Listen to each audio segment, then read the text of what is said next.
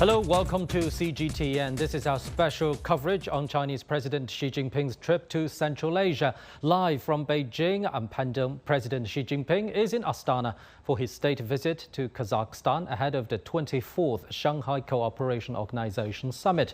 President Xi Jinping will attend a grand welcoming ceremony hosted by Kazakh President Kassym-Jomart Tokayev. President Tokayev led senior officials in welcoming President Xi at Nazarbayev International Airport on Tuesday. This is Xi Jinping's fifth visit to Kazakhstan. Upon his arrival, the Chinese leader called for the expansion of bilateral ties, now marked by a permanent, comprehensive strategic partnership. During the state visit, President Xi Jinping will hold talks with President Tokayev. The two leaders say their ties are now in a golden period of fast growth. We'll bring you reports on China-Kazakhstan ties and insights into their future prospects. Now let's take a closer look at Kazakhstan and how its relations with China have evolved over the years. Located in Central Asia, Kazakhstan is the largest landlocked country in the world, with Russia bordering its north and China to its east. Geographically, 15% of the country's landmass is considered to be in Europe, while the remaining 85% lies in Asia. Despite being landlocked, Kazakhstan is an important trade route connecting Asia with Europe. The country's unique geography makes it possible for goods from China to reach Europe in just 15 days. In comparison, shipping goods from China to Europe by sea can take as long as 45 days. Kazakhstan is also the largest economy in Central Asia. According to the World Bank, the country's GDP grew by 5.1% in 2023, with oil production being a significant contributor to its growth. Kazakhstan is also actively involved in China's Belt and Road Initiative. In fact, the initiative was first proposed by President Xi in 2013 in the Kazakh capital of Astana. During President Xi's visit that year, he highlighted the 2,000-plus year history of exchanges between China and Central Asia along the ancient Silk Road and proposed to revitalize the millennia-old trade passages. China's economic ties with Kazakhstan have continued to grow, with bilateral trade in 2023 reaching $41 billion. That's up 32% year on year. 80% of all land transport from China to Europe transits through Kazakhstan. The two countries also see more potential for cooperation, especially in the energy sector, as they both share the same goal of reaching carbon neutrality by 2060. Apart from the economy, the two countries have also maintained high-level exchanges. President Xi Jinping visited Kazakhstan 4 times from 2013 to 2022, while President Kassym-Jomart Tokayev visited China 5 times since 2019. During his visits, President Tokayev also attended the Beijing Winter Olympics, the China Central Asia Summit, the Belt and Road Forum for International Cooperation, and the Boao Forum. The people of Kazakhstan believe that friendship is an inexhaustible wealth, and this has been reflected in the enduring friendship between the two countries. Now, for more, let's cross live to our reporter Chen Tong in Astana. Hello, Chen Tong. You've been following this visit very closely. What's been the local public reaction to President Xi Jinping's visit? You know, it's a bit raining here in Astana, but we are receiving a very warm welcome from local Kazakhstan people. You know, yesterday I was at a place near the hotel President Xi is gonna stay in Astana this time. I met many people who came to the hotel to welcome the arrival of President Xi. And these people not only include Chinese working and living in Kazakhstan, but also Kazakhstan locals. And I talked to a Kazakhstan local who brought his whole family to the place near the hotel, and I talked to him. He told me once he knew that the President Xi is gonna visit Kazakhstan, he decided to bring his kids and a wife to the location to welcome President Xi. And there are also some details I can share with you. You know, yesterday we were actually national flag of China on some LED screens on some of the buildings here in Astana. And while we were walking on the street, there are also some Kazakhstan local who came to us saying "ni hao" or "hello" in Chinese. Well, yesterday President Xi published an article here in Kazakhstan, and he specifically mentioned the Middle Corridor, or known as the Trans-Caspian International Transport Route, which starts from China's Lianyungang port all the way westward to Kazakhstan, and then go across the Caspian Sea to Azerbaijan, then to more nations in Europe and even Africa. Earlier, I also talked to the secretary of the International Organization of the Middle Corridor. He told me, this project is under the Belt and Road Initiative, and of course, as President Xi mentioned in the article, in the future, the organization will build more infrastructure facilities to facilitate the trade between China and Europe. And also, speaking of culture exchange, the mother school of Kazakhstan, President Tokayev, the Beijing Language and Cultural University, has decided to set up a campus here in Kazakhstan. And that's a joint project with Astana International University. Earlier, I also talked to the principal of the Astana International University. He told me, this project is a symbol of the friendship, the cultural friendship between China and Kazakhstan. And in the future, it will enroll students who are interested in studying Chinese language, not only from also more nations in Central who will be soon open in September. We are receiving a very warm welcome from Kazakhstan, and of course, I think the relationship between the two countries will continue to strengthen after President Xi's visit this time. Pandan. Thank you very much, our reporter Chen Tong in Astana. Now, for more insight, let's cross live to Mr. Asmahan Salaouli, chairman of Batak Green Political Party in Astana. Thank you very much for joining us, sir. So first, what's your reading into the political trust between China and Kazakhstan? Yes, thank you. Our countries have a history of friendship. China was one of the first to recognize Kazakhstan's independence, and since then, relations have developed at a rapid pace. The world is rapidly changing now. Ecosystem changes, and in the face of flood, pandemic, and other threats, mutual support and solidarity in difficult times are the key elements of cooperation. China is Kazakhstan's main trading partner and the largest importer of Kazakhstan goods. There are significant achievements in economic cooperation. Last year, bilateral trade reached a record 41 trillion. Are you hearing me? Yes, do carry on, Mr. Salaouli.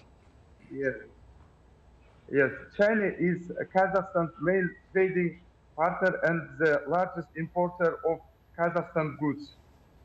Joint projects such as the Janatas wind power plant, the Turgusun hydroelectric power plant, and the modernization of the Chimkent oil refinery demonstrate successful cooperation in energy system. Mr. Salaouli, President Xi Jinping said China and Kazakhstan have established a unique, permanent, comprehensive strategic partnership. What's your reading into the remarks? Yes, it's for Kazakhstan, partnership with China is important thing. We need, Kazakhstan is young country, yes. We got independence 30 years ago. Now we need developing industry, business, and we need developing export potential. This target, China partners, for us support China's important relationship with China country. Is this now is not only is business relationship, and we now developing with China culture between Kazakhstan and China culture is developing partnership. Thank you very much, Mr. Asmahan Asalawouli in Astana. Thank you very much. Thank you. Thank you. For more on the ground, let's cross live to our reporter Dong Xue in Astana. Dong Xue, you've been following the visit very closely. Give a sense of the atmosphere in the Kazakh capital. Hello, Dong Xue. Well, it looks like we need to cross live to Dong Xue later in our coverage. Now, for more insight, we're joined in the studio by Mr. Chu Qiang and Mr. Aina Tangen. Thank you very much for joining us, gentlemen. Still, I'd like to start with the positioning of China-Kazakhstan relations. A permanent, comprehensive, strategic partnership. Could you, gentlemen, break down this diplomatic term for our global viewers? Mr. Chu? Well, I think China and Kazakhstan really have a very, very good, development phase in the past, 20 years, especially in the past 10 years. As Mr. President Xi Jinping has mentioned, we are in a golden period of time between China and Kazakhstan's common development. The reason why we have this called a permanent comprehensive partnership, I think, is because the two countries actually found the essence of the Shanghai spirit. For example, the mutual trust, mutual benefit, and a common development, as well as, respect each other's civilization's diversity. So I think with the shared essence and the shared common ground between these two nations, we find a way to co-develop with each other. Just take a look at the China-Kazakhstan Railway. Just take a look at the Belt and Road Initiative. It was started in Kazakhstan, and also take a look at the mutual bilateral trade happening in the past 10 years. I think everything are happening very, very fast, and not only the physical development, but also people's exchange. You've been seeing with the visa-free policies, Chinese citizens and tourists are going to Kazakhstan without they don't need a visa anymore. So every day from the Ili port to from the Horgos port, hundreds and thousands of the Chinese tourists are going to Kazakhstan, and also vice versa. Many of the Kazakhstan business people and students are coming to China more and more. So I think this bondage is being closer and closer, and we do not see any of the sign this tide is going to be weakened in the next maybe 10 or 20 years. So I think we will solidify these relations, and also Kazakhstan will only be another symbol in the Central Asia, cooperating with China and also with Shanghai organizations. And in the past, this whole Central Asia region will also be a very important partner with Shanghai organization as well as to China. What's your take, Ms. Tangen? Well, I think you have to contrast it. When people hear strategic, unfortunately, they think about defense and things like this. So on one hand, you have NATO, which is also trying to create strategic partnerships and expand what they do. But that's all about security, or quote security. What you have here is a comprehensive partnership that it's about trade. So on one side, it's about selling weapons. On the other side, it's about developing, trade and allowing people to do better. And implicit in this is this idea of the acceptance of these three pillars of security, development, and respect. And these are the three initiatives that Xi Jinping has been talking about. It's kind of a outgrowth or a evolution of the non-alignment movement and the five principles. This idea that if you're going to have a multipolar world where it's not about taking sides, it has to be based on the things your people need. A path to development. Your country has to be secure. It can't depend on the insecurity of another country to be secure, and there has to be respect. And by that, it means this idea about, countries are sovereign. They should be able to make their own decisions and develop their own pathway. This is what has served China. Indeed, indeed. Thank you very much, gentlemen. We'll be getting back to you on this. Now for the latest, let's cross live to our reporter Dong Xue in Astana. Hello, Dong Xue. You've been following this very closely. Give a sense of the atmosphere in the Kazakh capital.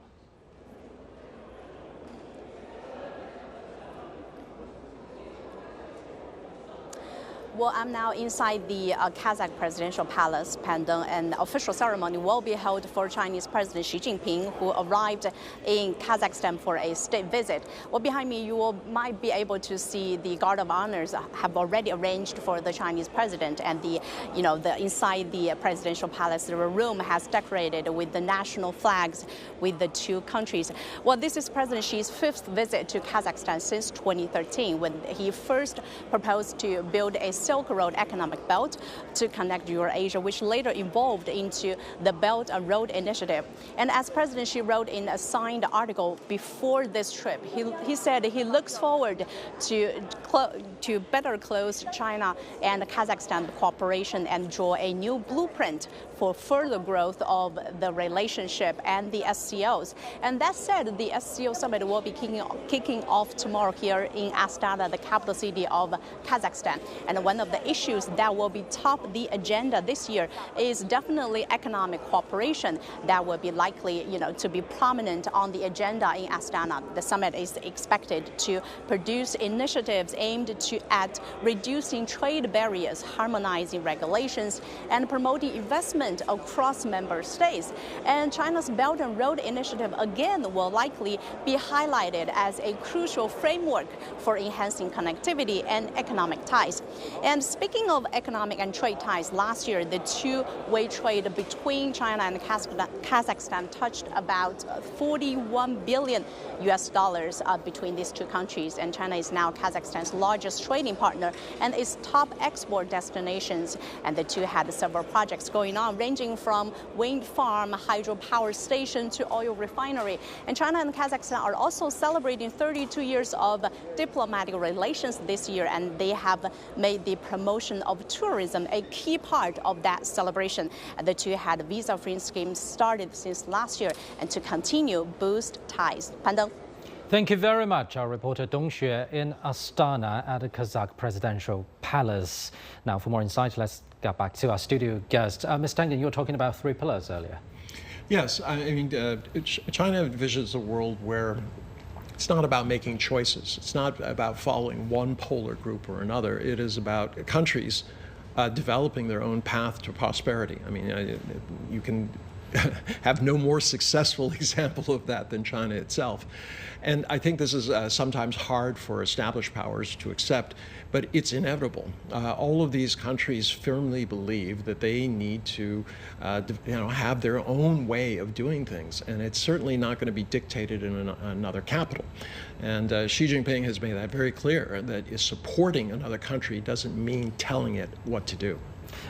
We just heard from our reporter Dong Xue that President Xi Jinping will be attending a grand welcoming ceremony hosted by the Kazakh president at the Presidential Palace. And this also reminds us, on Tuesday, at the arrival of President Xi Jinping, Kazakh President Tokayev actually went to the airport and welcomed President Xi Jinping in person, face to face. This is kind of a unique gesture in diplomacy. And we know that every gesture in diplomacy matters. What does this tell about the political trust between the two sides, Mr. Tangen? Well, it's very high. I mean, he's been to China 5 times on official visits. She's been there 5 times on official visits. It was the first visit by Xi Jinping after the COVID situation. So it really speaks to the importance of Kazakhstan. Kazakhstan had some issues. They were able to resolve them, much through the SCO, the spirit of the SCO. So, yeah, there's very, very close. I mean, it's very clear to the people in Kazakhstan that China is not trying to impose anything. It's not trying to tell Kazakhstan what to do. In fact, there's 1,500 kilometers of roads that have been built. And about 50%, well, they're in process, but over 50% has been completed. You start looking at the rail, but it's not just using Kazakhstan as a transit area. They've also been increasing their ability to refine oil. They upgraded the refinery there so that they can produce more efficiently and for answer a lot of more market needs. They've been doing the same thing for cement. There's been a tremendous amount of investment into the technology sector where it's shared investment into technology. Because there are other models out there where they say, no, we developed the technology and it's ours and you buy it from us, no matter what it is, whether it's vaccines or not. China has taken the exact opposite. They've taken this idea of a shared future for mankind and they're actually doing it. They're walking the walk.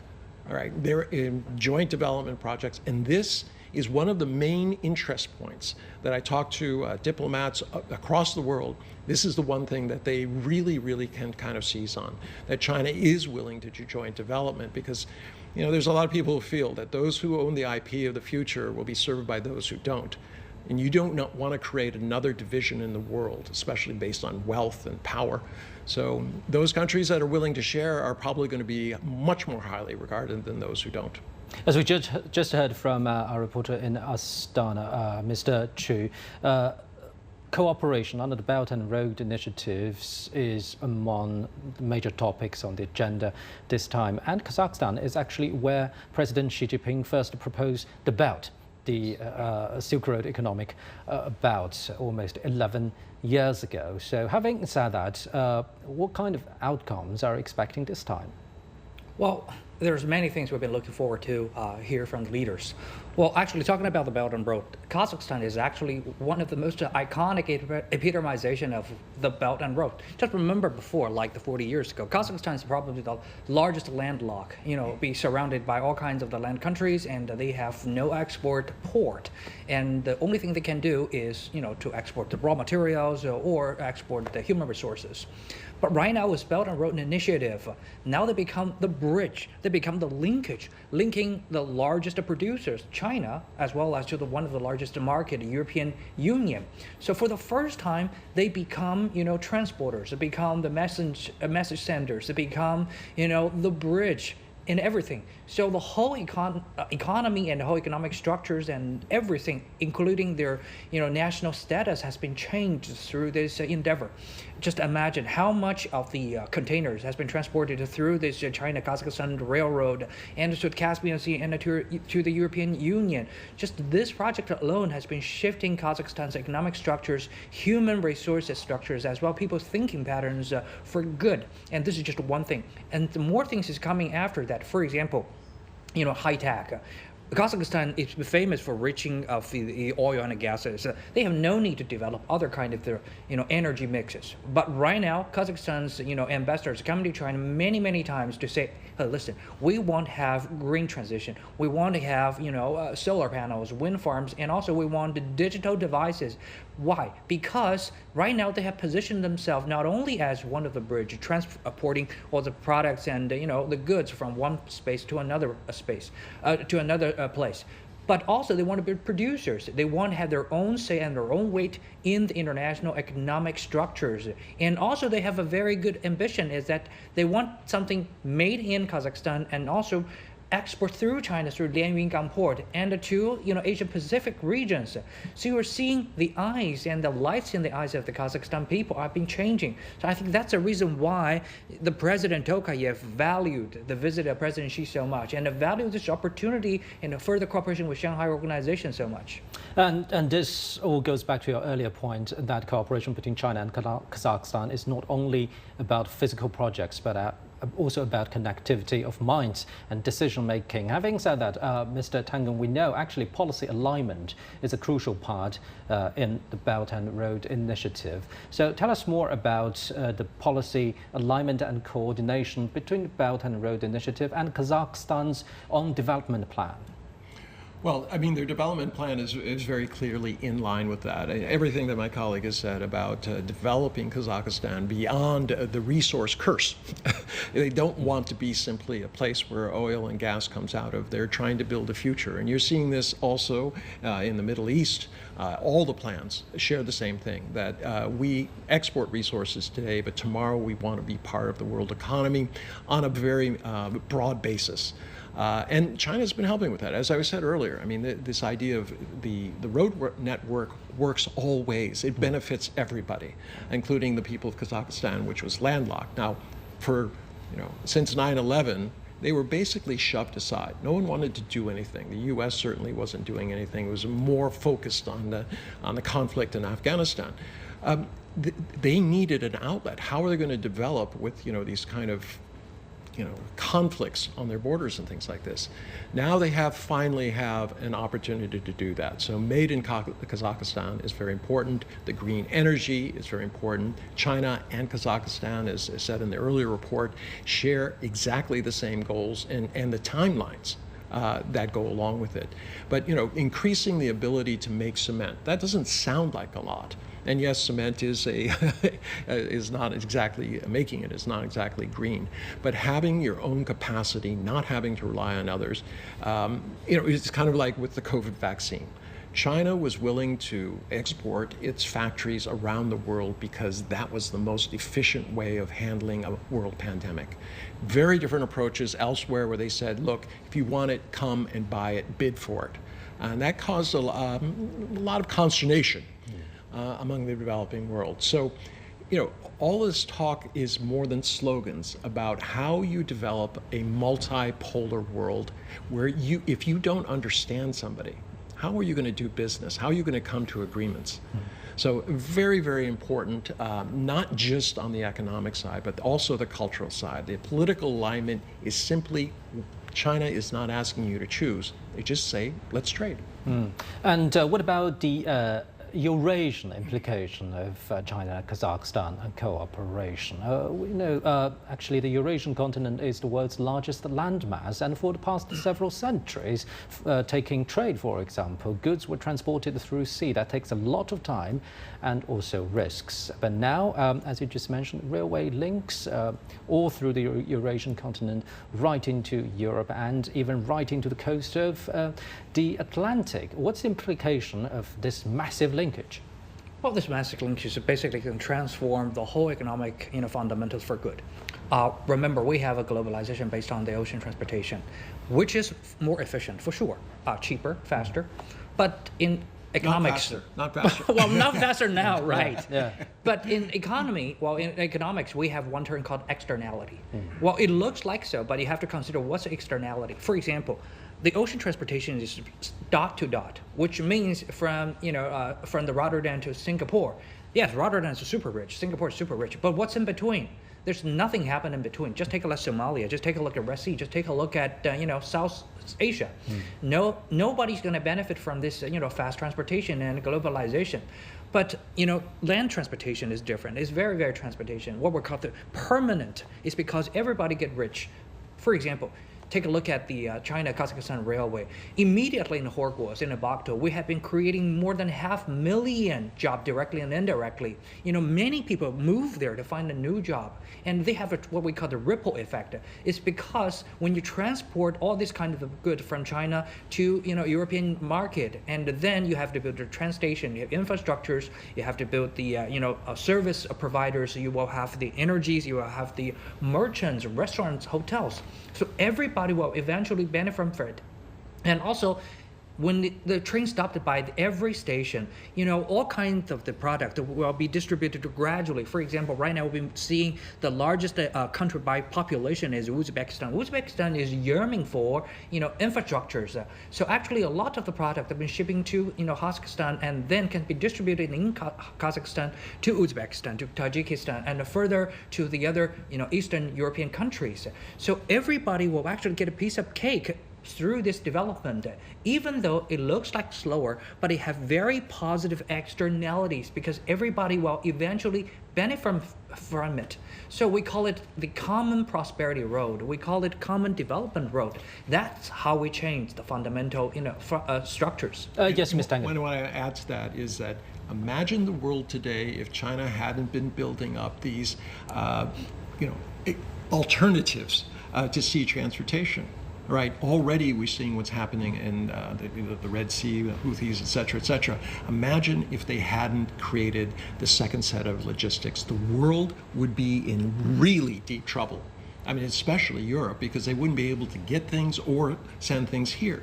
So when you talk about common prosperity, it is not a division line between developed and developing and emerging countries. It is simply everybody does well with that. And a more pressing question for world politics might be, is common prosperity possible in the nowadays world, which is facing so much turbulence? And this mentality can actually go beyond us and them thought. I firmly believe that it's true. I mean, because actions speak louder than words. Right now, you have a lot of rhetoric, which is about ideology. But the fact is, what people want is stability, safety. They want an opportunity for themselves and their children. They do not want wars. They do not want conflicts. And you're starting to see this in the elections throughout Europe and around the world. Right. As we're talking about this, gentlemen, let's cross live to the presidential palace in the Kazakh capital Astana. Chinese President Xi Jinping is attending a welcoming ceremony hosted by President Tokayev in Astana. Chinese President Xi Jinping has arrived at the presidential palace in Astana. And President Xi Jinping is now on a state visit to Kazakhstan. You're watching live footage from Astana. Chinese President Xi Jinping has arrived at the presidential palace of Kazakhstan and is welcomed by Kazakh President Tokayev. And President Tokayev is holding a grand welcoming ceremony at the presidential palace for President Xi Jinping.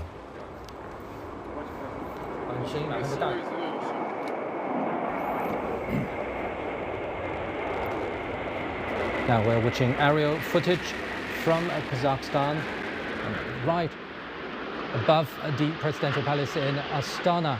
This is a grand formality to show respect and warm welcome to a friend from afar.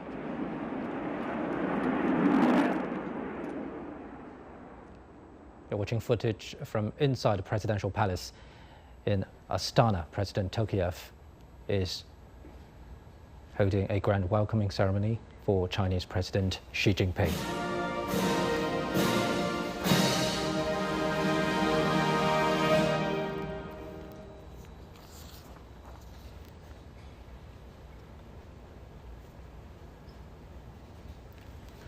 Chinese President Xi Jinping is also welcomed by senior officials of Kazakhstan. You're watching live footage from Astana. Kazakh President Tokayev is holding a welcoming ceremony for Chinese President Xi Jinping, who's on a state visit to Kazakhstan. And Kazakhstan is China's next-door neighbor, and the two countries have a permanent, comprehensive strategic partnership. And since the establishment of diplomatic ties 32 years ago, bilateral ties have grown with a sound and steady momentum.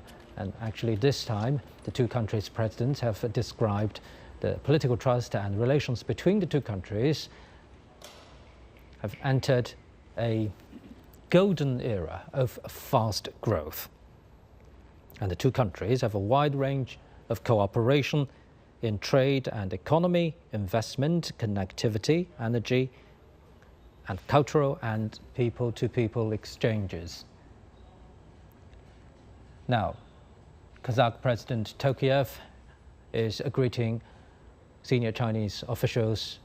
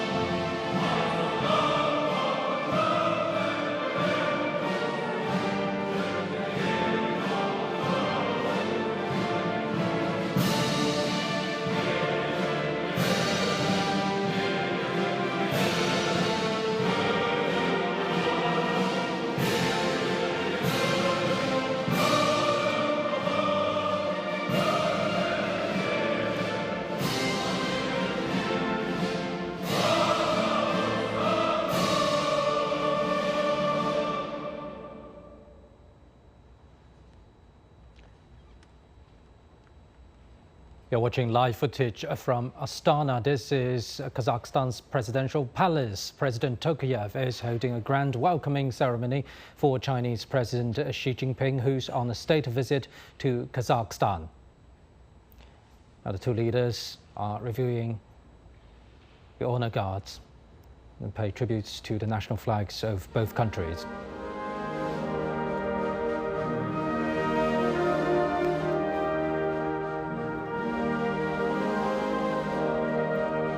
Upon his arrival in Astana on Tuesday, Chinese President Xi Jinping published an article in Kazakh media, and he says this is his 5th visit to Kazakhstan since he became Chinese president, and he hopes the visit will deepen bilateral cooperation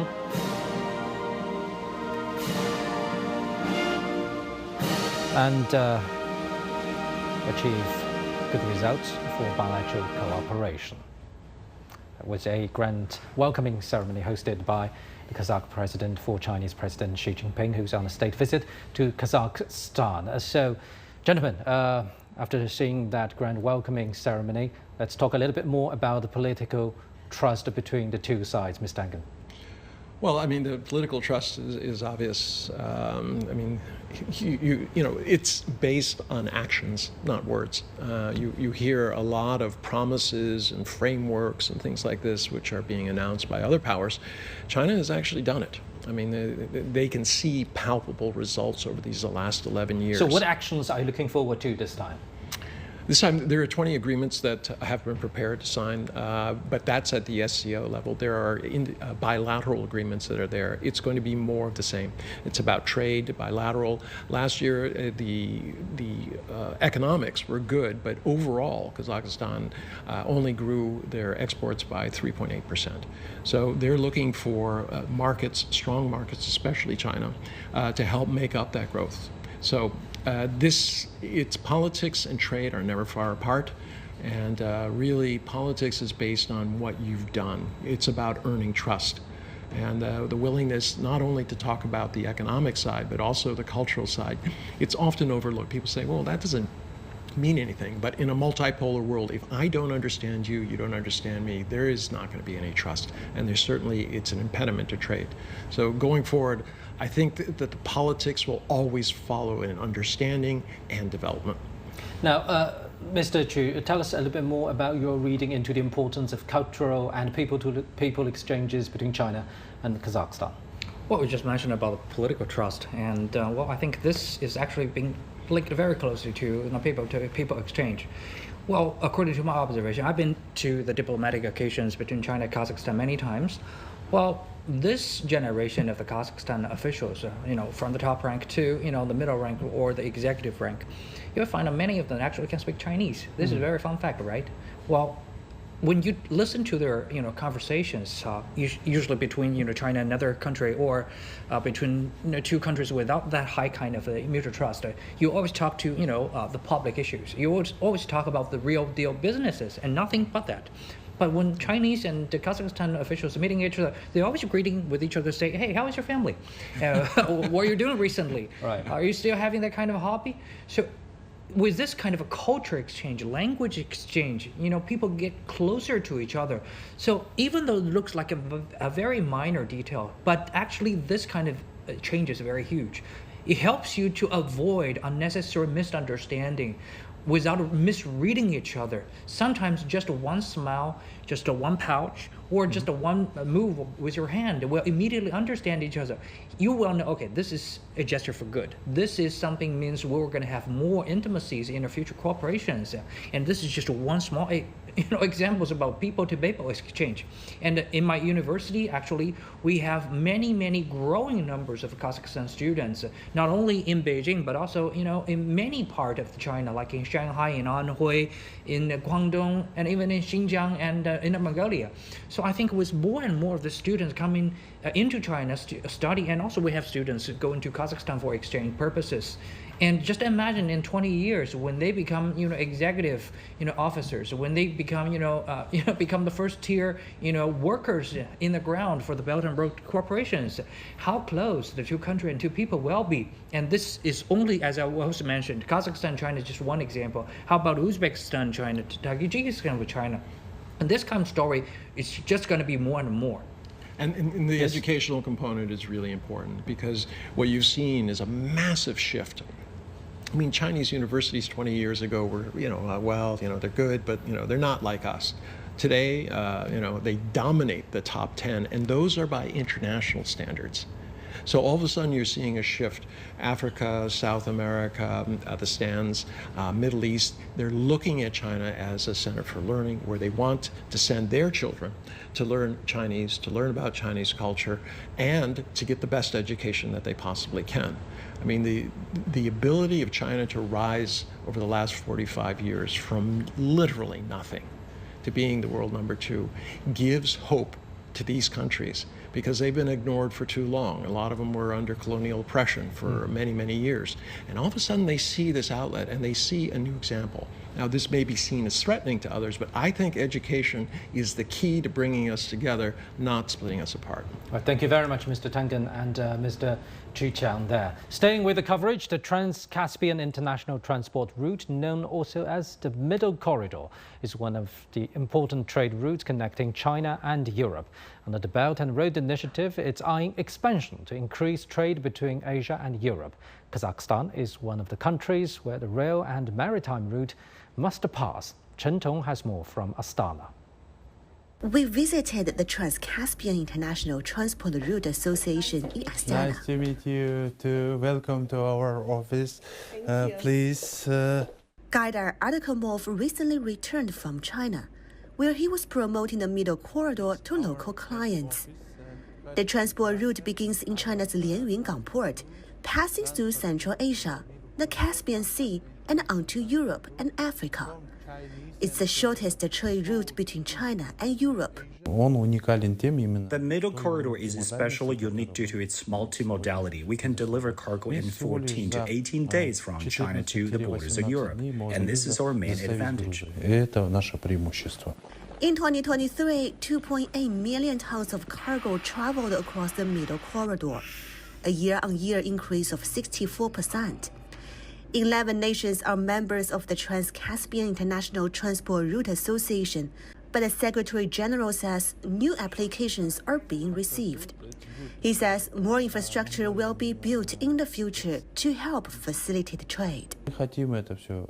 Step by step, we are expanding our capacity, and our expectations are very big because the geopolitical situation is changing constantly, and the route must work regardless of these circumstances. With more transportation methods being offered and more countries joining in the organization, the Middle Corridor will only make it easier and faster for China to ship cargo to Europe via Kazakhstan. And more importantly, this Middle Corridor will only provide more business opportunities along the route, boosting trade among Asia, Africa, and Europe.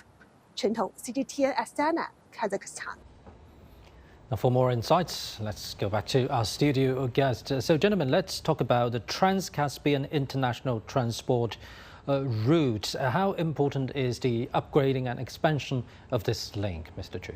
Well, I've been part of this, development myself. You see, from China actually to the European market, actually we used to have a very important channel, which is the northern routes through, Baltic Ocean and through the St. Petersburg. But right now, because of the reason we all know that this road has basically half efficient than before. So we more than ever need another new route to help us to transport from China and to the European market and vice versa.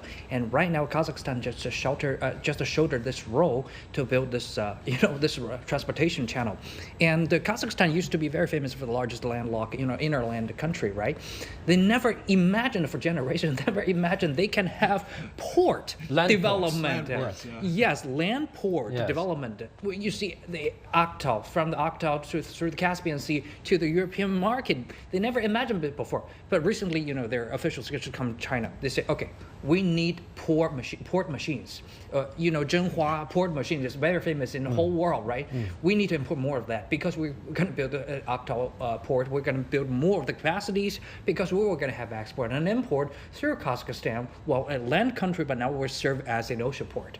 So this looks like a very interesting, but actually very realistic. It shows how much of the actual demand is happening between the two ends of this Euro-Asia continent and how important Kazakhstan is becoming. And I think the similar story is going to happen to not only Kazakhstan, but also to other Belt and Road countries or the Shanghai Organization members, for example, Uzbekistan, or to the Azerbaijan or the observers. So this whole piece of area will going to be integrated into one and helping us to build the plan B for the international supply chain. Now, since you're kind of involved in this massive project, so I imagine that the coordination is also massive because it's a multinational link, right? So tell us more about the efforts it takes to actually reach where we are right now. Well, I think that is just, go back to the theme of our show today. You mentioned it very correctly because we have so many countries, so many regions actually, lying this piece of the regions on land. So coordination is actually the key, guarantee the success of these whole business and transportation success.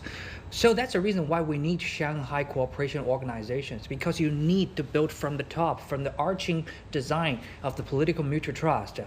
All the leaders from all the countries, they shake hands, they build consensus and build policies, frameworks, and then laws to make sure this kind of the cooperation can be put, on land, can be actually implemented. We have many things to discuss with each other. For example, security.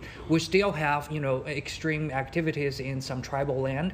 We still have the natural disasters happening. We still have different, even the track sizes. We even have different, digital infrastructure standards as well as for the taxations, customs regulations. So all this need an overarching design, which need handshakes and brainstorms happening in the conference room in the Shanghai cooperation organizations. And I think that's the reason why all our leaders just, come to this meeting and have so much of the important, remarks, and they're going to have many of the meetings. So much of this depends on planning. This is not something where I flip a switch. Okay, and all the issues about even for technicalities like railway gauge, right? Yeah, and simply taking a container from Europe to China without having it have to be inspected and opened up, which always never is a good thing. That had to be carefully orchestrated over many years. We're going back about 16 years when this was all starting to be prepared. So when we start looking at this, you of all people can testify, it's just years and years of work on consensus basis. There's no somebody said, this is the way it's going to be, I'm going to draw the lines and you just follow them. This is about national things. And when you talk about slow trade, this is the big difference. In the past, it was just simply get me my resources that I need, all right, and I'll, send things out. There's really no effort to develop it. And, places like India, very, very important for the infrastructure. They can grow enough food to easily feed their nation. Yet so much of it rots on the way to market simply because they don't have the infrastructure. And this is exactly what you were talking about in terms of slow infrastructure, creating national economies. Right, gentlemen, let's get more updates on the coverage. And the 24th summit of the Shanghai Cooperation Organization is underway in Astana. In an interview with CGTN, Kazakhstan's Deputy Prime Minister Nurlan Baybarzaev said the expected attendance of at least a dozen heads of state and the UN Secretary General will make this SCO summit one of the most representative in the grouping's history. This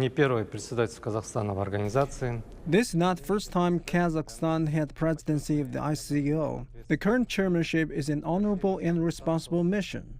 The membership of the SCO has expanded and global trends have changed, and all of that is reflected in the agenda and the decisions it makes. Throughout the year, a lot of painstaking work was carried out to prepare the documents for the summit. About 150 events took place at all levels. This is a colossal joint effort of all experts. Therefore, I would like to take this opportunity to express my gratitude to the SCO member states for their support of our initiatives and the Kazakh chairmanship.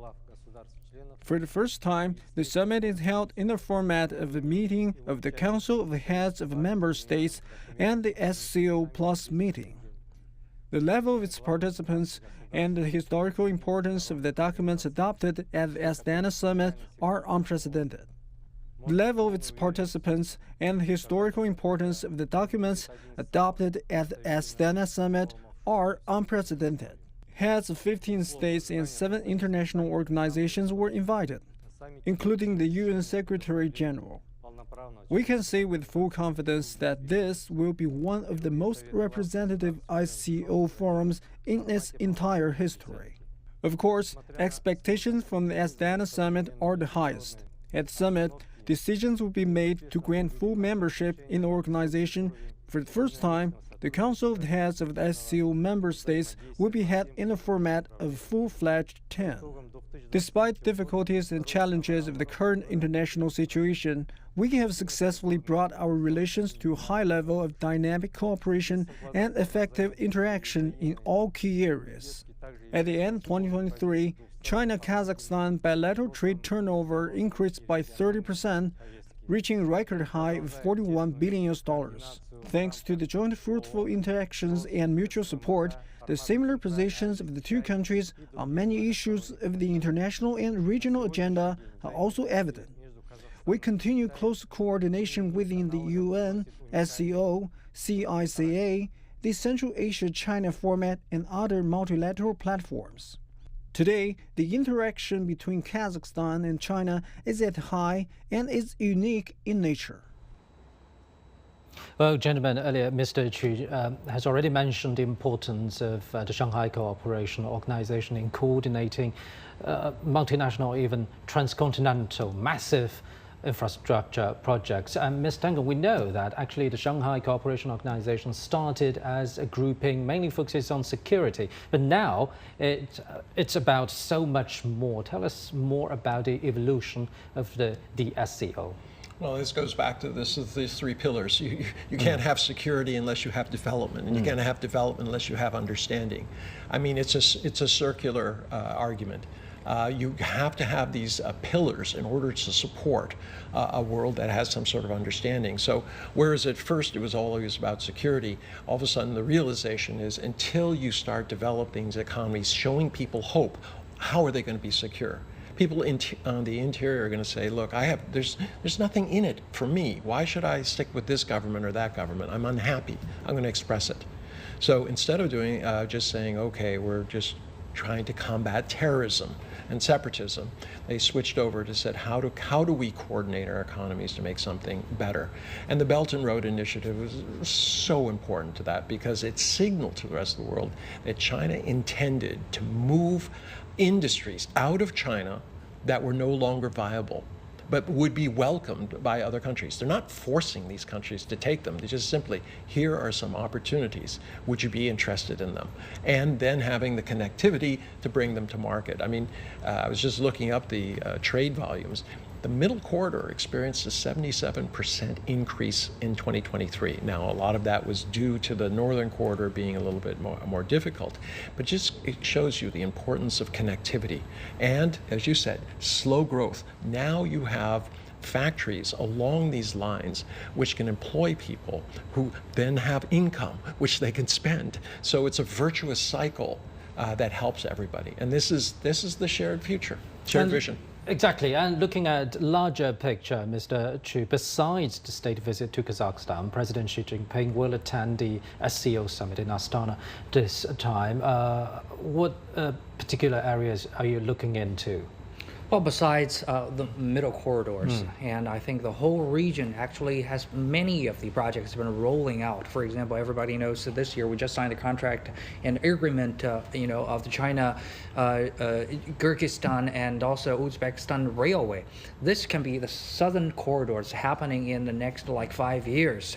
This is also going to be very important, projects for the whole region, also within the framework of the Shanghai Cooperation Organizations. And how important is that? Just to give you some tiny example, I was there in Kashgar when they signed the agreement.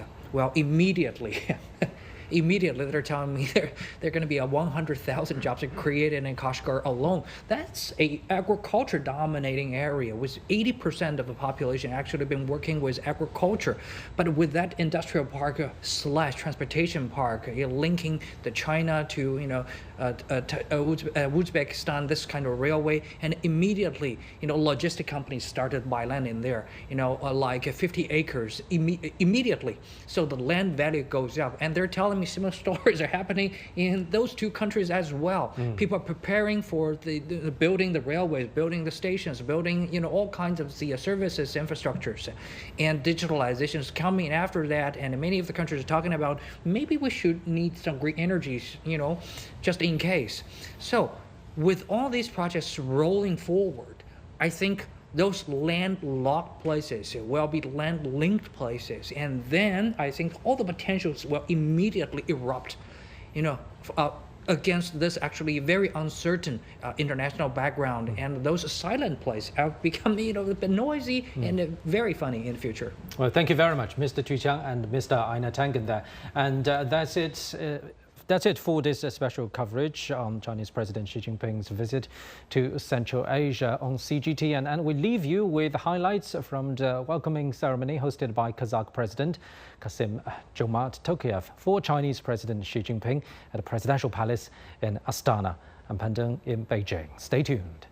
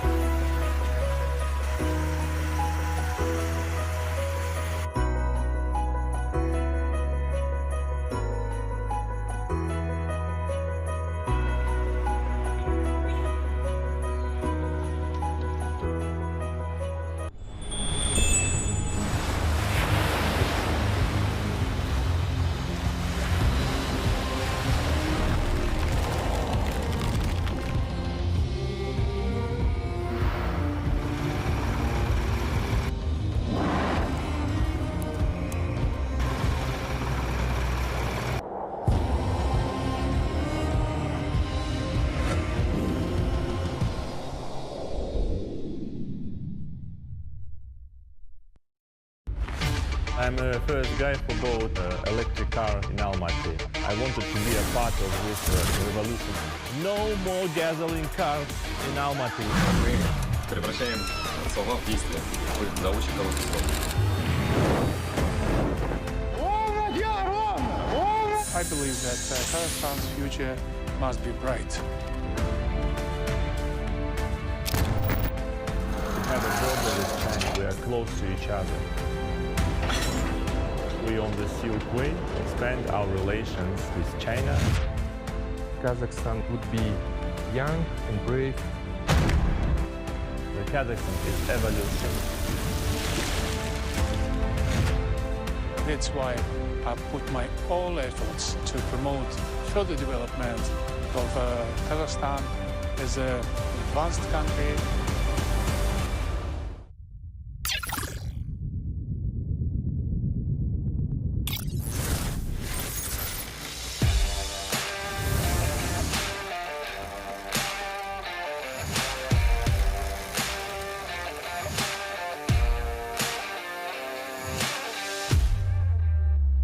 Если говорить про Алматы, то это столица денег, я бы сказал. Если мы говорим про столицу Казахстана Астана, то в основном там парламент, парламент.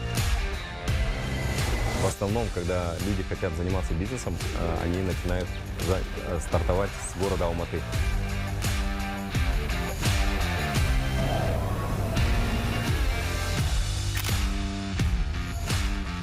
Honor is a successful retailer on Kazakhstan's largest e-commerce platform. He's now tutoring others who want to replicate his success.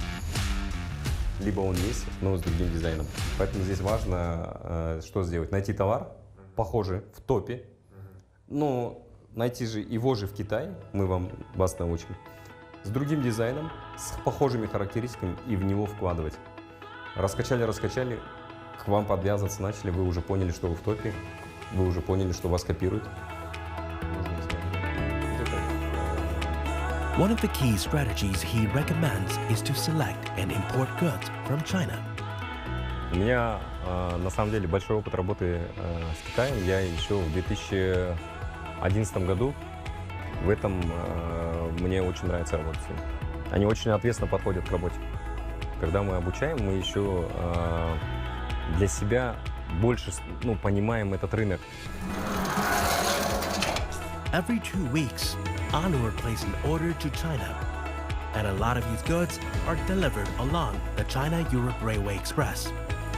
Как у нас продажи вообще были по фирмам? Поскольку сейчас неплохо, ожидается конец зима, новое поступление, и сразу в расцветках. Весь товар из Китая, да? Да, весь товар из Китая. Давай. Иу, да, получается? Да, город Иу, да.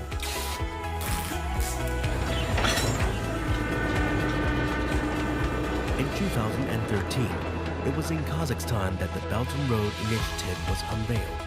Since then, the volume of trade between China and Kazakhstan carried on the China-Europe Railway Express has increased tenfold.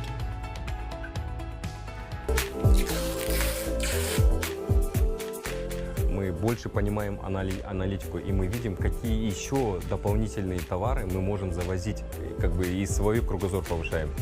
Больше товаров узнаем, больше узнаем о товарах, которые присутствуют на рынке Китая. Several months ago, the birth of his son gave him the idea of importing maternity and baby products from China.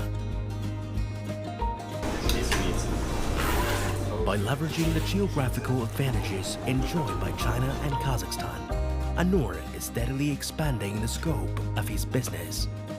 Да, но мы можем своими результатами делиться. У нас у нас 2 магазина. Один из магазинов ежемесячно делает в обороте 30 миллионов тенге. Это примерно 70 тысяч долларов, да? Второй магазин у нас растет ежемесячно на 250-300%. The high demand for consumer goods has brought an influx of entrepreneurs to e-commerce platforms.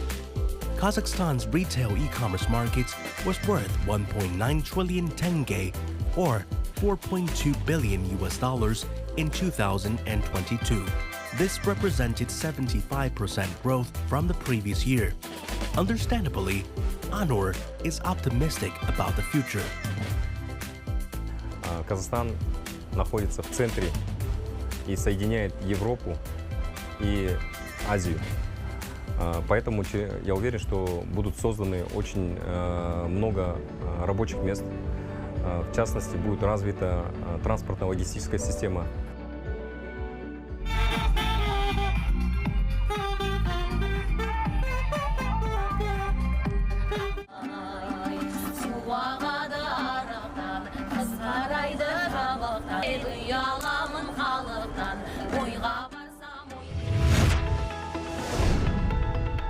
In Astana, Kazakhstan's capital, a city of 1.5 million people, buses are the most popular form of public transport.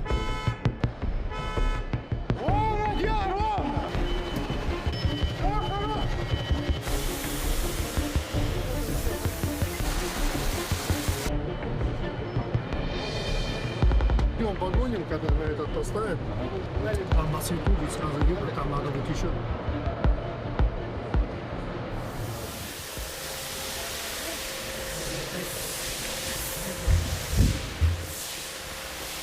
Нас умел заодно.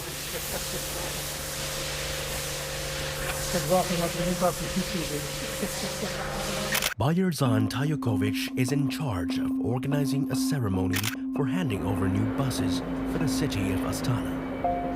But he's just received some news that has made him nervous. Здесь с пробками успели даже ехать и посмотреть тоже. Все хорошо. Но если можно раньше, то давай. 01 будет, да? 01 будет, да? 01 будет? Аким сам будет, да?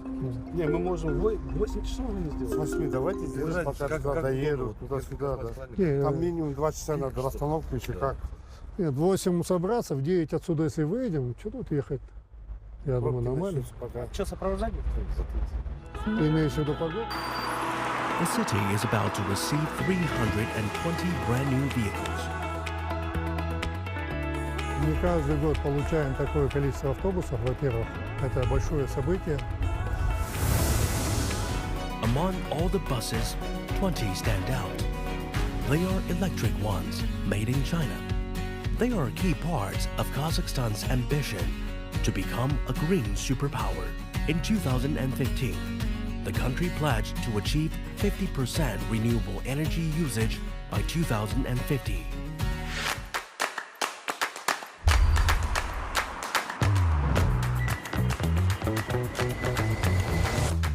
It's 9 a.m.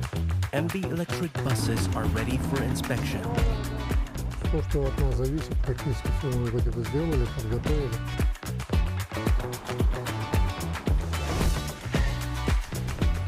Although the president is unable to attend, another VIP guest does appear. Мое мнение. Но приехал Аким, презентовал данные автобусы, очень остался доволен, объявил благодарность всем, кто участвовал в данном проекте, именно компании «Ютонг», заводу «Кассехна», ну и представителям нашего города. Я думаю, эти автобусы до дня города выйдут на наши маршруты города, порадуют наших пассажиров и гостей столицы. The mayor posted a video of the event in his personal social media account. It received generally positive comments.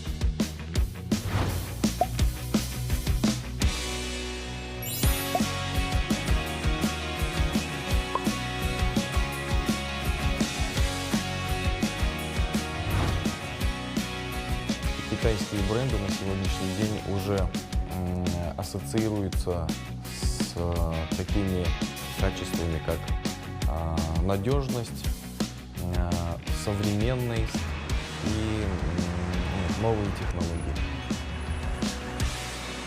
Здесь только одни плюсы. Почему мы сейчас приобретаем больше электробусов? Потому что вы сами понимаете, это экология города. Если мы были в Китае в гостях, когда они нас приглашали, я был сам свидетелем того, что в городе двигается 80% электротранспорта. Поэтому мы, как казахстанцы, и тем более город Астана, столица, тоже хотели бы видеть, чтобы у нас больше было электрического транспорта, потому что это зависит для здоровья наших людей, жителей и все остальное. However, for Kazakhstan to realize its green vision, importing buses isn't enough. It needs to acquire the manufacturing capability. For this landlocked country, transportation costs have long been a major problem. Kazakhstan is now a major trading hub in Eurasia. This has encouraged many Chinese vehicle manufacturers to set up factories here. Нашей республике настолько правильная, что помогает развиваться вот таким предприятиям, как мы, и постоянно поддерживает. Например, железная дорога, подведение газа вообще в этот регион, вообще инфраструктуры внешней, что позволит для нас увеличить нашу производительность, сократить простои и снизить себестоимость нашего продукта. Argulan Maiknov is the CEO of Gaztenna, a joint venture green bus manufacturer involving Chinese company Yutong. И созданием нашего предприятия мы показали такой большой пример для многих инвесторов, что это можно делать, что можно развиваться. Поэтому наш проект стал таким якорным проектом в этом регионе, и подтянулись другие, такие как строительство шинного завода, бытовой техники и так далее. С открытием нашего предприятия для местного региона позволило создать порядка 1000 рабочих мест. Most of the components are currently being imported from China, but Argulan believes his factory is the starting point of a greater future in which green buses can be made entirely in Kazakhstan. In this greener future lies a multi-billion-dollar market, one that not only big companies can benefit from, but also grassroots startups. I'm the first guy who bought electric car in Almaty. Because I wanted to be a part of this revolution history.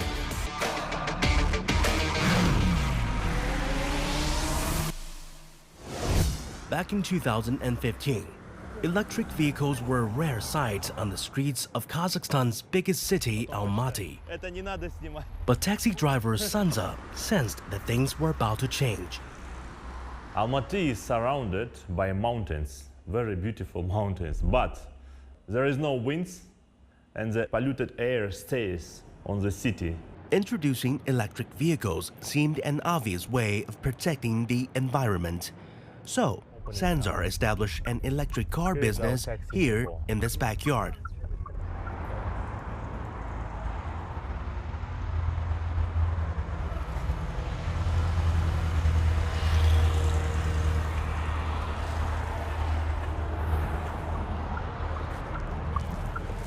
Yes, this is our taxi depot.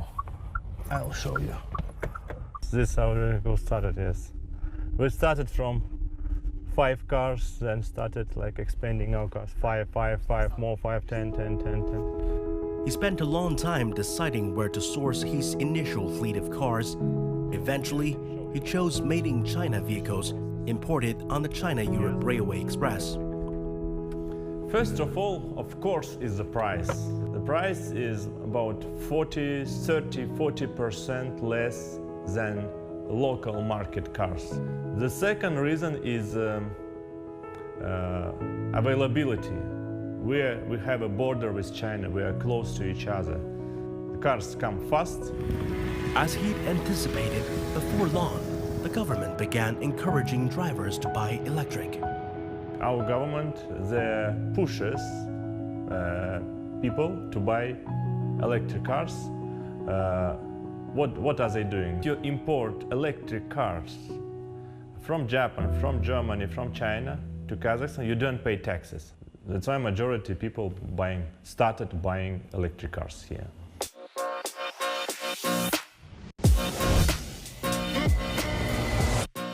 At Sanzar's taxi depot, most of the vehicles are Chinese imports. we're buying this. This is our new taxi cars. It's ready to start the line in taxi. We're selling more than 300, 400 cars per month. I'm giving my observation of electric vehicles. This is what I'm doing, and I like to do it.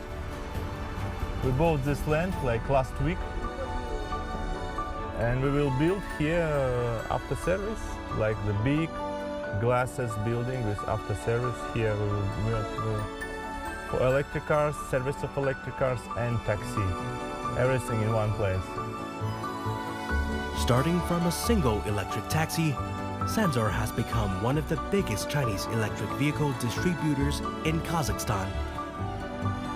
He also owns Almaty's largest car rental business. Now, he has an even greater ambition. Currently, we are on the process of transmission. We're changing our gasoline cars to electric cars. No more gasoline cars in Almaty, only electric cars in taxi. This is our plan. So now we're on the Silk Way, and now the turnover between countries are expanding, and we need to expand our relations with China and with Europe.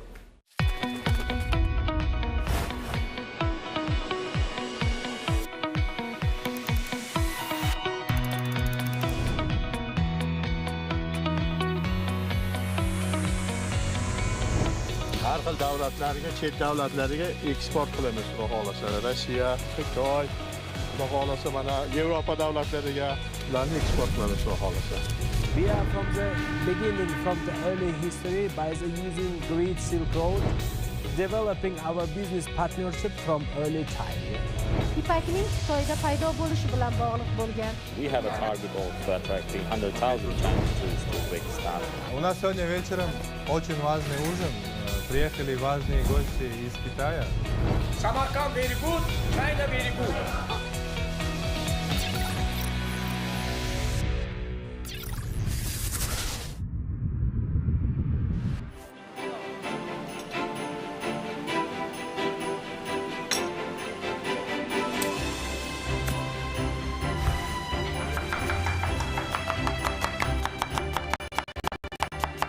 У нас сегодня вечером очень важный ужин.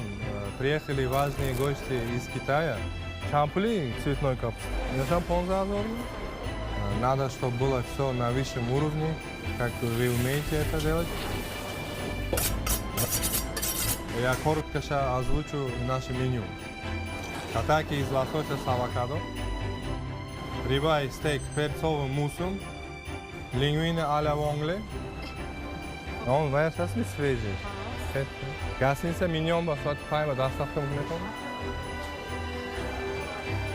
Rustam Makhmudov is the executive chef at a Chinese-run hotel in Samarkand. When catering for foreign visitors, he tries to maximize his use of local produce. Еда, естественно, играет ключевую роль для объединения людей, наций, культур. И из-за этого и создана fusion. Fusion означает объединение нескольких культур.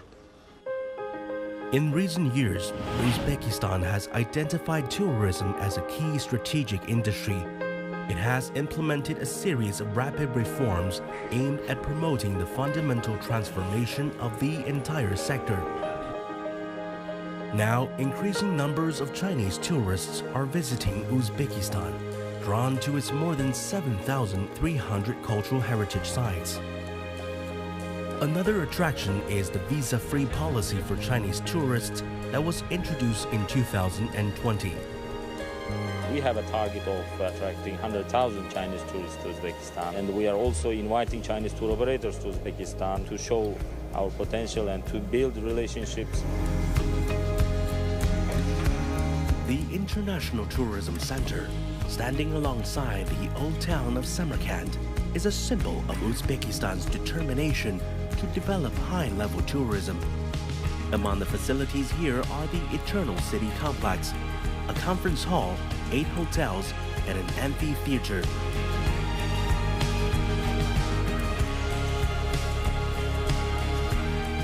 However, in developing its tourism market, the country still has a lot to do. 他们现在在不断的完善，吸引了外方投资，希望中国来加大旅游产业的投资，跟他们合作，来促进这个国家的旅游发展。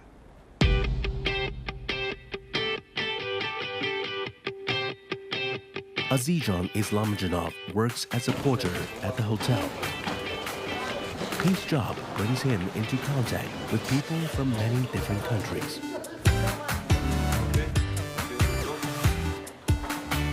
И я, так скажем, каждый день, почти последнюю уже неделю, каждый день вижу по 60, где-то 50, 60, 90 было китайских заходов. Вот. Ну, китайский народ, он хороший, так скажем, да? Но у вас все в балансе, да, то есть у вас какая-то есть строгость, какое-то есть чувство, чуть-чуть так отчасти можете повеселиться и так далее.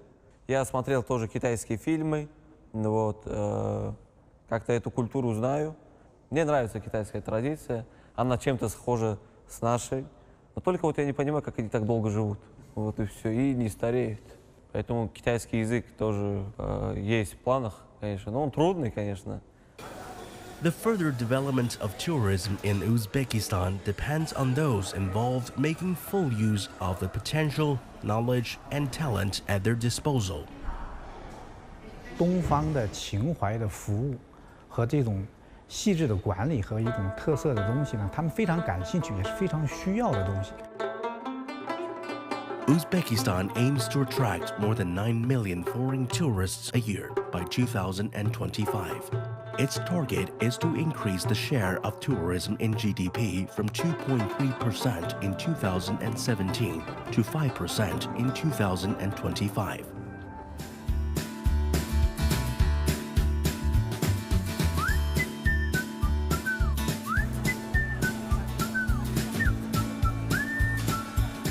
The Siak Bazaar is one of the biggest markets in the city of Samarkand. Here you can find everything from vegetables, fruits and dried goods to clothing and jewelry, handicrafts and flowers.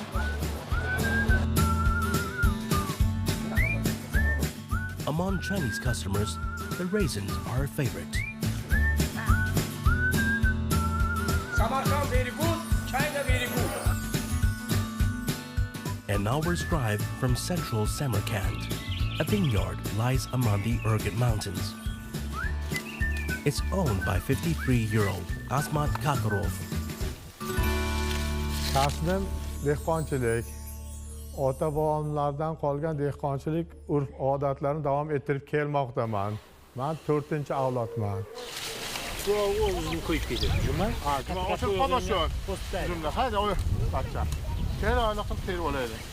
Buni kelajakka Xudo xohlasa, mana hunar nimalarni o'rganib qolsanglar, hammamiz uchun yaxshi. Mana vaqtiga buni har xil dori-darmonni sepib turish kerak.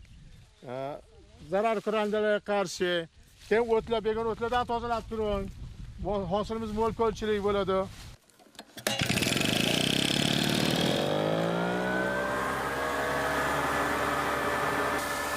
Bizani uzumlarning asosan shirinligi, olimlarimizni mana shu O'zbekiston iqlimiga moslashtirib, ixtisoslashtirib, navlarini ko'paytirganida birinchidan, ikkinchidan mo'tadil ob-havomiz shu uzumlarga mosligida quyosh energiyasidan yaxshi manfaatdor bo'ladi.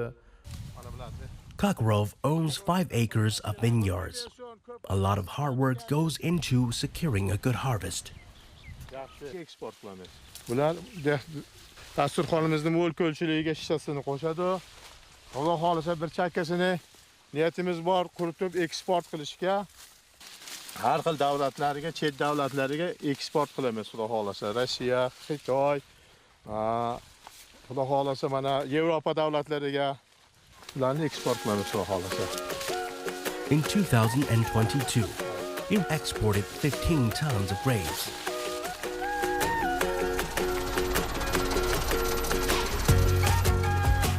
Kakarov has, for many years, been working with Batyr Bekboyev. He runs one of Central Asia's leading dry fruit and nuts processing and exporting businesses. There are a lot of varieties of raisins and dried fruits, which is produced in Uzbekistan. But Chinese people is the most type of prefer organic and natural products. For example, black raisins are shallow dried, natural product.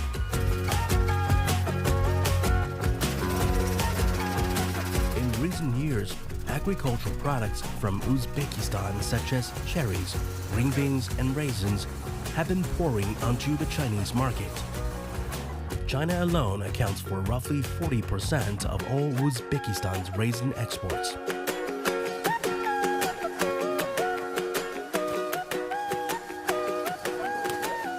It is a very huge market and it is a very big opportunity. We are from the beginning, from the early history, by using Great Silk Road, developing our business partnership from early time. Yeah? And it gives us to a lot of emotion, a lot of inspiration when we are working with Chinese companies. During his journeys over 2,000 years ago, the Han Dynasty envoy Zhang Qian came to the Fergana Basin. His visit was a prelude to cultural and trade exchanges between China and Uzbekistan. Today, these exchanges are growing closer and deeper, thanks in large part to the practical support provided by the Belt and Road Initiative. A lot of programs working with China. For example, it is one program we have China, Kyrgyzstan, Uzbekistan is a railway program to decrease time of the selling products to China. Uzbekistan is a double landlocked country. Not only does it have no access to the sea, nor do its 5 neighbors. So, the China-Europe Railway Express has come as a major blessing for Uzbekistan's export-oriented economy. Eng birinchi navbatda bu juda katta foyda beradi yuk tashuviga. Bu yuk tashuvida bizda 900 kilometrdan 1000 kilometrgacha yo'limizni qisqartiradi va O'zbekiston orqali Yevropaga yuklarni tezroq va arzonroq tashishni tashkillashtirib beradi.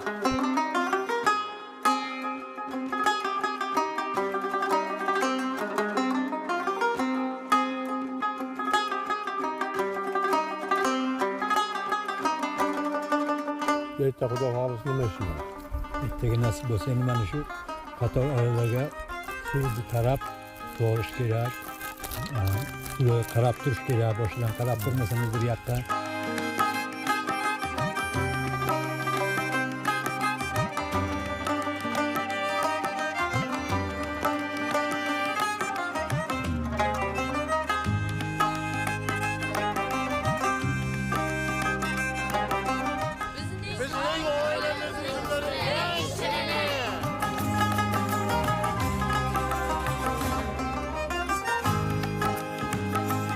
Today, everyone living along the ancient Silk Road is sensing the opportunities offered by the Belt and Road Initiative. By seizing these opportunities, they are injecting renewed vitality into development along its course.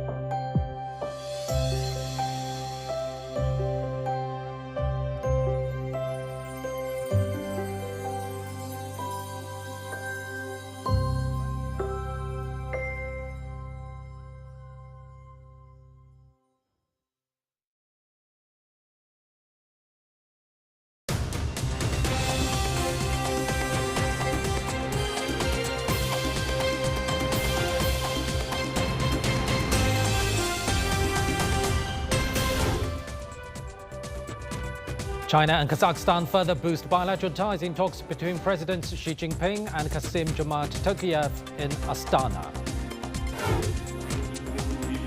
Deeper economic cooperation and expanding membership top the agenda of the Shanghai Cooperation Organization's summit in Astana. Over 1 million people have been displaced once again. The UN warns of a maelstrom of misery in Gaza as Israel continues its deadly offensive on the Palestinian enclave.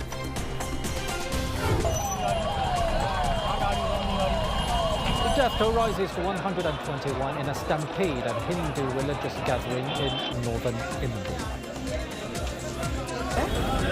Hello, welcome to The World Today on CGTN, live from Beijing. I'm Pandong. We start in diplomacy. Chinese President Xi Jinping is now holding talks with Kazakh President Kassym-Jomart Tokayev in Astana.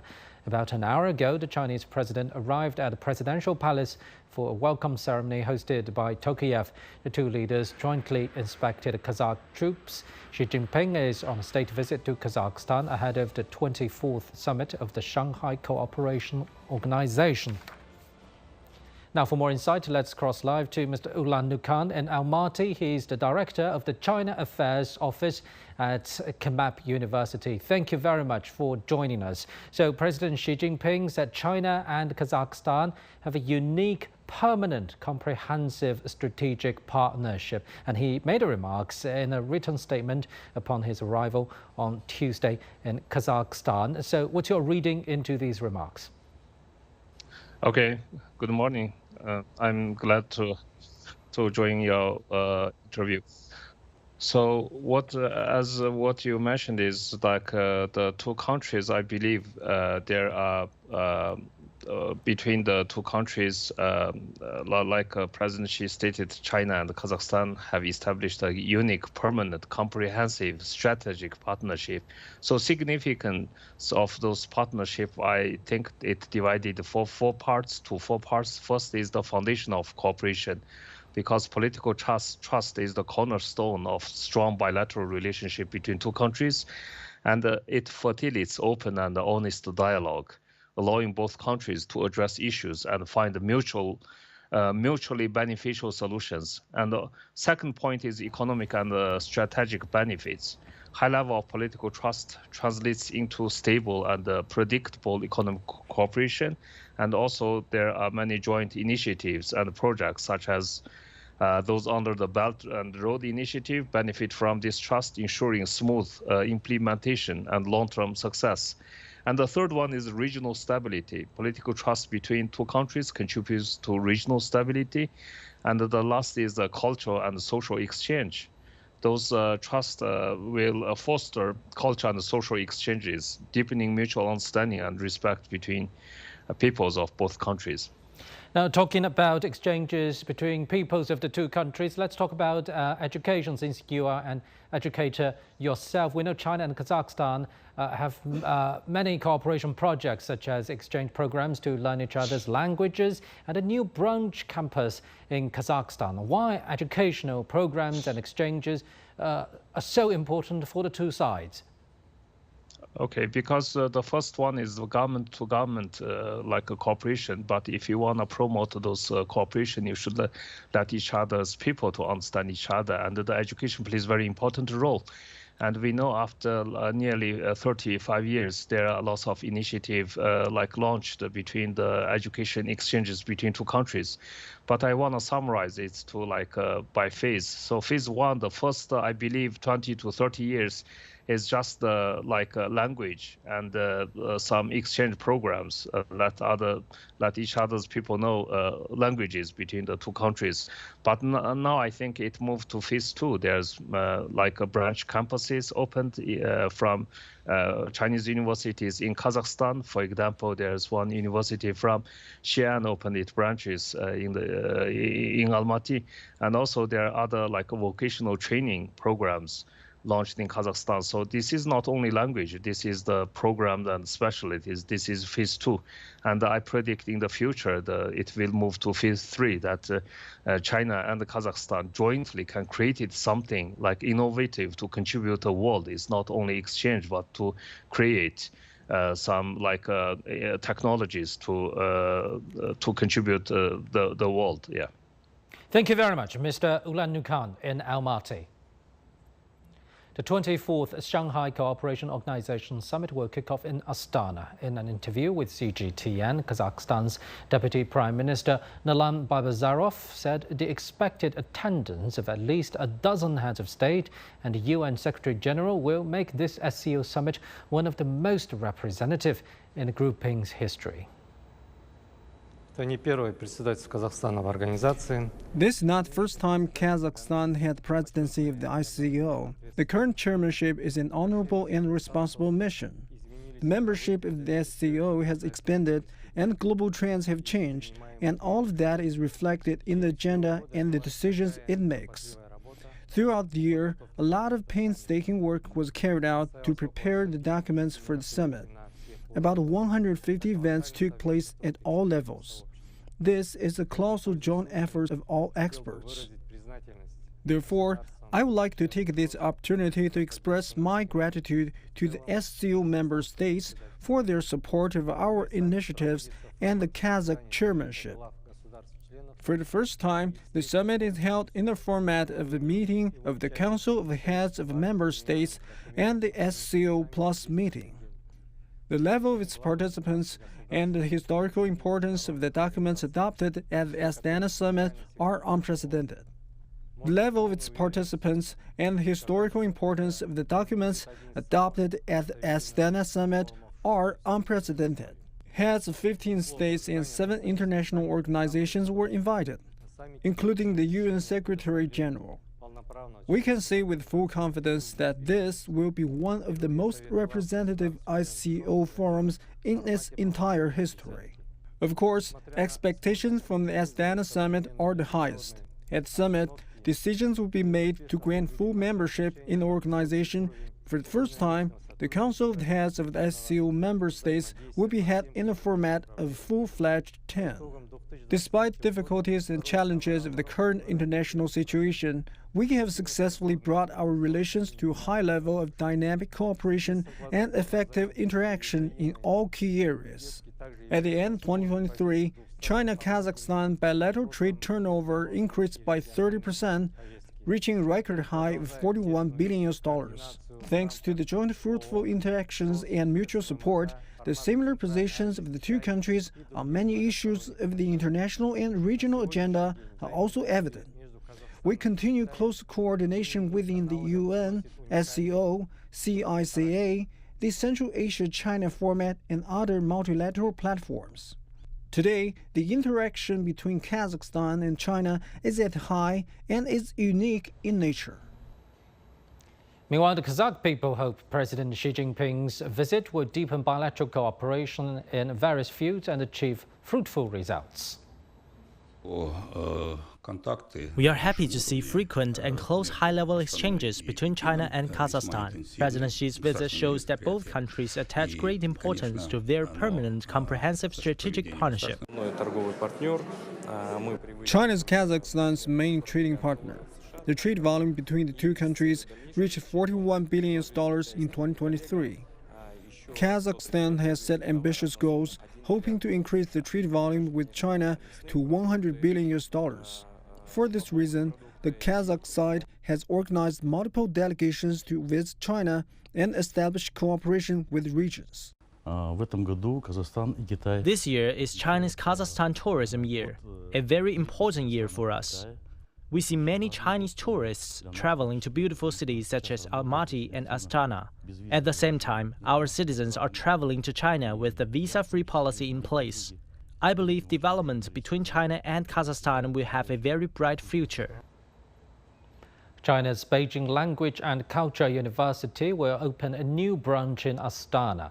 Kazakh President Kassym-Jomart Tokayev is one of the esteemed alumni of the university, which now has the largest number of international students in China. Our reporter Cao Chufeng learns more about its connections with the Kazakhs. It's been over 4 decades since Kazakhstan's President Kassym-Jomart Tokayev studied at what was then called the Beijing Language Institute. It is now Beijing Language and Culture University, or BLCU, and many things have changed since then. This is the main building of our university, constructed in the 1950s. When President Tokayev attended our school in the 1980s, he studied in this building. In 2001, it was completely renovated. No matter how much things have changed, President Tokayev has long been considered a good example of cultural exchange between China and Kazakhstan. And he's also an honorable alumni with many exhibition items related to him shown at the BLCU History Museum. This scene is a reconstruction of our university's classroom environment from the 1980s. The desks and chairs you see here are preserved from the early 1980s. At the time, President Tokayev also studied Chinese in a similar setting. The Beijing Language and Culture University is often called Little United Nations in China because of its large number of international students from various countries. It is also the only university in China that, among many other things, focuses on teaching Chinese language and culture to foreign students.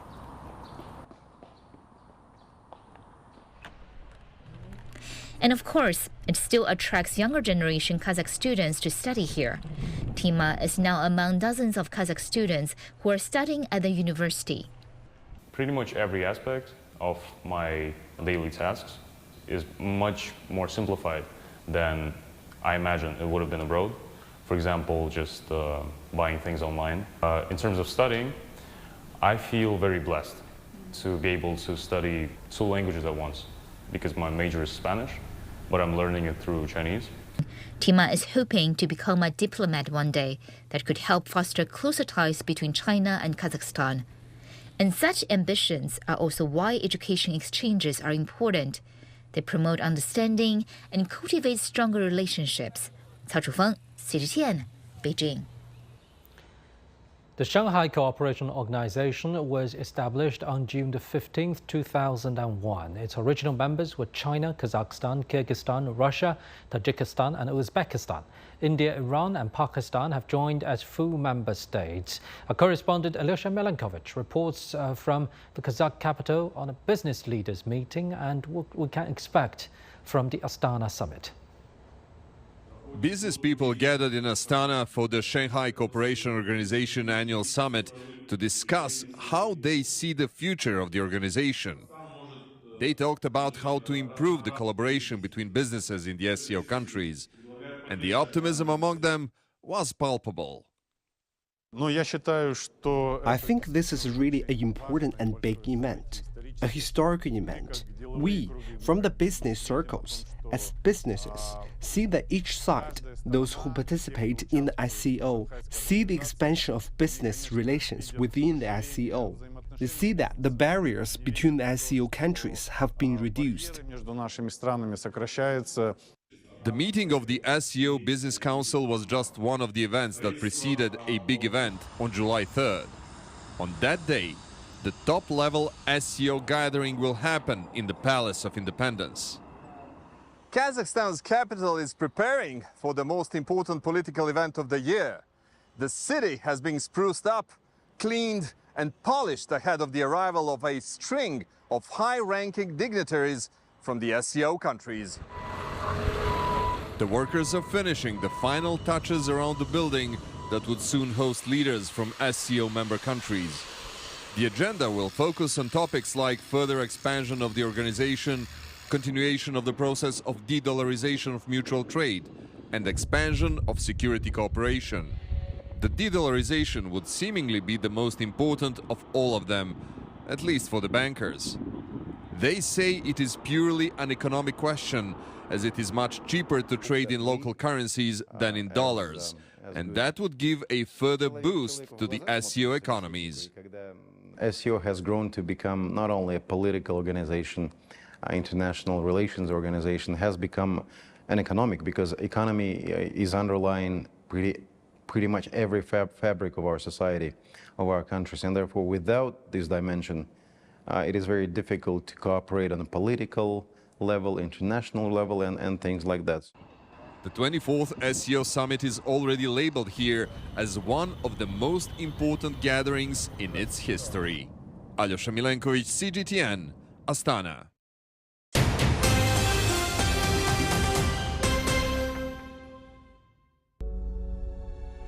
Facing the unknown is always difficult. In a world in turmoil, it's easy to lose orientation. But when the storms come, we have to see the possibilities, reinvent, find new opportunities, discover a path forward. CGTN, see the difference.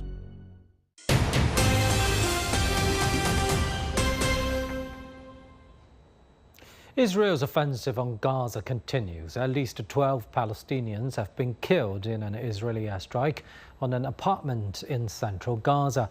A tally by Palestinian health authorities on Tuesday said Israeli military killed 25 people and wounded 81 others within 24 hours. The UN has called war in Gaza a maelstrom of human misery and says that its public health and education systems have collapsed. The UN says nearly 2 million people out of Gaza's 2.3 million population are now displaced. The volume of humanitarian aid into Gaza has dropped significantly due to Israel's blockade at border crossings. China's permanent representative to the UN has called on Israel to heed the global call to allow aid supplies into Gaza. Akram Al-Satari reports. The situation continues to be very tense in Khan Yunis. The latest bombardment in Khan Yunis East area took the life of around 3 Palestinians. The bombardment is still continuous, be it the artillery fire or even the unmanned drones attacks that have been also targeting wide areas in the Khan Yunis eastern area. People have been struggling since the Israeli announcement that they should be leaving around 2/3 of Khan Yunis area and to head to the humanitarian area that has already been extremely overcrowded by the people. People were sleeping on the streets, people were sleeping in the open areas. People were confused as to how or where can they find somewhere safe to stay in. They were surprised by the announcement. They never expected it, and that left them with no much of a choice left. The Palestinians who have been displaced for 7 or 8 or even 9 times are now asked to leave again. And as I am talking to you, this area also was overcrowded last night with thousands of Palestinians who were fleeing and who were moving and who were trying to find some place to stay in. They don't have places. No more places. The ones who are coming to Khan Yunis cannot find places. The ones who are going to the Gaza central area are also facing extremely difficult situation where they're trapped with no hope whatsoever that they can find something or some shelter to protect them and give them a sense of safety and security. That sense of safety and security that has been compromised for the last few months and even compromised in the last few hours, where around 18 Palestinians were killed in several different bombardments in different parts of Khan Yunis, central Gaza, Rafah and Gaza and the north.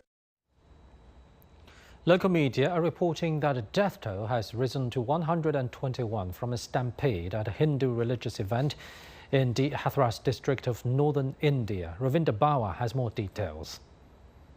Well, it's an unfortunate tragedy that unfolded on Tuesday afternoon in a village around 200 kilometers from Delhi. It was a religious congregation of a local religious leader who at the moment is absconding, and a police case has been registered against the organizers, and they are being blamed for the not proper arrangements being made on the venue for these more than 50,000 people who had gathered there. It is being said that the permission was granted by the police, but proper arrangements were not made. There were only 70 police personnel who were deployed on the ground to manage a crowd of 50,000 people.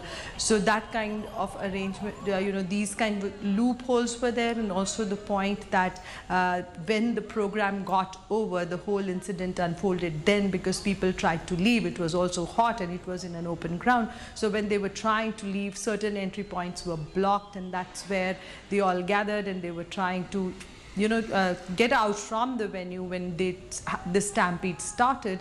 And now questions are being raised about why proper infrastructure was not built when such a big crowd was coming for this religious program, and administrators are being questioned. The Chief Minister has announced a probe into it, and also a financial assistance for the families of the deceased and the injured. The Prime Minister and the President have expressed their condolences. The Prime Minister, in fact, in the middle of his speech in the Parliament, was informed about it, and he spoke about this incident and also offered his condolences to the the family of the deceased and the injured. But definitely questions are now being raised because time and again these kind of tragedies unfold in India because religious gatherings become quite big, and it is important some guidelines are laid down for these kind of religious gatherings. Now we turn to Kenya. More demonstrations have erupted across several parts of the country. In the capital, Nairobi, riot police fired tear gas at protesters calling for President William Ruto to resign, even though he has withdrawn proposed tax increases. There is growing anger over police brutality following a week of clashes. Robert Nagila reports. For much of Tuesday, police engaged demonstrators in running street battles here in the central business district in the capital, Nairobi. Police used stun grenades, rubber bullets and tear gas to disperse the protesters, who responded with rocks. Most businesses in the central business district remained shut, with business owners in some sections of the city arming themselves to protect their businesses against criminal elements. Compared to other protests, Tuesday's protests were much smaller in number, with police preventing protesters from accessing the central business district. In other towns, protesters were back on the streets, but their numbers were nowhere near previous demonstrations. Last week, President William Ruto withdrew the finance bill, a key demand of the protesters who accused the government of increasing taxes. I concede, and therefore I will not sign the 2024 finance bill, and it shall subsequently be withdrawn. Later this week, the president is set to engage the protesters over their grievances on the social media platform X. Human rights organizations say at least 39 people have been killed and over 300 injured in the protests. Robert Nagila, CGTN, Nairobi, Kenya.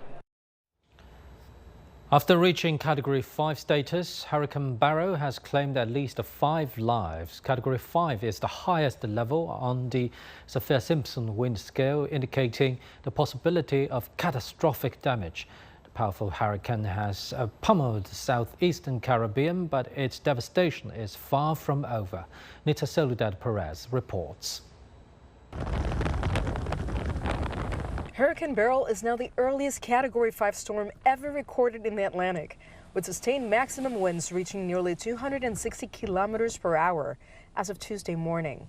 Grenada's Carriacou and Petite Martinique Islands took a direct hit from the storm's extremely dangerous eye wall early Monday, as reported by the National Hurricane Center. Local authorities are still grappling with the full extent of the destruction. The situation is grim. There is no power. There's almost complete destruction of homes and buildings on the island. The roads are not passable, and in many instances they're cut off because of the large quantity of debris strewn all over the streets, and obviously the danger posed by downed power lines. There are also fears the casualty toll will rise. The possibility that there may be more fatalities remains a grim reality, as movement is still highly restricted.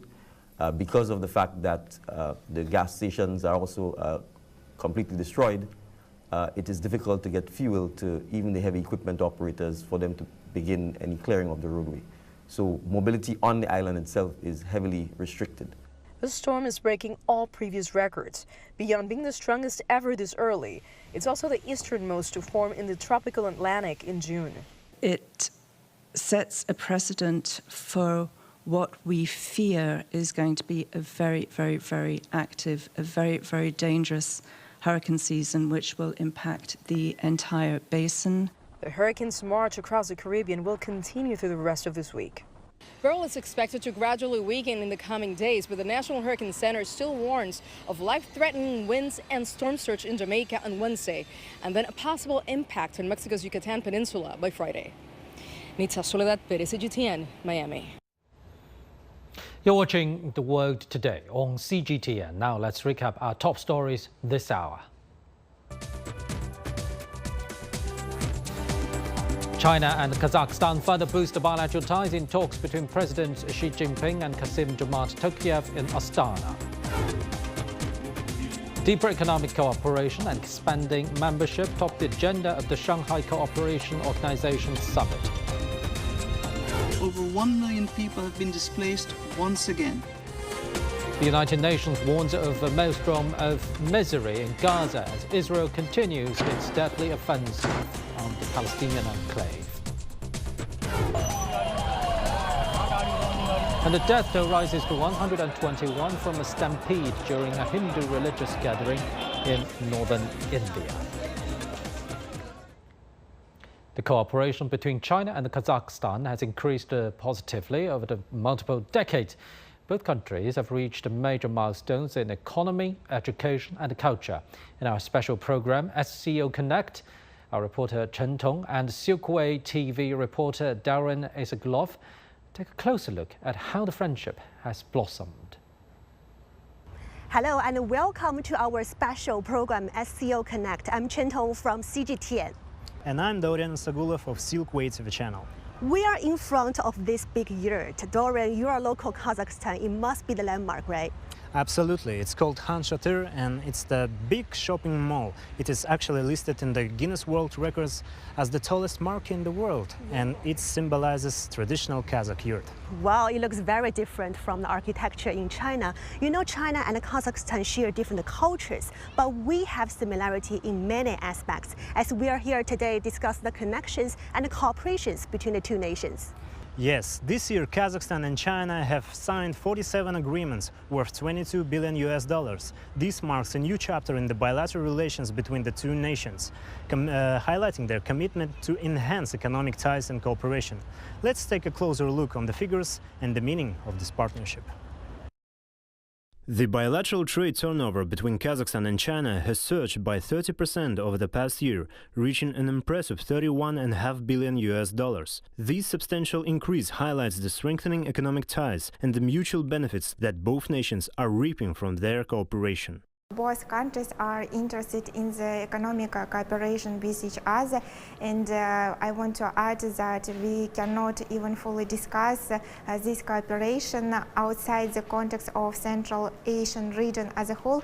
Kazakhstan is characterized with the highest GDP level per capita, with the biggest market size in the region. The country is more attractive to investors. The trade relationship encompasses a diverse array of sectors. China has increased its export to Kazakhstan, including more than 60,000 vehicles, 6 million computers and 314,000 tons of plastic products. In return, Kazakhstan has boosted its export of oil, natural gas, uranium and ferroalloys, among other commodities. Kazakhstan now sends nearly 20% of its exports to China. Despite a 7% decrease in overall export in 2023, China remains a top destination, coming in second after Italy. On the import side, China leads with 27.4%, surpassing Russia. For Kazakhstan, strengthening relations with China is a factor of long-term progress and realizing trade and investment potential. Over the past year, we have seen a 35% increase in exports to China, including both traditional raw materials and non-raw materials. In the face of increasing geopolitical tensions in the world, the Belt and Road project is gaining new momentum. This initiative is pivotal for establishing new trade and logistics chains, essential to both China and participating countries. The initiatives One Belt, One Road, according to which China invests to Kazakhstan, especially in the infrastructure projects, and it is done with the aim to improve connections between Europe and Asia through Kazakhstan. There are 45 joint Kazakh-Chinese projects, with all major projects aligned with the One Belt, One Road initiative. This project, operational for about 10 years, has become more attractive due to recent geopolitical shifts, particularly in the last 2-3 years.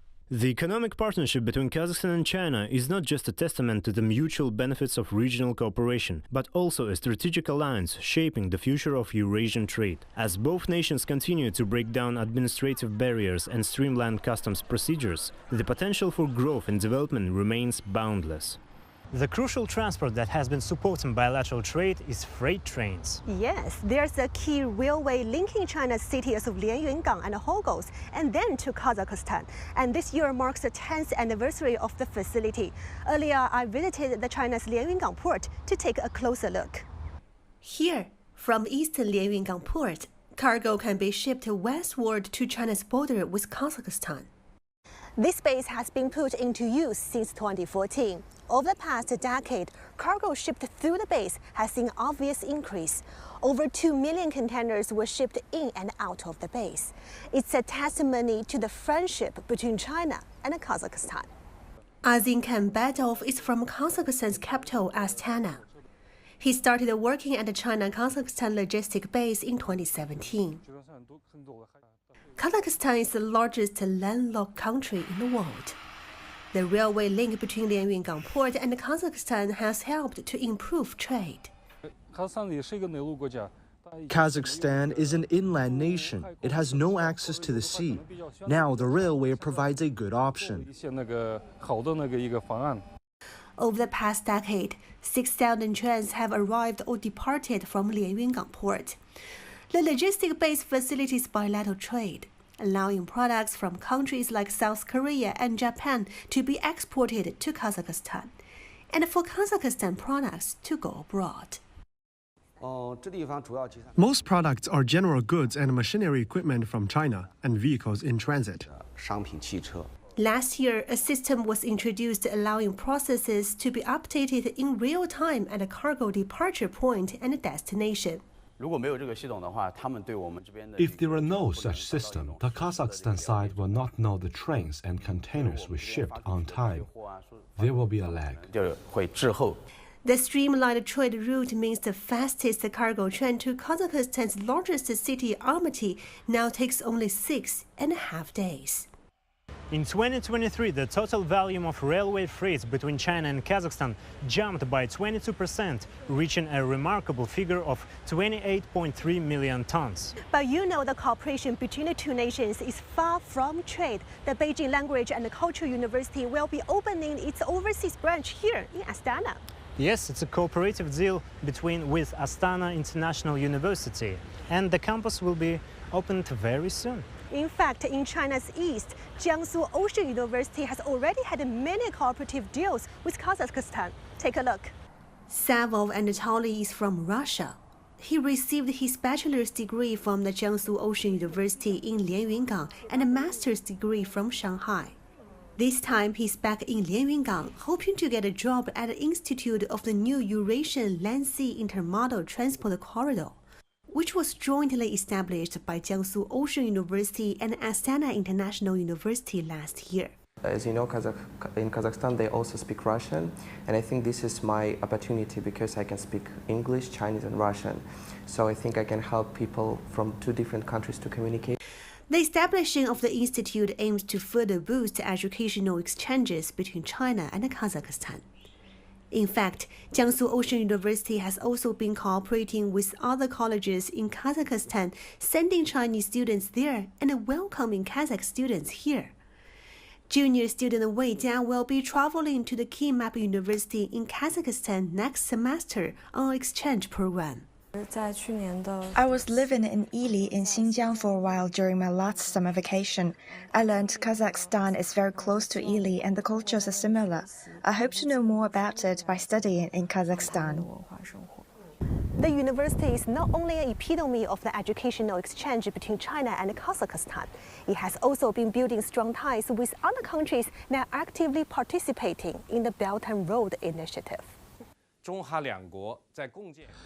China and Kazakhstan have achieved fruitful achievements in trade, transportation, and education under the framework of the Belt and Road Initiative.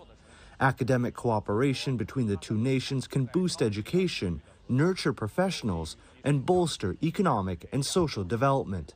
It's estimated there are some 28,000 students from Central Asia who are studying in China, 14,000 students from Kazakhstan alone.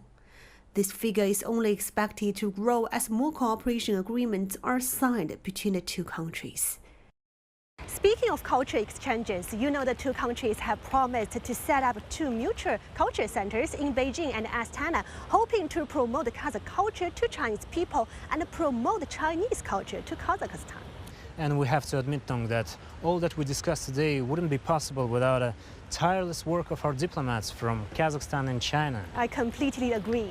According to the first Minister of Foreign Affairs of Kazakhstan, in the very first year of our bilateral relations, diplomatic relations in 1992, Kazakhstan and China signed record 10 agreements.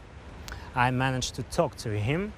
Over 30 years ago, Toletai Suleymanov went to China to help launch a history of bilateral relations between our countries. Let's hear what he has to say. Could you please tell us what were the main political and economic goals for establishing relations with China at the dawn of our independence in the early 90s? How did this process unfold? It was a difficult time, December 1991. It was a so-called parade of sovereignties. The Soviet Union had just collapsed and we became an independent state. We were on our own, figuring out how to survive. We had no money in the treasury and all our economic and trade ties were broken. And of course, we looked around to see who we could establish diplomatic and economic relations with. We turned to our neighbors and chose the People's Republic of China. First, we share a long border of more than 2,000 kilometers. We had good neighborly relations and no conflicts. We declared independence on December 16th, and by January 3rd, 1992, the first Deputy Minister of Foreign Affairs from China arrived. We held negotiations with him, discussed various aspects and established diplomatic relations. Were there any difficulties? There were hardly any difficulties. Our colleagues from China were very friendly. They welcomed our independence and sovereignty. They expressed a desire to build equal relations in politics, trade, economy, and cultural and humanitarian areas, which we found very appealing. From there, our interactions began and were very productive. I made the first official visit to China as a minister. We signed over 10 bilateral agreements covering economics, trade, cultural exchange, and politics. The Premier of the State Council of China welcomed us. I informed him about our negotiations and the signed documents. He said, "Mr. Minister, this is a unique case. I would like to emphasize this. You're the only country with which we have signed over 10 bilateral agreements in the history of China." This amazed me. Why, he said, because you're a young republic. You're a neighboring country. We want to have great ties with you, and these agreements will work for the benefit of both peoples. Duran, you know what? Before I started to do these interviews, I never knew the two nations have so many connections in so many aspects. Indeed, and starting from last year, Kazakhstan and China launched a visa-free regime for both citizens of our countries. And I guess it will help to boost our tourism industry. Of course, and we are looking forward to welcome more tourists from Kazakhstan to China. And we're looking forward to welcome more tourists from China and to strengthen our cooperation even more. Staying with the coverage, the Trans-Caspian International Transport Route, also known as the Middle Corridor, is one of the important trade routes connecting China and Europe.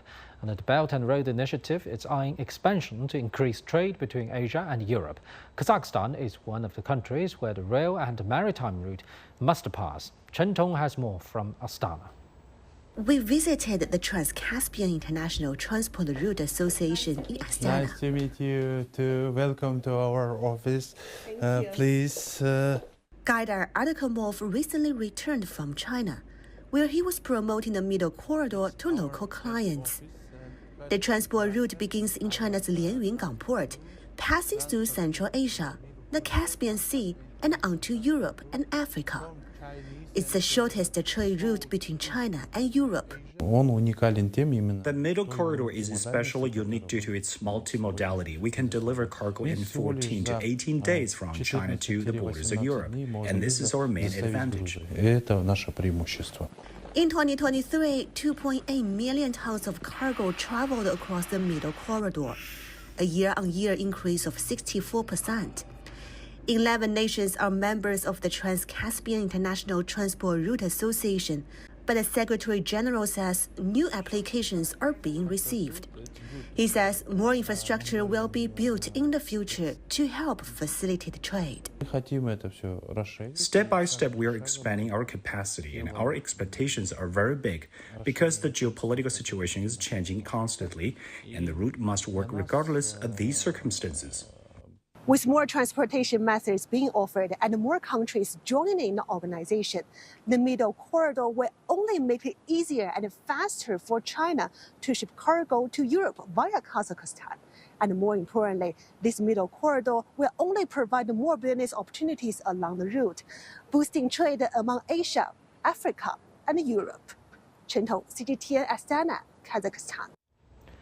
The 24th Shanghai Cooperation Organization Summit will kick off in Astana. In an interview with CGTN, Kazakhstan's Deputy Prime Minister Nalim Baybazarov said the expected attendance of at least a dozen leaders of state and the UN Secretary General will make this SCO summit one of the most representative in the grouping's history.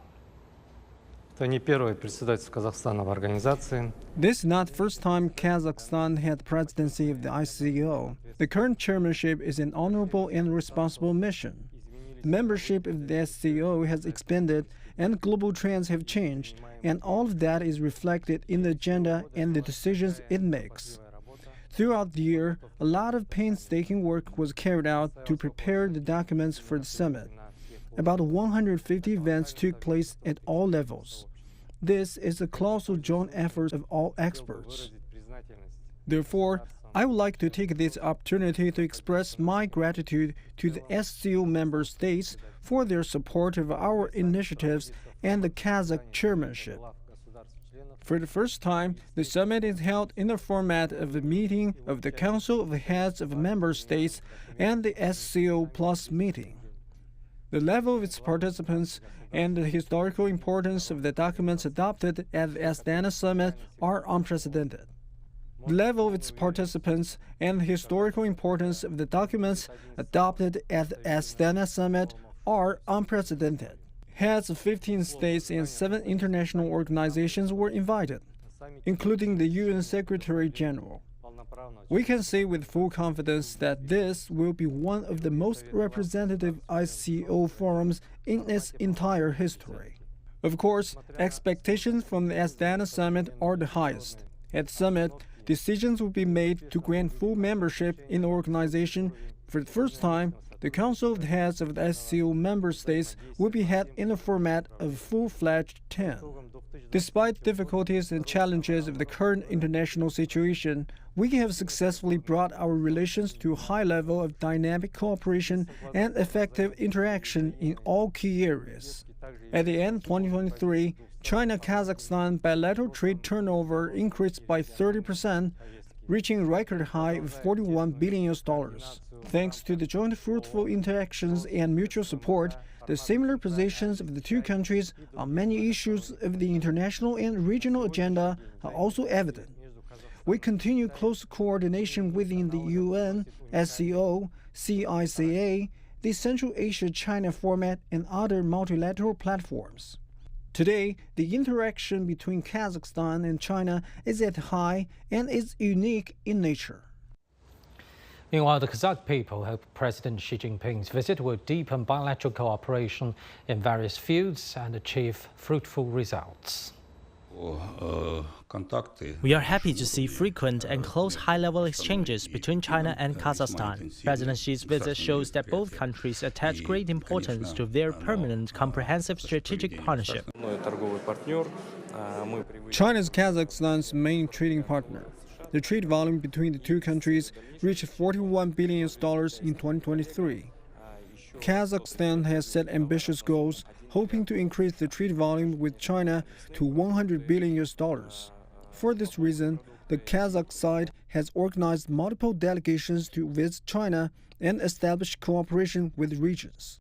This year is China's Kazakhstan tourism year, a very important year for us. We see many Chinese tourists traveling to beautiful cities such as Almaty and Astana. At the same time, our citizens are traveling to China with the visa-free policy in place. I believe development between China and Kazakhstan will have a very bright future. China's Beijing Language and Culture University will have a new branch in Astana, capital of Kazakhstan.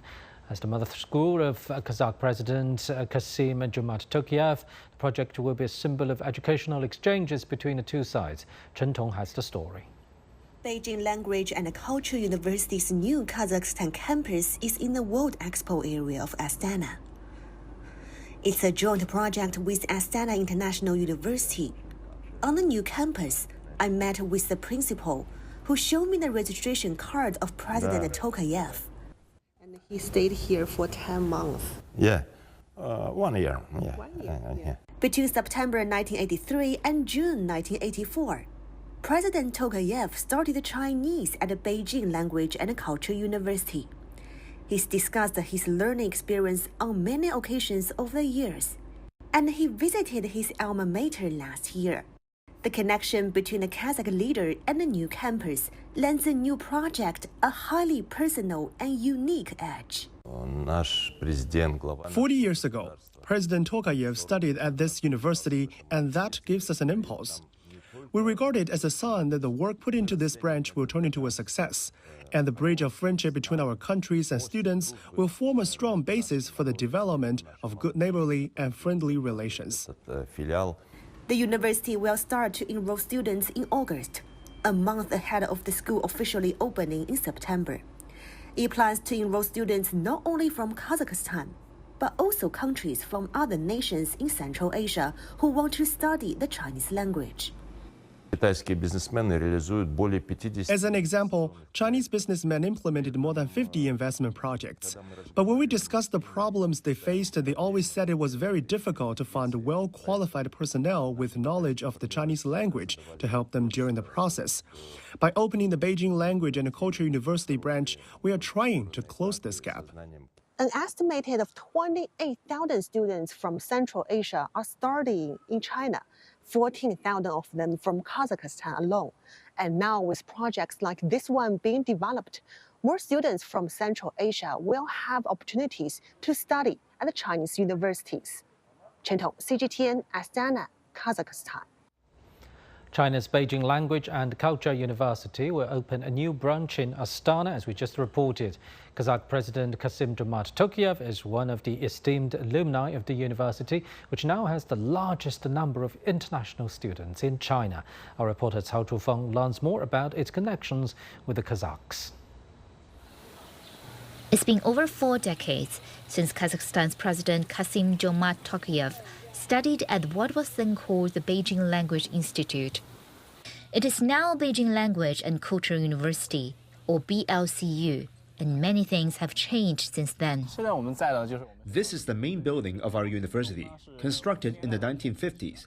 When President Tokayev attended our school in the 1980s, he studied in this building. In 2001, it was completely renovated.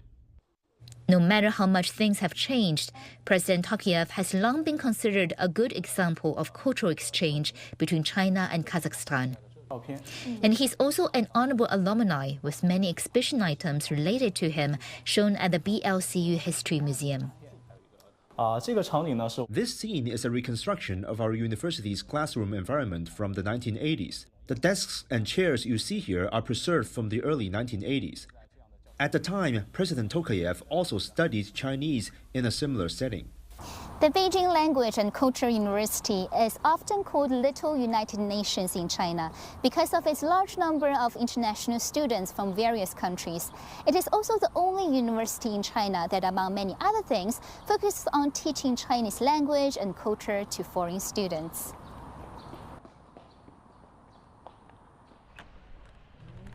And of course, it still attracts younger generation Kazakh students to study here. Tima is now among dozens of Kazakh students who are studying at the university. Pretty much every aspect of my daily tasks is much more simplified than I imagine it would have been abroad. For example, just buying things online. In terms of studying, I feel very blessed to be able to study 2 languages at once because my major is Spanish but I'm learning it through Chinese.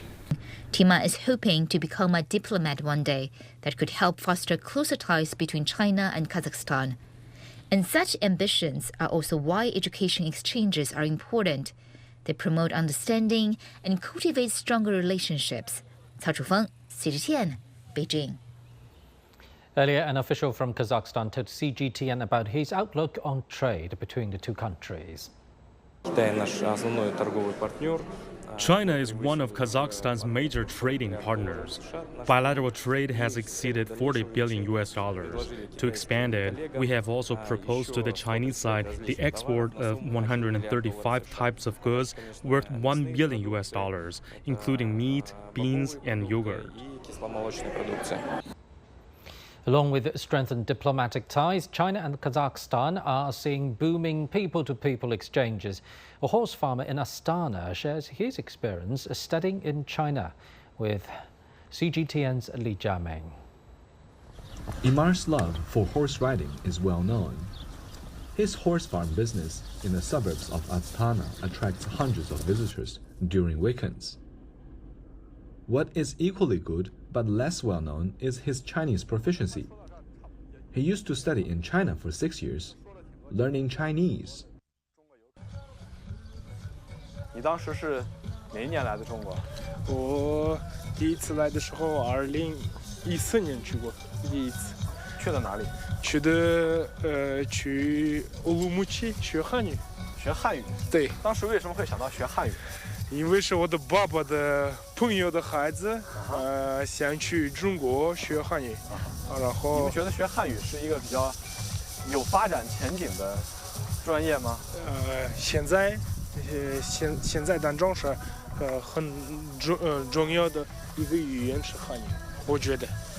With deeper official bonds, Kazakhstan sees a visible increase of Chinese visitors. 因为是我听到他们说汉语，然后我进来，然后问他们你们为什么来到哈萨克斯坦干什么？他们说大部分的人是做贸易，然后顺便旅游。对。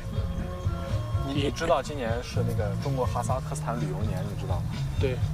所以人也会格外。对，因为是必须要签证。哦，不需要签证。对。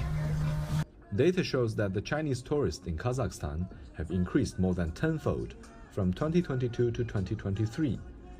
This exotic mid-Asian country with vast steppes is becoming the new tourism target for Chinese travelers. Li Jiaming, CGTN, Astana. Chinese President Xi Jinping and Kazakh President Kassym-Jomart Tokayev are now attending a ceremony for the Trans-Caspian International Transport Route, or the Middle Corridor, via video. The corridor is one of the important trade routes connecting China and Europe, and CGTN will keep you updated on Chinese President Xi Jinping's state visit to Kazakhstan. Getting more information on the Trans-Caspian International Transport Route, as we just mentioned, it's also called the Middle Corridor and is one of the important trade routes connecting China and Europe. Under the Belt and Road Initiative, it's eyeing expansion to increase trade between Asia and Europe. Kazakhstan is one of the countries where the rail and maritime route must pass. Chen Tong reports. We visited the Trans-Caspian International Transport Route Association in Astana. Nice to meet you. Welcome to our office. Please. Gaidar Adakamov recently returned from China, where he was promoting the Middle Corridor to local clients. The transport route begins in China's Lianyungang port, passing through Central Asia, the Caspian Sea, and onto Europe and Africa. It's the shortest trade route between China and Europe. The Middle Corridor is especially unique due to its multimodality. We can deliver cargo in 14 to 18 days from China to the borders of Europe, and this is our main advantage. In 2023, 2.8 million tons of cargo traveled across the Middle Corridor, a year-on-year increase of 64%. 11 nations are members of the Trans-Caspian International Transport Route Association, But the Secretary General says new applications are being received. He says more infrastructure will be built in the future to help facilitate trade. Step by step, we are expanding our capacity, and our expectations are very big because the geopolitical situation is changing constantly, and the route must work regardless of these circumstances. With more transportation methods being offered and more countries joining in the organization, the Middle Corridor will only make it easier and faster for China to ship cargo to Europe via Kazakhstan. And more importantly, this Middle Corridor will only provide more business opportunities along the route, boosting trade among Asia, Africa, and Europe. Chen Tong, CGTN, Astana, Kazakhstan. Now, for more insight into this massive project, we're joined in the studio by Mr. Einar Tangen and Mr. Chu Jiang. So, gentlemen, earlier we briefly talked about the necessity of this project. Now, let's put this into realistic context. So, it's called Trans-Caspian International Transport Route. And from what we've got so far, it looks like it's an expansion, it's an upgrade. So, there's partial routes already existed, Mr. Tangen? Yeah, a lot of it is done, and you've done a lot of work on this personally. So, I mean, he would be a better candidate to talk about. What we're seeing here is in the article that Xi Jinping put out before he came, he talked about he wanted to see the new things that are happening in Kazakhstan. And it points to this idea that there's a new blueprint that upgrades the things. The over 60% increase in trade last year that was traveling along there necessitates that they create more. Now, you heard the report where they said, well, we have to make sure that this route is not just a response to perhaps the northern route becoming less popular. It has to work on its own. And that goes back to what you said, this slow trade, the idea that there's going to be a pickup of capabilities and production along this route, and that this will be part of the fuel of it. But this idea of just saying that it goes to Europe, I think it would be better to talk about the Middle East and Africa and Europe, not excluding any of them, but these are all fertile markets, and these are, really much faster ways of getting there. And if they upgrade things, for instance, when it gets to the Caspian Sea, they're going to need automated handling of the freight, so that it comes in by rail or road, it's automatically picked up, put on the ferry, taken over to the other side, unloaded onto either another truck or another railway, and then gotten to its destination. Mr. Chu, tell us more about this upgrade itself. So what kind of results we can expect? Well, this is actually one of the, in history, this is actually one of the most busiest, trade area. But right now, the Caspian Sea has been surrounded by 5 major countries. I think the efficiency can be further upgraded. Like Einar had just mentioned, everything can be handled in an automated way. For example, just a train coming from China goes through the Kazakhstan and then goes to the Aktau, the very important port in Kazakhstan in the Caspian Sea, and then everything be automated, loaded or unloaded, and put on the ferry or on the boat or the cruise, and just to ship it to Azerbaijan, just across the sea, and then again automated to be reloaded to the railway or the highway, and then to be distributed to the Mediterranean Sea or to the north part of the European Union, or they can go to the Turkmenistan and then handling through the Indian Ocean areas, for example, the Afghanistan, or to the South subcontinent. So if this can really be working, and I think the whole efficiency for the transport will be highly elevated. Right now we're looking at the whole transportation from China through Kazakhstan to the European Union, like 14 days, which is magnificently been promoted given we have troubles over the ocean, right? No choice. Yeah, no choice, because right now if you try to ship the things from Shanghai to Malacca to Indian Ocean, and then it goes through the Good Hope Cape and then to European Union, it takes more than 14 days. So I think we have already got some advantage. But I think besides the time and the speed of transportation, another thing very important is the coordination between the 5 nations, because each nation will have their own code and policies and regulations of the customs and port management. So how we can eventually build infrastructures with the unified standard, unified rules, and then can make this, Caspian Sea a lockdown area, lockdown water into open water, into a golden water. And I think this is something new we really want to, bring to this whole region.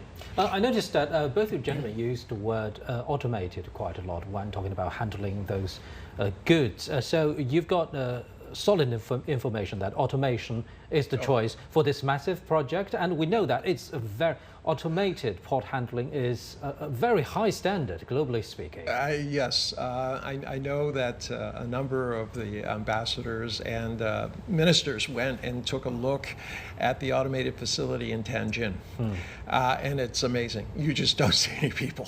I mean, literally, it's working 24/7. And there's no things. It's all done by computers. There are people there obviously supervising, but on the actual, no one's getting hurt because no one's there. It's working much more productively. There are no strikes, this type of thing. And this is really important because every time you stop and you have physical inspections or something like that, that is an impediment to trade.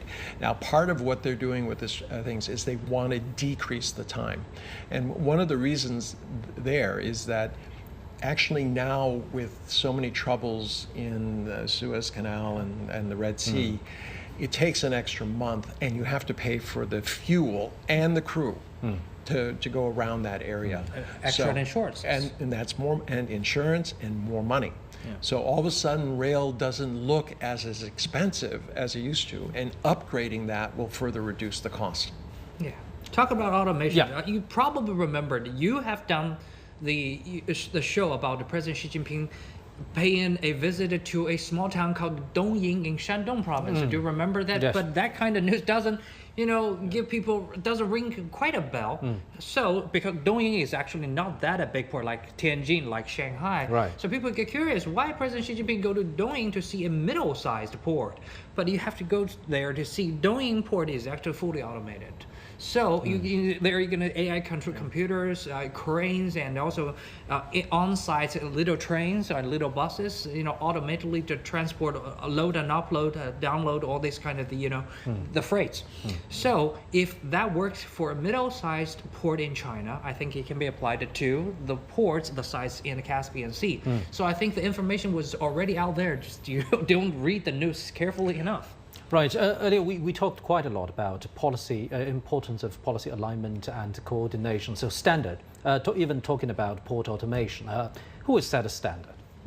Well, I think we have already got many standards internationally. And the funny thing is that dominantly the automated, what we call the port machineries has been, provided by one company called the Zhenhua Port Machinery in China. So they probably been serving like more than 60% of the port that they're running all over the world. And they've been in charge of upgrading all kinds of these port machineries with AI powers, with all these, automation. Yeah, the big logo, ZPMC, all around global ports. This isn't complex, all right? First off, you're talking about containers. They come in 20 or 40 foot size, and you can either have a slightly higher one or a shorter one. So that's standard. Then you have identification. You want to know what's in it, where is it going, and this type of thing. China has been a leader in providing the highest technology at the lowest cost. And this is really what we're talking about. The ability to have trains automatically unloaded and then ships loaded is time saving. It's cost saving. And you can't beat that when you're trying to compete logistically against other forms of transportation. So what about goods themselves? What kind of trade are you expecting? Or what kind of trade structure it can change or improve? Well, I'm talking about trade itself. Previously, China and those countries in this region, basically bilateral or multilateral trade are focusing on the raw materials, as we all know about it, the ores and the basic grains and etc. Oil and gases goes through the pipeline, so avoid the transportation. But right now we're talking about more of the high-end machineries are going to happen along this way. For example, we've been seeing like more of the solar panels, more of the wind farm infrastructures going through this route. That's for sure. And more than that, And the Kazakhstan, they're talking about, we want the machine that makes the machine. We want to have this kind of machine who can make the silicon, panels inside of my own country. We want more of the machine can make the cement inside my country. So we can be a regional manufacturing center distributing to the rest of the regions. And the same demand is happening between not only from China and the rest of the countries, but also between the countries. For example, Uzbekistan, Turkmenistan are talking about how they can form some capacities between themselves. Russia talking to Iran, how they can utilize the capacity along the Caspian Sea. So I think this kind of the partnership will thrive, like we just mentioned, slow growth, slow transportation, but also steady growth. So it can create lots of opportunities. So this link actually is not going through those countries. It's actually all about those countries. It's all right? That's the whole point. Right. And that's what we were talking about earlier. The old model where I ship stuff from here to there and everything in between I don't care about. That's been replaced by China's idea that what you do is to build a supportive economy that will be politically stable, offer its people new opportunities, and that this is the blueprint for the world. But another key question, logistics nowadays is all about high efficiency, the constant pursuit of higher efficiency, automation, and sometimes, just you mentioned, no man's working on an automated dock. So what about local employment here? Well, it's not quite as simple. There are more people working to repair the machines and make the machines and keep updating them and things like that. It moves to a higher level. But the days when dock workers were breaking their backs, lifting things and moving things, or being in dangerous localities where something could fall on you, those days are disappearing, and that's a good thing. You don't want people doing dangerous, repetitive work. It doesn't, benefit. But are there new job opportunities? Remember, every time you save time and energy like that, you're creating productivity. That productivity is unleashed in other parts of the market. There are now needs that can be done. We've already known and seen how economies move from agriculture to manufacturing and then into services. The services only exist on an artificial basis. If you have enough to eat, if you have enough to, everything is taken care of, then it becomes about choices. And this is where these countries want to be. Azerbaijan is not a low-income country. Their average per capita is actually quite good. It's in the 30s. So they have this ability to do it. They need people to have jobs, but they don't want them doing repetitive, dangerous manual labor. Well, gentlemen, thank you very much for input. We'll be getting back to you on this. Now, a China-Kazakhstan Cultural Center has launched in Astana. Chinese President Xi Jinping and Kazakh President Kassym-Jomart Tokayev attended the opening ceremony of the Cultural Center. And China's Beijing Language and Culture University, or BLCU, has launched a new branch campus in the Kazakh capital of Astana. Chinese President Xi Jinping and Kazakh President Kassym-Jomart Tokayev watched the opening ceremony of the new overseas campus of the university. And China's Beijing Language and Culture University now has a new branch in Astana, the capital of Kazakhstan.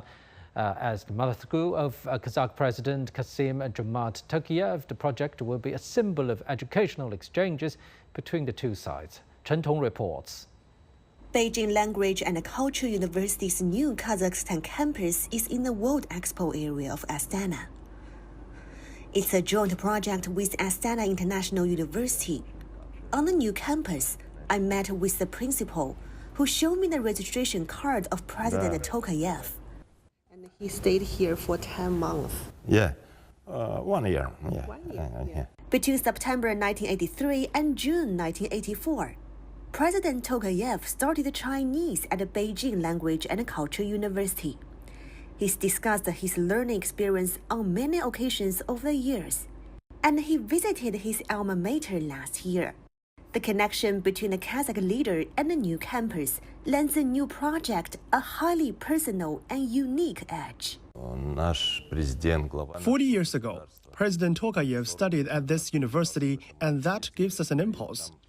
We regard it as a sign that the work put into this branch will turn into a success, and the bridge of friendship between our countries and students will form a strong basis for the development of good neighborly and friendly relations. The university will start to enroll students in August, a month ahead of the school officially opening in September. It plans to enroll students not only from Kazakhstan, but also countries from other nations in Central Asia who want to study the Chinese language. As an example, Chinese businessmen implemented more than 50 investment projects. But when we discussed the problems they faced, they always said it was very difficult to find well-qualified personnel with knowledge of the Chinese language to help them during the process. By opening the Beijing Language and Culture University branch, we are trying to close this gap. An estimated of 28,000 students from Central Asia are studying in China, 14,000 of them from Kazakhstan alone. And now with projects like this one being developed, more students from Central Asia will have opportunities to study at the Chinese universities. Chen Tong, CGTN, Astana, Kazakhstan. To the wonder, China's popular TV drama depicting the lives of the Kazakh minority premiered in Kazakhstan on Monday, leaving many locals glued to their screens. Chen Tong again.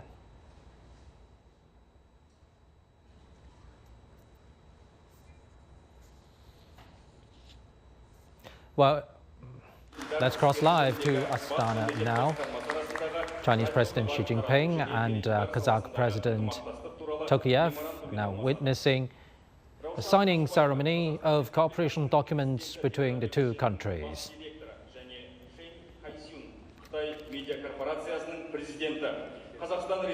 Now, the two presidents have just held talks in Astana.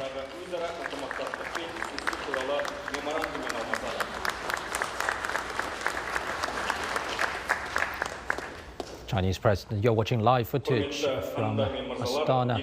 Chinese President Xi Jinping, who's on a state visit to Kazakhstan, and Kazakh President Kassym-Jomart Tokayev are now witnessing the signing ceremony of cooperation documents between the two countries. Now, China's foreign ministry says the agenda of President Xi Jinping's visit to Central Asia this time includes three main missions. First, he will attend the 24th meeting of the heads of states of Shanghai Cooperation Organization, and he will pay state visits to Kazakhstan and Tajikistan. And now he's on a state visit to Tajikistan.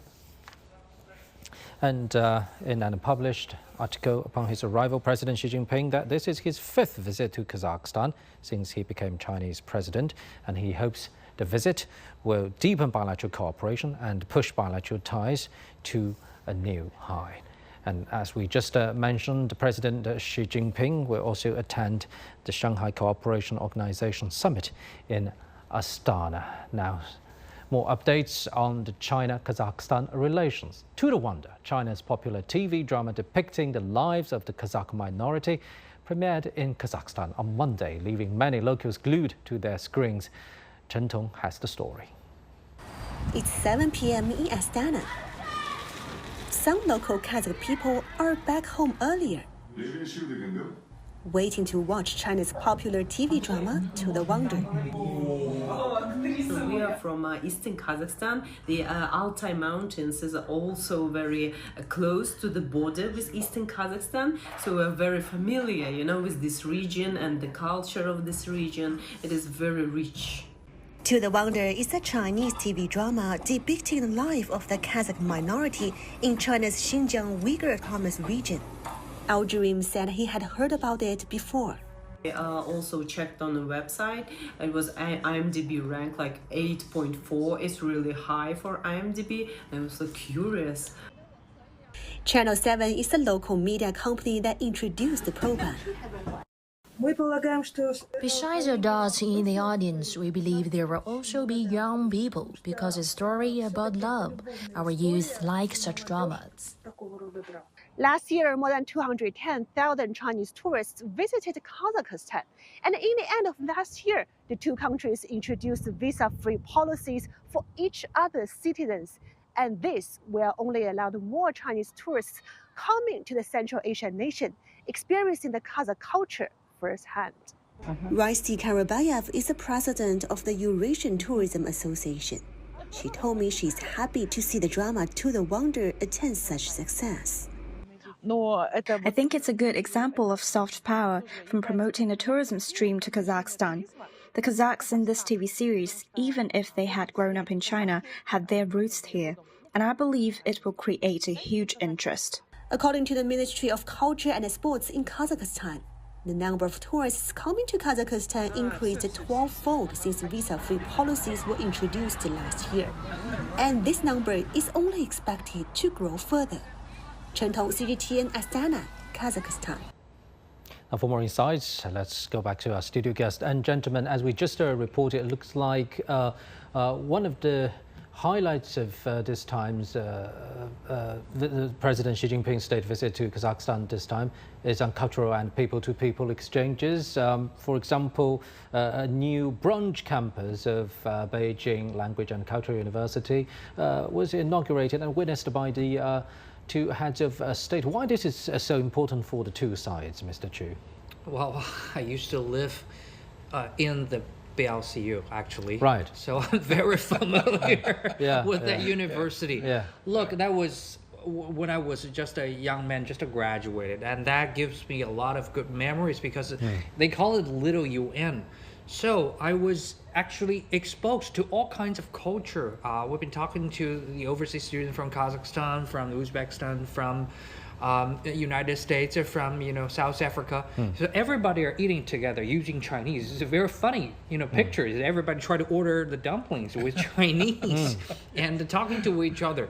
And you learn their culture, and by meeting people, you will hold the urge to criticize, but you will have more of the passion to understand. So that gives you a very unique experience. I think that's the reason why we promoted this outreach campus of the BLCU in Kazakhstan, because with more of these young people living in one campus, studying in one of the classroom, they will look into each other's eyes and talk to each other face to face, and that will build the mutual trust, the mutual respect, and for the first time they will in person understand what is the unity in diversity. Well, this is actually one of the philosophy that Xi Jinping thought, unity in diversity of the Chinese civilization.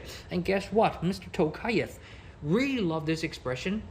And they've been seeing that in Kazakhstan, actually, they've been welcoming more of the international students, international business people to come in there. So they have their own version, in Kazakhstan language, but the translated can be also the university in diversity. I've read this in their national documents.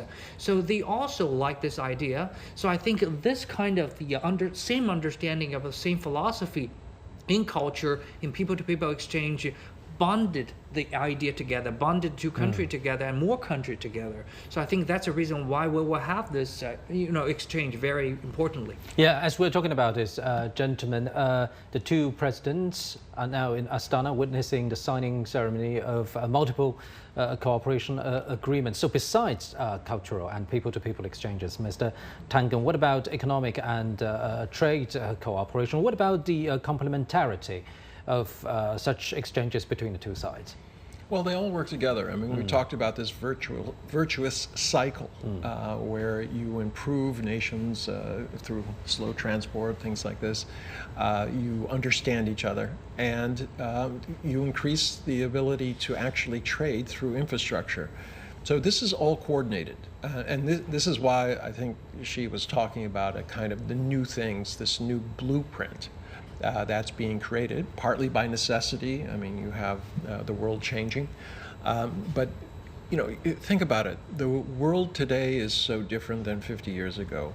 Everybody has a cell phone, or at least over 90%. That has brought new opportunities, but it's connected the world in a way that never happened before. And there has to be an understanding that there are differences, but we can live with them. And this is really things. If we want to do trade, if we want to have political relations, there has to be this respect and an understanding that just because you're different doesn't mean that I have to accept it or you have to accept mine, but we have to accept that we're to have these differences and try to learn from each other. And that's really why I like your example of mini UN. This is exactly what needs to happen, not only between Kazakhstan and China, but everywhere around the world. If you don't have the respect, it's very easy to go to war, to diminish people, to suddenly say that they're less than you because they're different. That is not true. We're all human beings. We just have different paths. Right. And talking about trade between China and Kazakhstan, in our earlier discussions, we mentioned Horgos port several times. Yes. And we almost took it for granted, like it was a successful example of bilateral trade and even trade into Central Asia and eventually to Europe. Now, I think it's time to look into that success again. Why it can work so well, Mr. Chu? Well, first of all, I think infrastructures were there. And also, we have the top-notch design of the mutual trust of the political leaders. So they guaranteed everything runs smoothly. Infrastructure guaranteed that the freights and the cargoes run smoothly, can be transported. And also, the mutual trust from the top actually make sure the regulations, the laws, and policies, build mutual trust. So you allow people to, walk around freely. You allow the taxation, the custom regulations, to be in line with each other. So, and also from another perspective, it can answer your question. So why we need automation, not only from the machineries, but also from the automation liaison between the policies, so we can free people. In the past, the border trade is more like two train stations linking to each other. You see only the carriers, and carry all kinds of the bags and cross, and everybody gets sweaty, get dirty, and earn the petty money. And there is no service, no upgrading. But now you have all this automation of the infrastructures, of the policies, and what people do. People don't need to, break a sweat. People only talk to each other, make more deals, make higher value deals. And the rest of the people, they can have restaurant, cafe, they can have sauna club, they can have KTV, and everybody are enjoying their life in Horgos. Look, Horgos is not only about making money, doing heavy lifting and deliver my goods to you, and you give me your money. No, people go in there to enjoy their life. With a snap of finger, they get the deal done, and then they go to the restaurant, they go to the sauna club, celebrate. They make more of the value added through the service, tourism. Opportunity. This is what it presents. And it's not only based on automation, but also digitalization, right? Of course. This is another part of the automation, of course. Yes, of course. And tell us more about that part, Mr. Tangen. For example, digitalized customs clearance, right? Oh, yeah, obviously. There have been other protocols. There's actually a European protocol that allows a container to be filled, inspected at that site, and then transported across to anywhere, where it can be taken to another facility where it's inspected once again, that make sure that things haven't been cut or opened and things like this. But this is a trend. Otherwise, in the past, you just stop, let's take a look inside, see what's there, and inevitably something would disappear along the way. Now you don't have that. It gets there very efficiently, very fast. Now, the digitalization is also important in so many ways. We should talk about the dollarization, or the use of the dollar. Kazakhstan and China are going to be talking about doing direct trade in their own currencies. Why? It's less expensive. Taking the risk on a third currency, especially when it's volatile like the dollar, doesn't make sense anymore. So these are economies that are very closely linked. It makes more sense for Kazakhstan, whoever's selling it, to say, this is how much I want in Kazakhstan exchange, and on the Chinese side, this is how much we paid. There be middlemen, all right, who will take the risk if these two sides don't want to say, well, I don't want to take the risk that the exchange rate changes. So we'll arrange somebody else to take that risk. But when you do that, and it's all digital, all of a sudden you've cut out the bank letter of credit, the lawyers, the accountants, and all of a sudden the transactions become very simple. And why is this important? Because in all of these countries, we talk about the big industries, but the fact is it's small, medium-sized business entities, which are the backbone of both countries. Making it easier for them to trade directly, lowering the cost, this creates productivity. And this is exactly what is necessary. So digitalization is very important, also for governments, because they can tax at the point of transaction. You don't need an accountant to figure out your taxes, it just happens. And that will greatly help all of the governments involved, because they have to do less chasing. It's much more certain. Digital currencies will become much more important, and this will be, as I said, a benefit to all. So, Mr. Chu, are you optimistic that this bright prospect will be eventually adopted by all countries along, for example, the Trans-Caspian International Transport route? Well, I am definitely optimistic. Just like Anna, just to make a perfect point in there. Well, Kazakhstan Jango is the local currency of Kazakhstan. It's a perfect example about digitalized automation linking the policies. You know, in the past, Kazakhstan Jango is just a marginal currency. So nobody will accept it in international trade. But in China, because we built the top-notch design, so both sides banks have the automated systems to do the exchange. You save all kinds of troubles to file all kinds of the report and, writing all these kind of the checks and, accept the notes. And then China right now, the ICBC Bank in China in the Xinjiang region right now becomes one of the largest banks who can deal with the clearing of the Kazakhstan Jango. And what's the benefit of there? Let's stop there for a while and cross live to Astana. You're watching live footage from the presidential palace. President Xi Jinping is delivering a speech when the two presidents are now meeting the press.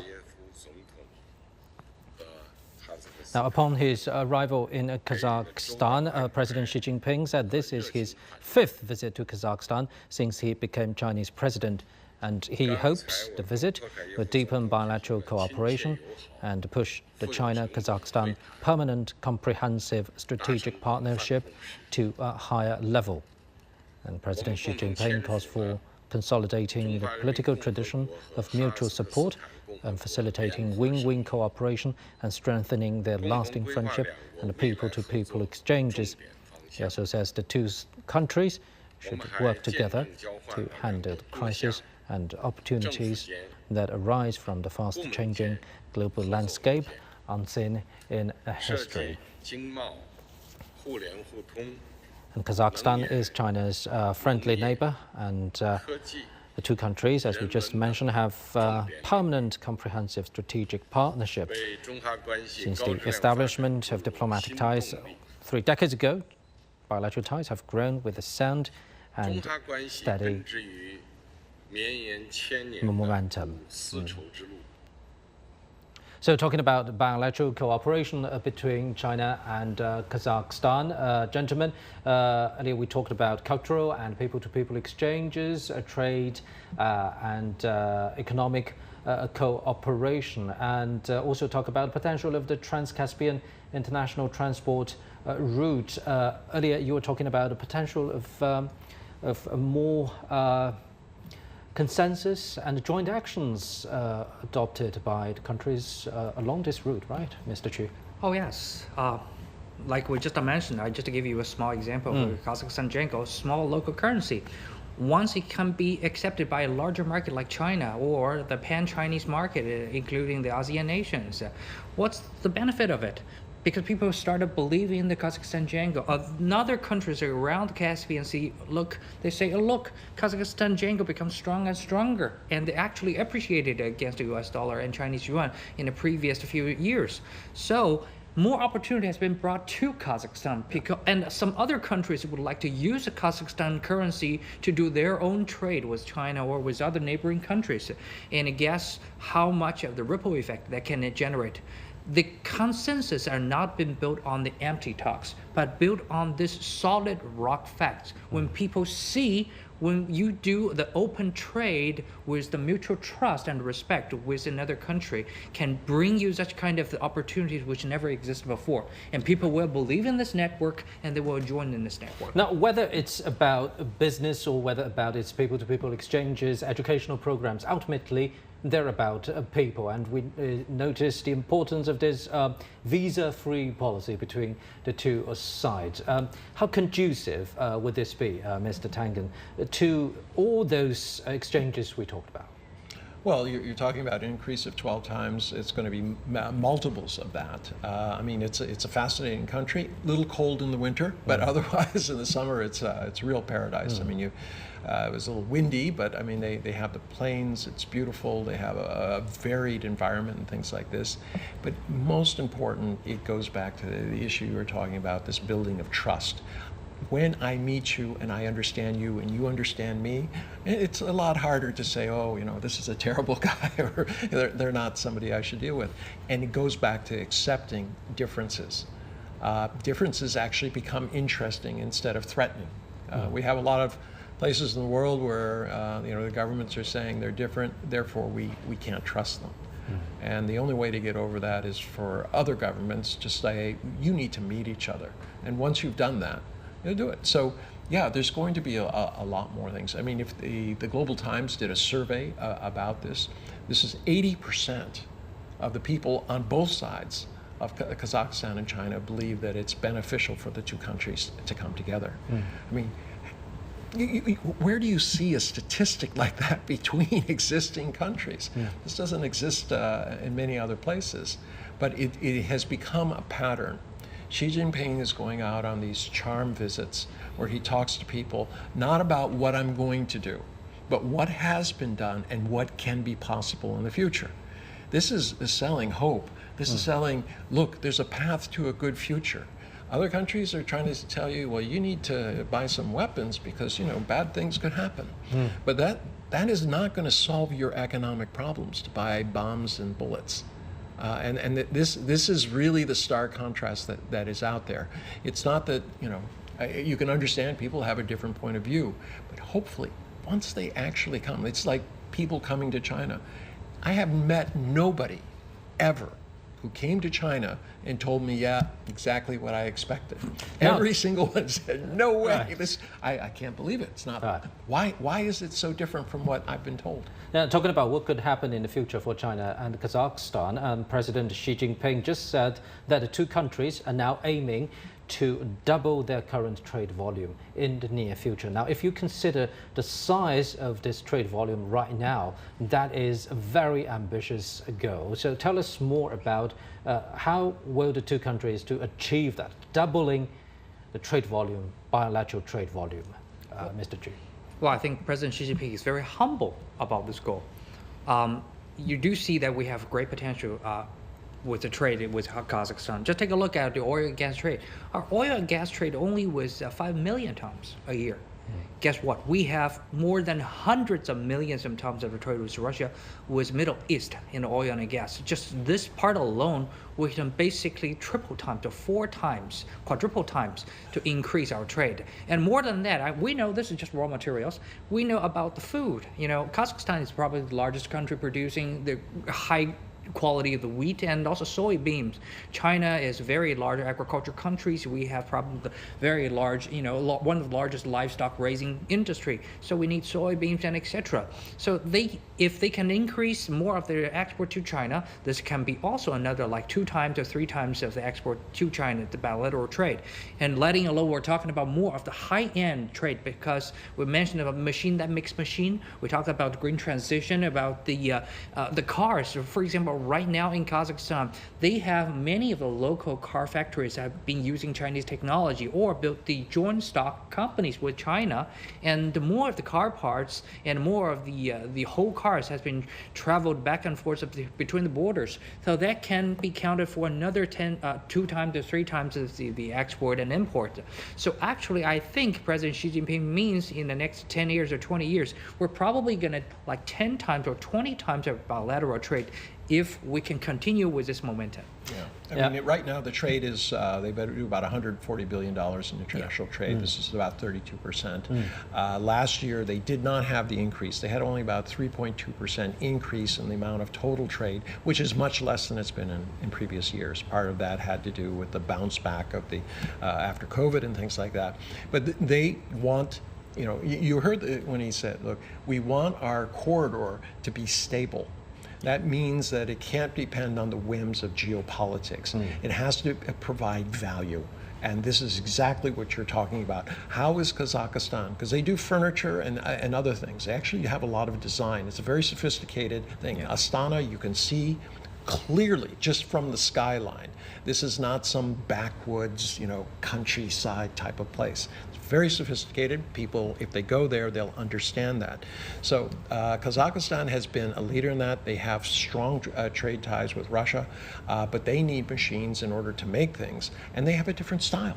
That's the beauty of having these kind of different places. So they can produce more efficiently than other countries, and this is the kind of trade that they want. They want to climb the value ladder, not be stuck just with resources. And do you think this is the same story goes to many emerging economies like Kazakhstan? And just the latest update, President Xi Jinping has said that China supports Kazakhstan to apply for membership of BRICS. What's your reading into this? Well, I mean, they're a perfect candidate. First off, they have a very low, national debt and things like that. They're in a stable situation. Yes. You also have a lot of countries that are perhaps not doing very well who say, I want to join BRICS, but clearly they want to join BRICS because they're hoping that to get some financial support. I'm not saying that's wrong, but you also need to bring in countries that have the ability to engage in trade and to help out other countries. You can't just have a group of begging nations in there all looking at each other going, you don't have any money, I don't have any money, how are we going to do things? The deficit for infrastructure around the world is about $4 trillion a year. China has been trying to fill that, but it can't do that alone. BRICS and these other nations, and with the example that you were talking about, this idea that countries can grow organically if they're just given the right tools to do it. This creates hope. The hope steers people away from conflict. And that's really everything that China's trying to push. There's you always hear about, well, what's China up to? Well, they're doing good things. We wouldn't do that, so they must not be willing to do that. The truth is, people have to stop judging China based on what the US and Europeans have done in the past. They have to look at it as a civilization state, not an empire state. They're not trying to expand their influence. And that's the automatic assumption because we're used to powers that we're basically just taking things from other countries. Yes, Stu, sticking to this update, China supports Kazakhstan to apply for membership of BRICS. So what's the charm of BRICS right now, Mr. Chu? Well, BRICS have many resources can provide it to the members. For example, they have all kinds of arrangement in the regard of economic development and trade. Just take a look at the RCEPs, just take a look at the tariffs, just take a look at the exchange of the personnel and as well as the technologies. It allows all kinds of factors to flow freely across the members. So, which enables Kazakhstan, the country like Kazakhstan, to have another catalyst to grow further. Because I think Einar has mentioned a very important point. You need to bring value to this, members network, and also you need to be responsible players inside that. I think Kazakhstan has already proved this. They can, and they are, already being a very vital part of linking the Belt and Road in the Central Asia region. And right now, with all these conditions provided by the BRICS countries, that they can grow faster and contribute back to the BRICS countries even more. I think this is number one. I think secondly, it's about political factors. Internationally speaking, BRICS countries have a network of speaking of the together voices, which allow them to alleviate more of these political influences towards the international and global issues. Stay together, they can, speak in one voices to fight for more of the righteous right for themselves and speak for more of the emerging markets and the developing nations. And letting alone this network forms a platform for further exchanges on higher end of the technologies, which are usually be limited to a very small numbers of the members or friends, right? So with the access towards this bigger platform, I think Kazakhstan will become a very important member, not only in Central Asia, but also in the globe. And yes, Ms. Duncan. Well, no, I want to just emphasize that last point he made. I mean, what other grouping is there in the world which is representing the rest of the world, which traditionally called the Global South, but the stands are not Global South. So what you see are countries that were previously overlooked or were basically used by colonial powers are saying, look, enough of that. We need to start speaking up for ourselves and advocating for a world order that allows us to determine our own path, where we don't have to make choices. You know, what Xi Jinping was saying about the non-aligned movement and the recent speeches and things like that, it talks about the evolution of the rest of the world, which has the base markets, population, resources, manufacturing, right? They have all these things. Now they need to have a way of stepping up and dealing with a lot of the old powers who still want to insist that they should be running things. And having said that, do you think actually a great or overwhelming mind shifting is in brewing? For example, we talked so much about, you know, from strict geographical and physical terms, Kazakhstan is a landlocked country, but actually empowered by coordination, alignment, a strong political will, and technology. It can no longer be exactly what you said earlier. No one could imagine it before. Yeah. And now it's happened. Yeah. And politicians must adapt. Yes. Right, and going back to bilateral ties between China and Kazakhstan, we talked about trade, for example, in commodities and in many other terms. What about trade in services? For example, tourism. What's the potential in there, Mr. Tang? Well, it's much greater from the Chinese side going there, just simply because there's 1.4 billion people here. Obviously, it's not the amount of tourism coming from is just limited. I mean, basically, the entire country is, you know, like a large Chinese city in terms of total population. But it's not just the quantity; it's the fact that people are getting to know each other, and that they're you know, because I'm surprised, and I'm sure you have many stories about this, about a lot of the stereotypes that people had when they don't know. I mean, it's like today, you start looking at these surveys that are made, you know, countries that have been locked out of China, who previous to COVID had a very positive attitude, all of a sudden have a negative one, and they haven't been here. And that goes to this issue of people-to-people exchange, which I think the government is rightly putting a tremendous amount of emphasis on. In terms of the economic benefits, I think definitely Kazakhstan will be on the positive side of that, and we've already seen it in terms of the 12-port increase. You could expect that to triple easily with just a little bit of interest on the Chinese side. I mean, look at Chinese and cigars. Always, you know, a few Chinese people said, oh, I want to try this.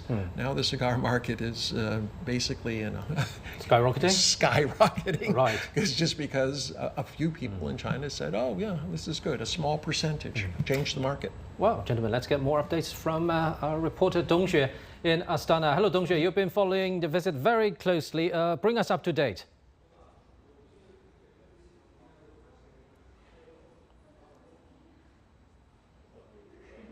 Well, Panda, right behind me at the podium, Chinese President Xi Jinping and the Kazakhstan President Tokayev has just met with the press, and they both released a joint declaration between China and Kazakhstan. And in that declaration, it covers a wide range of cooperations, and also including that China will host the Kazakhstan tourism year next year.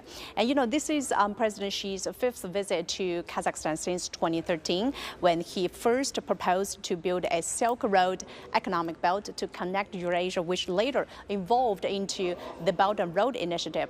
And as President Xi wrote in a signed article before his trip, he said he looks forward for closer China-Kazakh cooperation and drew a new blueprint for further growth of China-Kazakhstan relations, as well as with the SCO. And that said, you know, the SCO summit will be kicking off tomorrow. One of the issues that will top the agenda this year, obviously, will be economic cooperation, which is a prominent, you know, of issues which will be top the agenda in Astana. The summit is expected to produce initiatives aimed at reducing trade barriers, harmonizing regulations, and promoting investment across member states.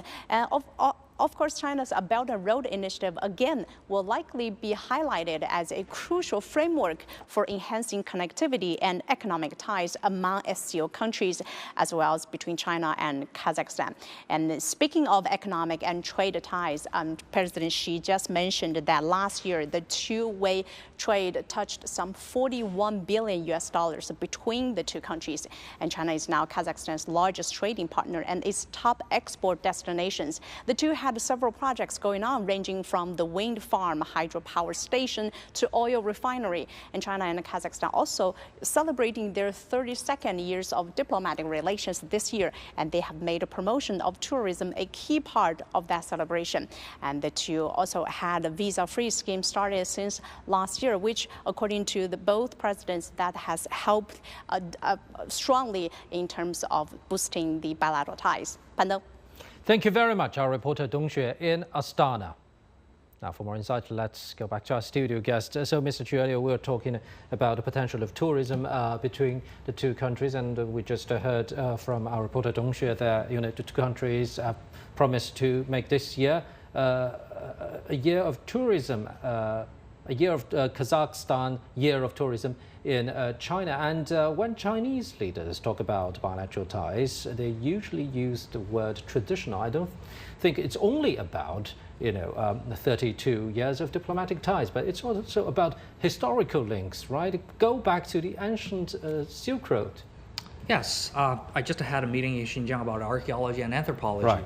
Actually, through the Silk Road, we have all kinds of the common relics and antiques discovered along the road from Xinjiang to Kazakhstan, to Samarkand, and to all this road, with a similar kind of an impact on the cultures, with mixed, ingredients from the Roman Empire to the Sashan Empire, and also to the Middle Asia or Central Asia region, and also to the Tang Dynasty Xinjiang, styles. So everything's mixed together. So actually, our bilateral or multilateral communication started from that kind of the time. We're like 2,000 years ago.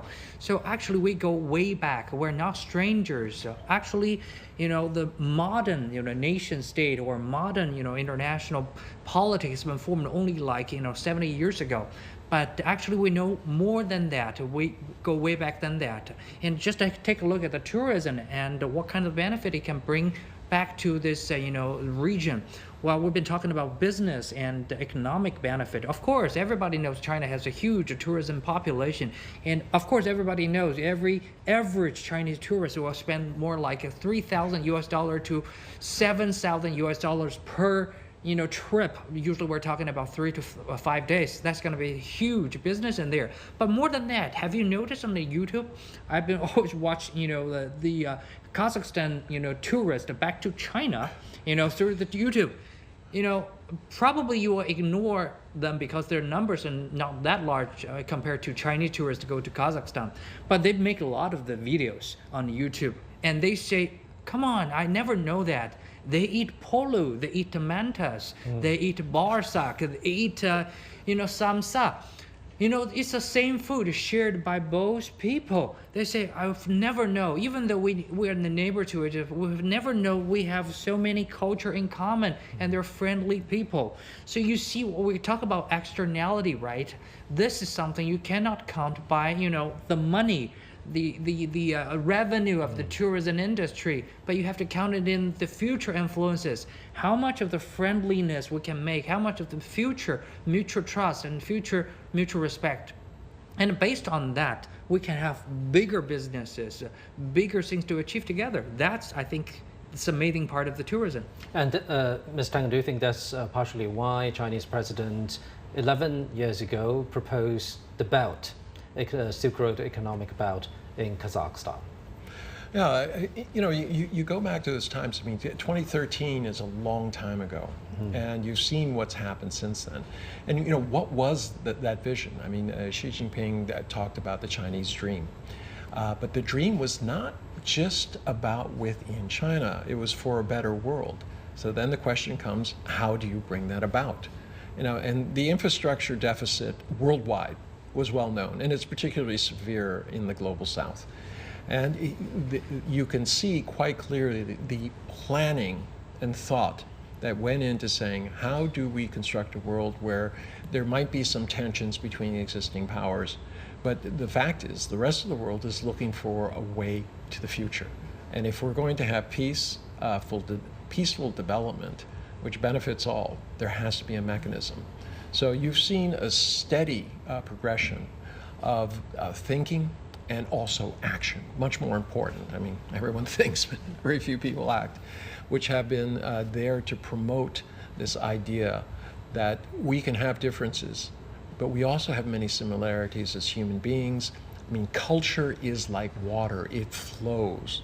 I mean, there's so many influences from the Arabic world in Asia, and so many Asian influences in the Arabic world and European world.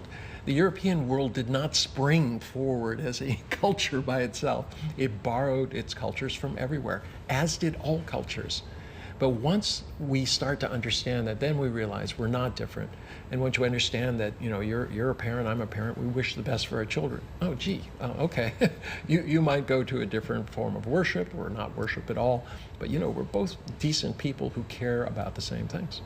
Right. Earlier we talked about massive projects, infrastructure projects, and their implications for the Eurasian continent, but it's so much more than that. It's also about African continent, right? For example, the Trans-Caspian route. Tell us more about the implication for the African continent, Mr. Chu.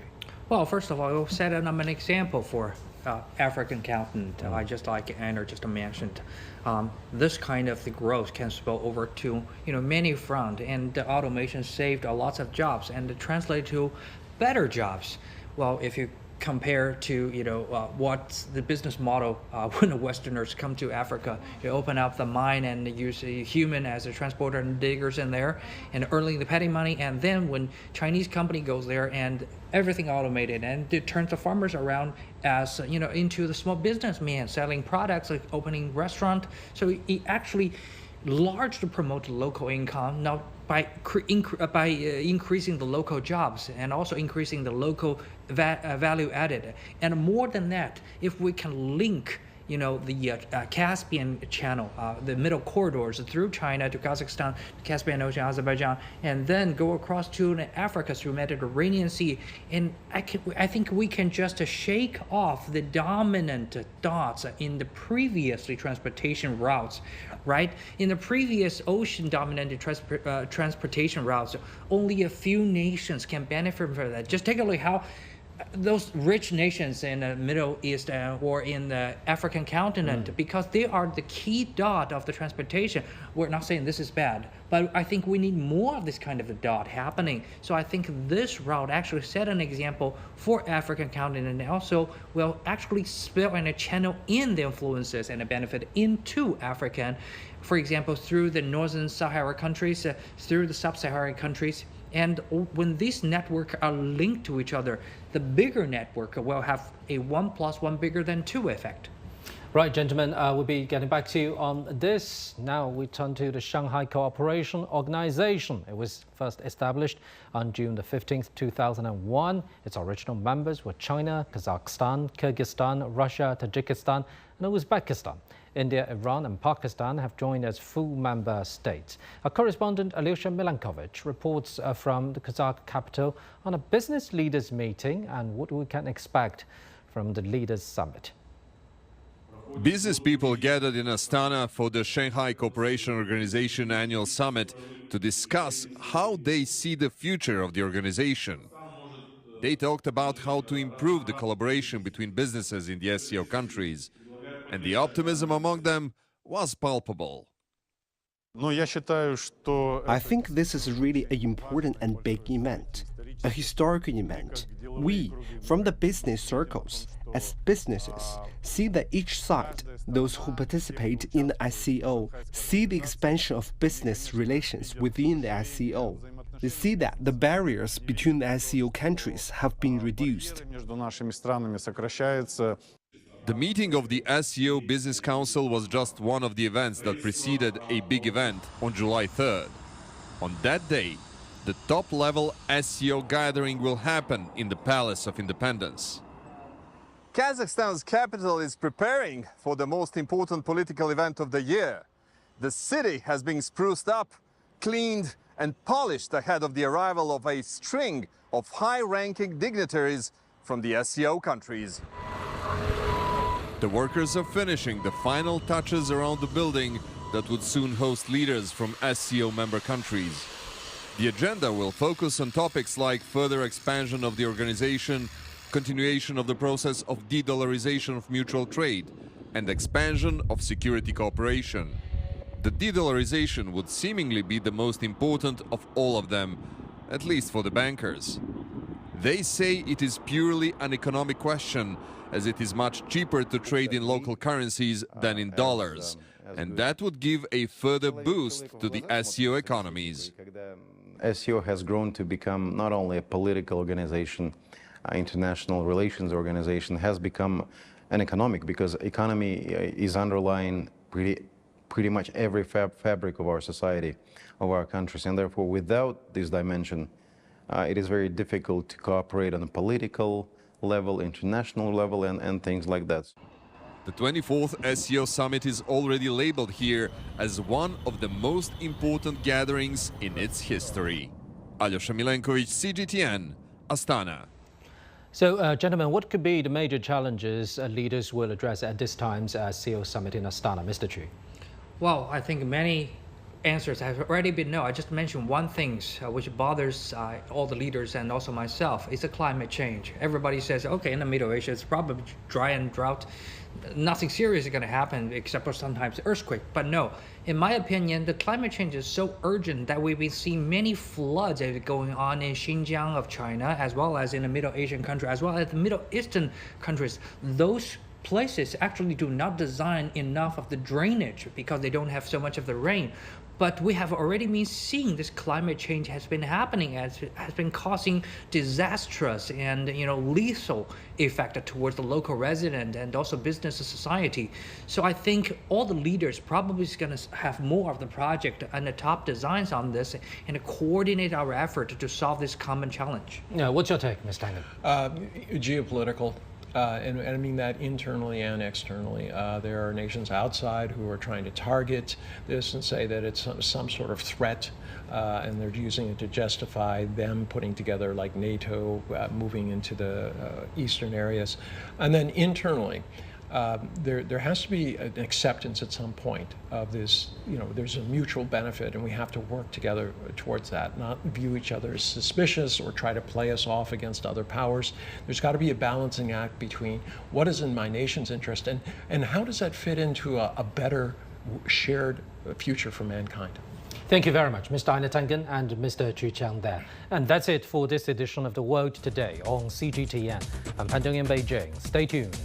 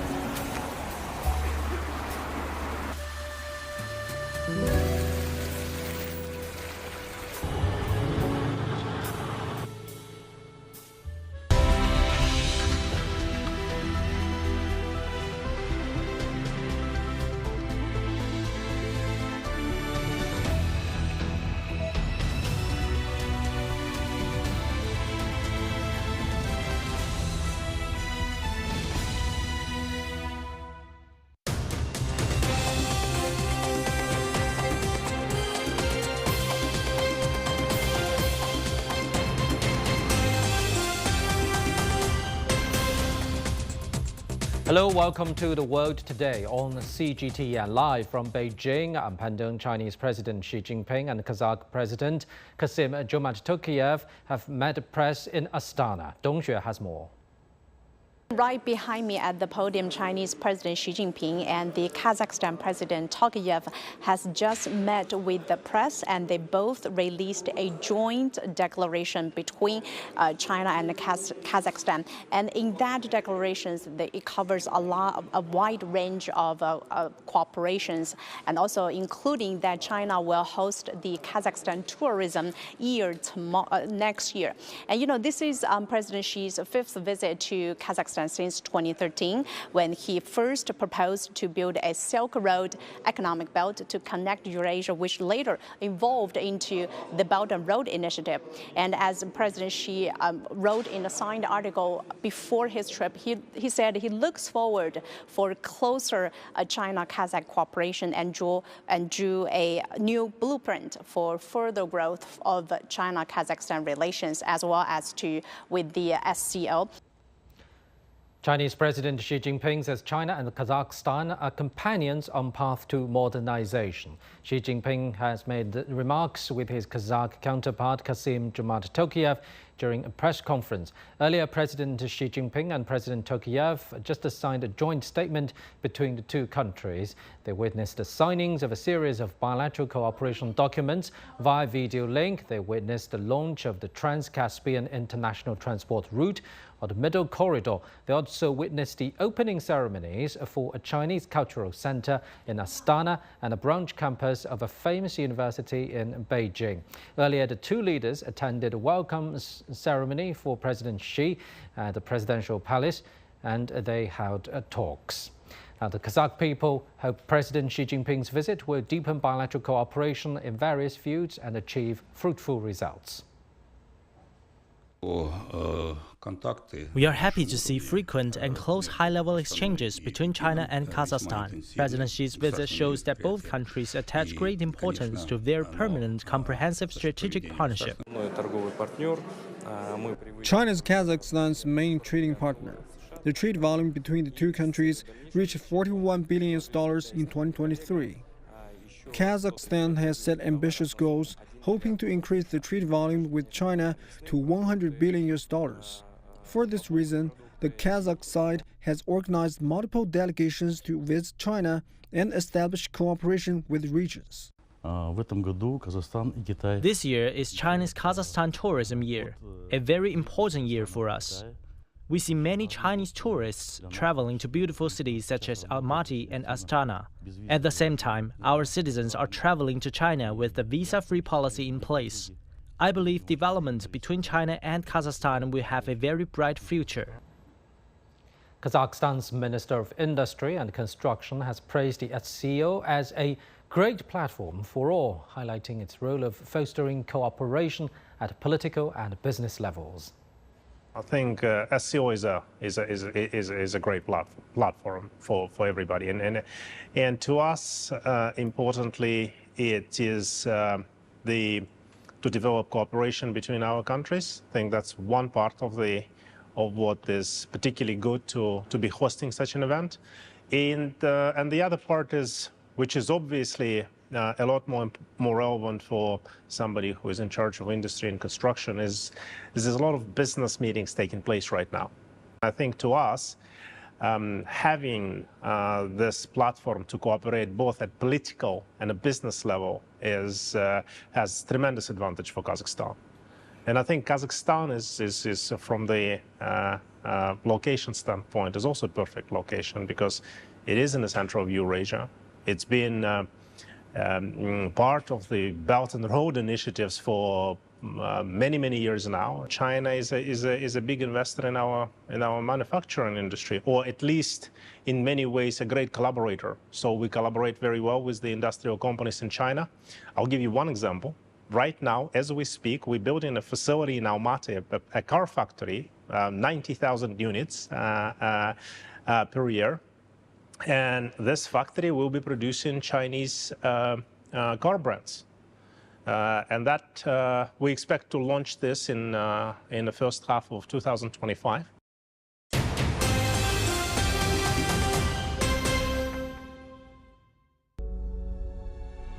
Facing the unknown is always difficult. In a world in turmoil, it's easy to lose orientation. But when the storms come, we have to see the possibilities, reinvent, find new opportunities, discover a path forward. CGTN, see the difference.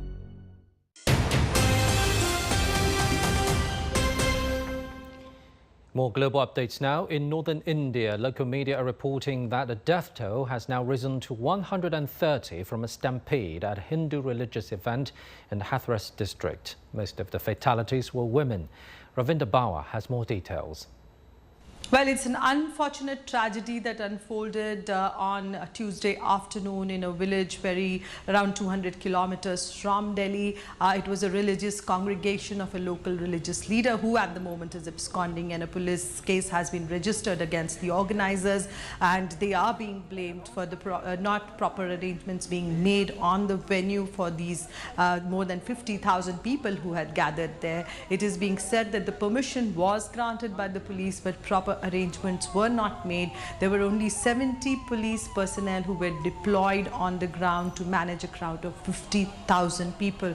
So that kind of arrangement, these kind of loopholes were there, and also the point that when the program got over, the whole incident unfolded then because people tried to leave. It was also hot and it was in an open ground. So when they were trying to leave, certain entry points were blocked, and that's where they all gathered and they were trying to get out from the venue when the stampede started.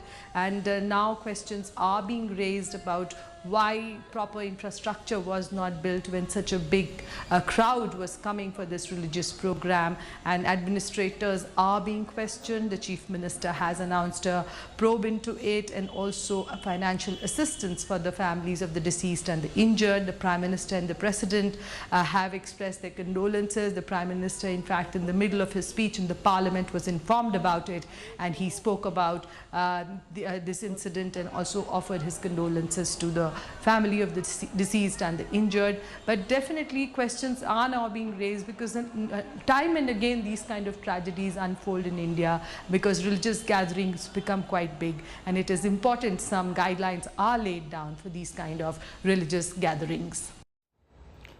Now we turn to Kenya. More demonstrations have erupted across several parts of the country. In the capital, Nairobi, riot police fired tear gas at protesters calling for President William Ruto to resign, even though he has withdrawn proposed tax increases. There is growing anger over police brutality following a week of clashes. Robert Nagila has more details from Nairobi. For much of Tuesday, police engaged demonstrators in running street battles here in the central business district in the capital, Nairobi. Police used stun grenades, rubber bullets and tear gas to disperse the protesters, who responded with rocks. Most businesses in the central business district remained shut, with business owners in some sections of the city arming themselves to protect their businesses against criminal elements. Compared to other protests, Tuesday's protests were much smaller in number, with police preventing protesters from accessing the central business district. In other towns, protesters were back on the streets, but their numbers were nowhere near previous demonstrations.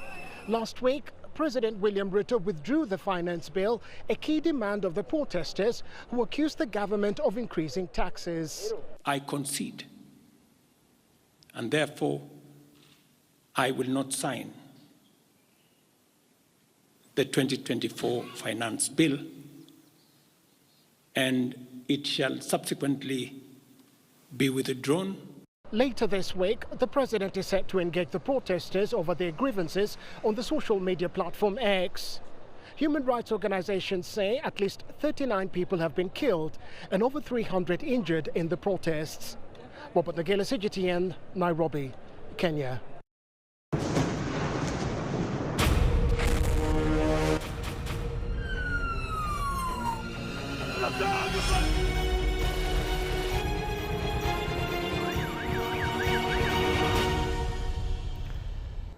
Israel's offensive on Gaza continues. At least 12 Palestinians have been killed in an Israeli airstrike on an apartment in central Gaza. A tally by Palestinian health authorities on Tuesday said the Israeli military killed 25 people and wounded 81 others within 24 hours. The UN has called war in Gaza a maelstrom of human misery and says that its public health and education systems have collapsed. The UN says nearly 2 million people out of Gaza's 2.3 million population are now displaced. The volume of humanitarian aid into the enclave has dropped significantly due to Israel's blockade at the border crossings. China's permanent representative to the UN has called on Israel to heed global call to allow aid supplies into Gaza. That's it for this edition of The World Today on CGTN. I'm Pan Dong in Beijing. Stay tuned.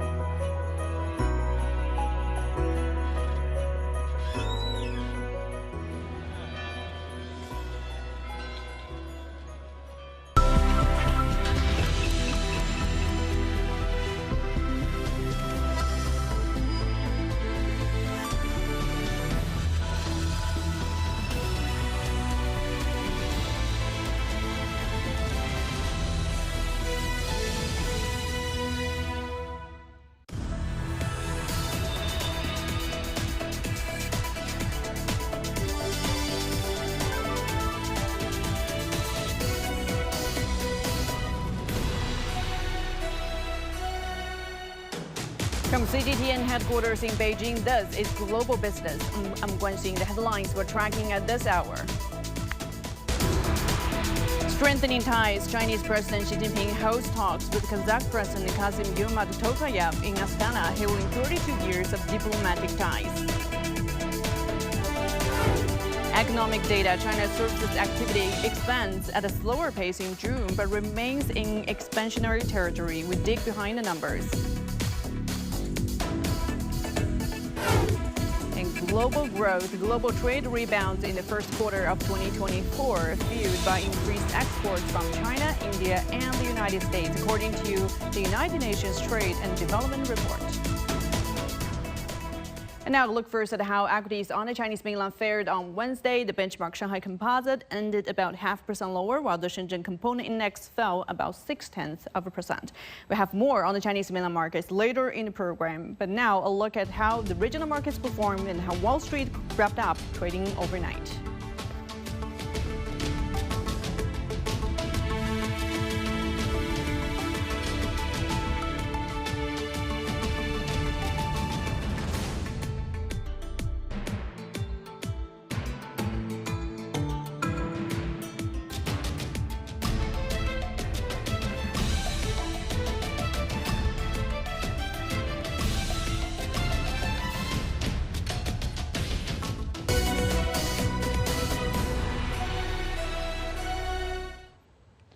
Chinese President Xi Jinping has held talks with Kazakh President Kassym-Jomart Tokayev in Astana. He said bilateral relations are now at a high level of a unique, permanent, comprehensive strategic partnership.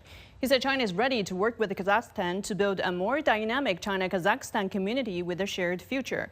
China also said it supports Kazakhstan's accession to the BRICS cooperation mechanism. Chinese President Xi Jinping and Kazakh President Kassym-Jomart Tokayev also attend a ceremony for the Trans-Caspian International Transport Route, or the Middle Corridor, via video. The corridor is one of the important trade routes connecting China and Europe. President Xi is in Kazakhstan on a state visit and was welcomed in a ceremony hosted by Tokayev earlier at the presidential palace. The Chinese president will also attend the 24th summit of the Shanghai Cooperation Organization. Our reporter Dong Xue has more. Right behind me at the podium, Chinese President Xi Jinping and the Kazakhstan President Tokayev has just met with the press, and they both released a joint declaration between China and Kazakhstan. And in that declaration, it covers a wide range of cooperations, and also including that China will host the Kazakhstan tourism year next year. And you know, this is President Xi's fifth visit to Kazakhstan since 2013, when he first proposed to build a Silk Road economic belt to connect Eurasia, which later evolved into the Belt and Road Initiative. And as President Xi wrote in a signed article before his trip, he said he looks forward for closer China-Kazakh cooperation and drew a new blueprint for further growth of China-Kazakhstan relations, as well as with the SCO. And that said, you know, the SCO summit will be kicking off tomorrow. One of the issues that will top the agenda this year, obviously, will be economic cooperation, which is a prominent, issues which will be top the agenda in Astana. The summit is expected to produce initiatives aimed at reducing trade barriers, harmonizing regulations, and promoting investment across member states. And of course, China's Belt and Road Initiative, again, will likely be highlighted as a crucial framework for enhancing connectivity and economic ties among SCO countries, as well as between China and Kazakhstan.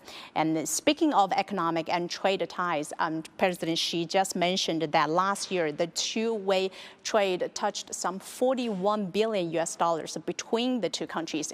And China is now Kazakhstan's largest trading partner and its top export destinations. The two had several projects going on, ranging from the wind farm, hydropower station, to oil refinery. And China and Kazakhstan also celebrating their 32nd years of diplomatic relations this year, and they have made a promotion of tourism a key part of that celebration. And the two also had a visa-free scheme started since last year, which, according to both presidents, that has helped strongly in terms of boosting the bilateral ties.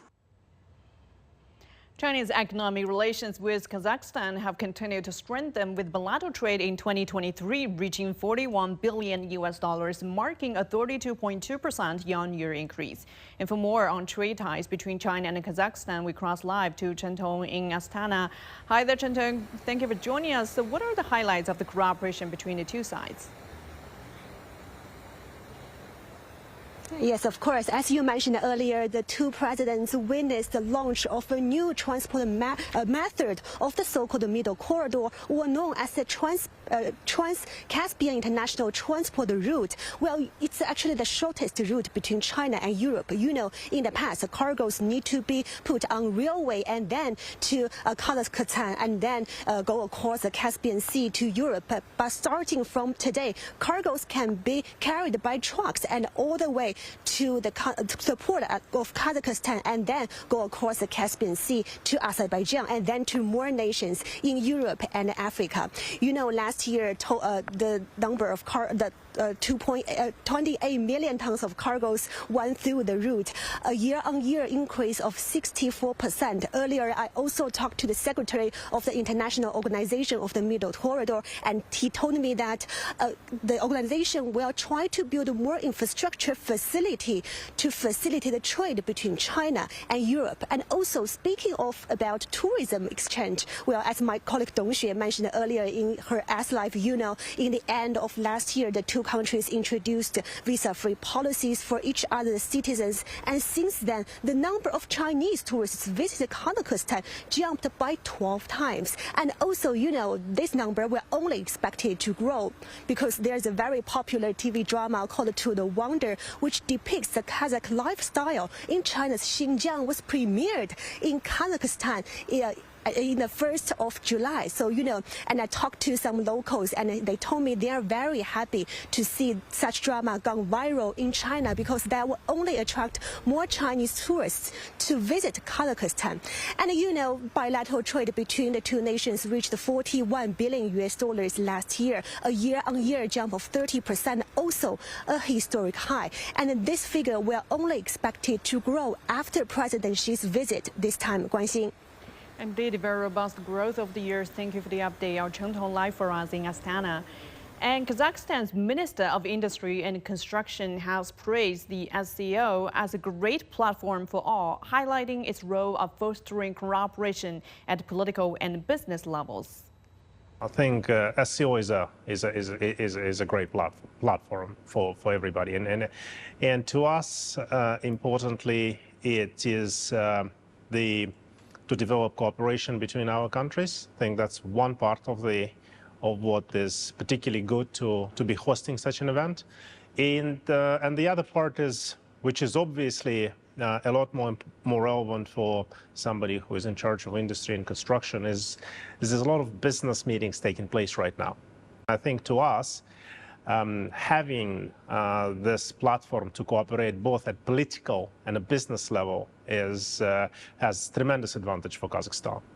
And I think Kazakhstan is from the location standpoint, is also a perfect location because it is in the center of Eurasia. It's been part of the Belt and Road initiatives for many years now. China is a big investor in our manufacturing industry, or at least in many ways a great collaborator. So we collaborate very well with the industrial companies in China. I'll give you one example. Right now, as we speak, we're building a facility in Almaty, a car factory, 90,000 units per year.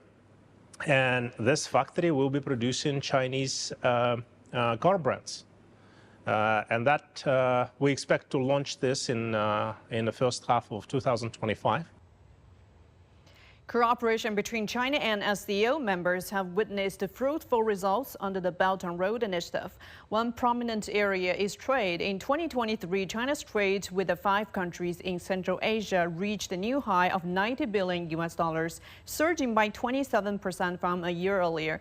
And trade relations between China and Russia, 2 of the largest SCO member countries, grew closer in 2023, recording $240 billion compared with less than $90 billion in 2013 when the BRI was launched. Another field benefiting from the China proposed cooperation framework is infrastructure, with numerous projects such as railway links paving the way for stronger ties between SCO members. For example, 11 international arteries, including 6 expressways and 5 railway paths through Kazakhstan, boosting the country's regional connectivity. China-Europe freight trains played a crucial role in seamlessly connecting Dalian Port in northern China to Central Asian countries, facilitating efficient logistics and trade in the region. Our reporter Olivia He has more. At a railway container center station in Dalian, located in northern China, a China-Europe freight train is being prepared to depart for Russia, carrying a cargo of 1,000 tons. The central railway station is under a kilometer away from the pier, making it super easy to switch the two modes of transportation seamlessly. A variety of goods, such as home appliances, children's clothing, and daily necessities, will be transported to Russia's Baikal region, smoothly transitioning between sea and railway transport. On the return journey, Russian products like sheets, minerals, and agricultural goods will be brought back to Dalian Port via the same seamlessly logistics network. In early 2021, Dalian Port commenced the transit of commercial vehicles from Central Asia, expanding its container routes to 179 and solidifying its position as a critical hub for transit transportation, warehousing logistics, and trade with Central Asian countries. Currently, the China-Europe freight trains in Dalian maintain stable operations, transporting a diverse range of goods, including daily necessities, electronics, and automobiles every week. Dalian Port stands as one of the 4 major commodity automobile transfer hub ports in China. Leveraging the advancement of the China-Europe freight train as a conduit and depending on the Dalian-Kazakhstan commodity automobile transit transportation project, Dalian Port aims to extend the international multimodal transportation route for Japanese and South Korean automobiles to Central Asia. This expansion seeks to attract high-quality industries to utilize the seamless logistics transportation channel for their operations. In Dalian, there are over 1,100 Sino-Russian trade companies, contributing to an estimated total trade volume of approximately 12.6 billion yuan in 2023. Supported by China-Europe freight train, the strengthening economic and trade collaboration between China and Central Asian countries has been infusing fresh energy into regional economic development. Olivia He, CGTN, Dalian City in Liaoning Province. China has long played an active role in infrastructure and energy development in a Central Asian country. Since 2006, the China Communications Construction Group Company Limited has made strides in Kazakhstan's energy sector with the construction of the Turguson and Moynek hydropower projects. Wang Haihuai, president of China Communications Construction Group Company Limited, joins our reporter He Jingyi from Kazakhstan to discuss the impact of these projects and the company's forward-looking strategies. The China Communications Construction Group subsidiary, China International Water and Electric Corporation, has built the Turguson hydropower project and the Moynek hydropower plant. The Moynek hydropower plant is the first large-scale hydropower station built in Kazakhstan since its independence, while the Turguson hydropower project received specific acknowledgement from Chinese President Xi Jinping in his signed article for Kazakh media. These initiatives reduce annual carbon emissions by approximately 1 million tons, aiding Kazakhstan's goal of achieving carbon neutrality by 2060. With a combined annual electricity production exceeding 1.1 billion kilowatt-hours, these projects significantly address Kazakhstan's pressing energy needs. We also trained numerous professionals in the hydropower sector to ensure smooth operations post-transfer. Yesterday, we signed an agreement with Kazakhstan to construct the country's first pumped storage power plant, further supporting Kazakhstan's energy transition and showcasing the project's potential as a model for future developments. Looking forward, what plans does China Communications Construction Group have to enhance cooperation between China and Kazakhstan and support clean energy development in Kazakhstan? Looking ahead, the China Communications Construction Group is committed to deepening its collaboration with Kazakhstan. Building on the shared visions from the Third Belt and Road Summit and recent high-level meetings, we're focusing on three main areas to spark further prosperity in our next golden 30 years. We're ramping up cooperation in renewable energies like hydro, wind, solar, and storage solutions, aiming for a greener transformation.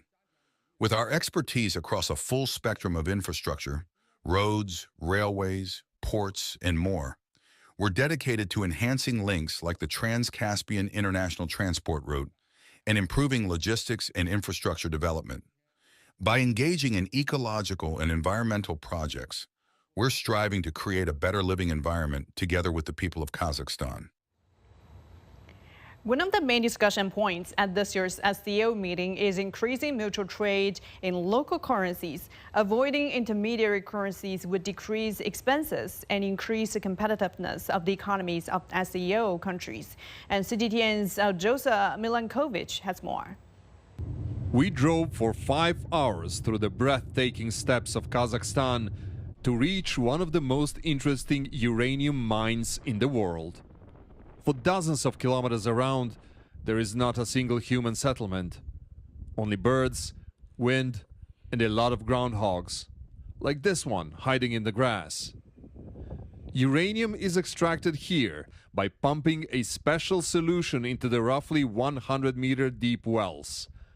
At the well's bottom, the solution dissolves the uranium and brings it to the surface for further processing.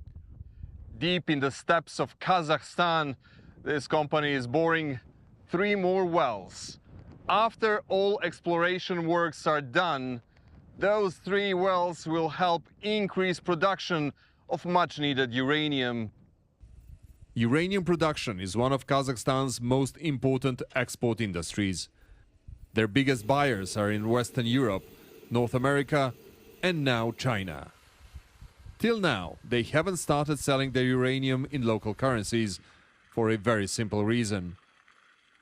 Well, we haven't thought about this because we are listed on London Stock Exchange, so our investors ask questions and we answer all those questions, and then of course they say that, and analysts also say that they are more comfortable selling in US dollars.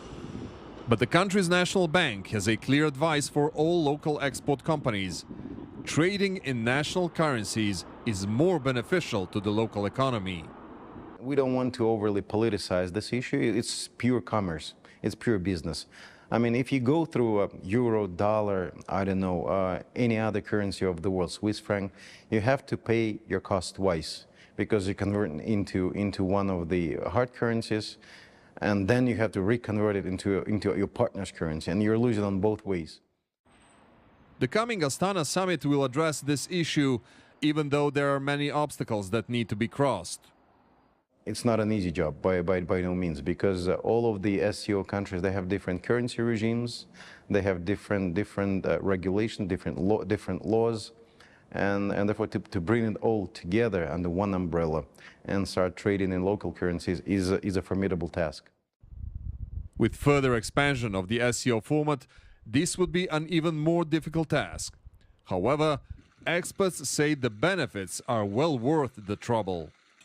Alyosha Milenkovic, CGTN, semis by mine in the steppes of Kazakhstan. And now we're heading for a short break. Still to come on Global Business. Economic data, China's services activity expands at a slower pace in June, but remains in expansionary territory. We dig behind the numbers.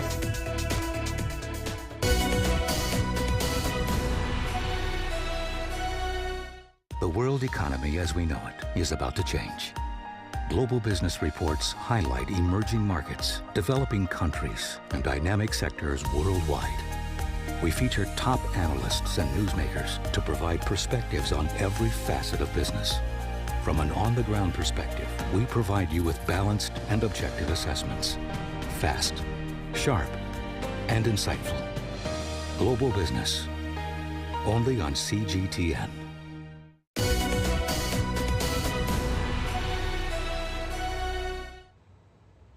Welcome back. China's services activity expanded at a slower pace in June, according to a private survey.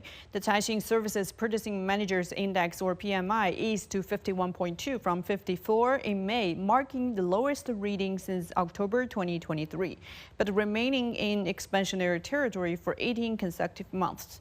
A number above 50 signals an expansion in activity. The private sector survey was in line with official PMI data released on Sunday. The slower growth in new orders was the main contributor to the fall in PMI. Data shows that the new order sub-index fell to 52.1 in June from 55.4 the previous month. The summer travel season in China has begun, and this year international destinations are proving popular. Some airlines are launching new routes to cater to the higher demand. Our reporter Zhang Shixuan spoke with some of the airlines to find out more. A significant increase in flight numbers. Some flights to Europe and Australia are already 110% of that in 2019. Our flight numbers between China and the Middle East are now 2.5 times that of 2019. New flight routes are opening.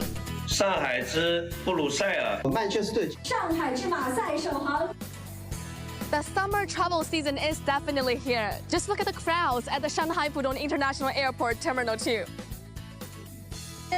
I'm traveling to Phuket. It's summer vacation. I want to go to a place along the sea. I will stay there for 5 days. This will be my first time abroad this year. I'm going to Japan and Thailand. I will stay in Japan for half a month and Thailand for another half month. The surge in demand for international travel has brought flight services to another high. During the summer travel season this year, the number of international flights departing from Shanghai is 109% that of 2019. The most popular destinations are Europe, Southeast Asia, Japan, and South Korea. During July and August, China Eastern Airlines have scheduled 2,856 international flights a week, reaching out to 34 countries and regions. It's raised the international flight numbers with European countries, South Korea, Japan, and Southeast Asian countries. For China Eastern Airlines, in Pudong International Airport, we now have 13,000 transfer passengers a day. But for the summer travel season, it's expected to hit a peak of 15,000 to 16,000. As of June 27th, nearly 7 million bookings were registered for international flights for July and August, 93% more than the same period last year. Though top destinations were mostly in Asia, airlines are making use of this opportunity to open more transcontinental routes. Europe's been a hotspot, with the ongoing Euro 2024 in Germany and the 2024 Summer Olympics around the corner in France. The first direct flight between Shanghai and Manchester departed from the Shanghai Pudong International Airport on July 1st. Now it's time for Euro 2024. It's also the summer travel season, so it's easier to acquire customers for the route. The first route was almost fully booked. For routes between China and Europe, they are not just carrying Chinese people to Europe. More European travelers are coming to China. China's visa-free policy for multiple European countries has laid a foundation for the travel demand. Apart from keeping its eye on the United Kingdom, Junyao Air also launched a new route between Shanghai and Brussels on June 30th. Junyao will fly to both destinations 3 times a week. If market performance is good, we will consider to increase the number of flights. Maybe someday, there will be a flight every day. We are now working on flights to other Asian countries. We also have traffic rights to Saudi Arabia, but we haven't used them yet, so there could be even more routes. China Eastern Airlines is focused on France, the host country of the 2024 Summer Olympics. The first direct flight between China and the southern French city of Marseille departed from Shanghai on July 2nd. There will be 3 regular flights on the route every week. Marseille and Shanghai are sister cities, and Marseille will host the sailing competition for the 2024 Summer Olympics. The first flight was full, and for the upcoming flights, the occupancy rate is quite high. If seats continue to sell at this rate, we'll most likely schedule more flights. With the launch of the new route, the airline is now operating 244 round-trip flights every week in Europe. China Eastern Airlines is set to open another 10 new international routes during this year's summer travel season, including flights between Shanghai and Penang and 19 and Melbourne. It's also increased the number of flights on 22 other routes, including series to Gatwick, Amsterdam, Sydney, and Seoul. Zhang Shixuan, ICS for CGTN, Shanghai. And now for more insights on China's service activity, we're joined in the studio by Professor Chu Qiang, Fellow of the Belt and Road Research Center in Minzu University of China. Thank you so much for joining us. So, Professor Xu, China's service PMI edged lower in June. So what factors are contributing to this decline?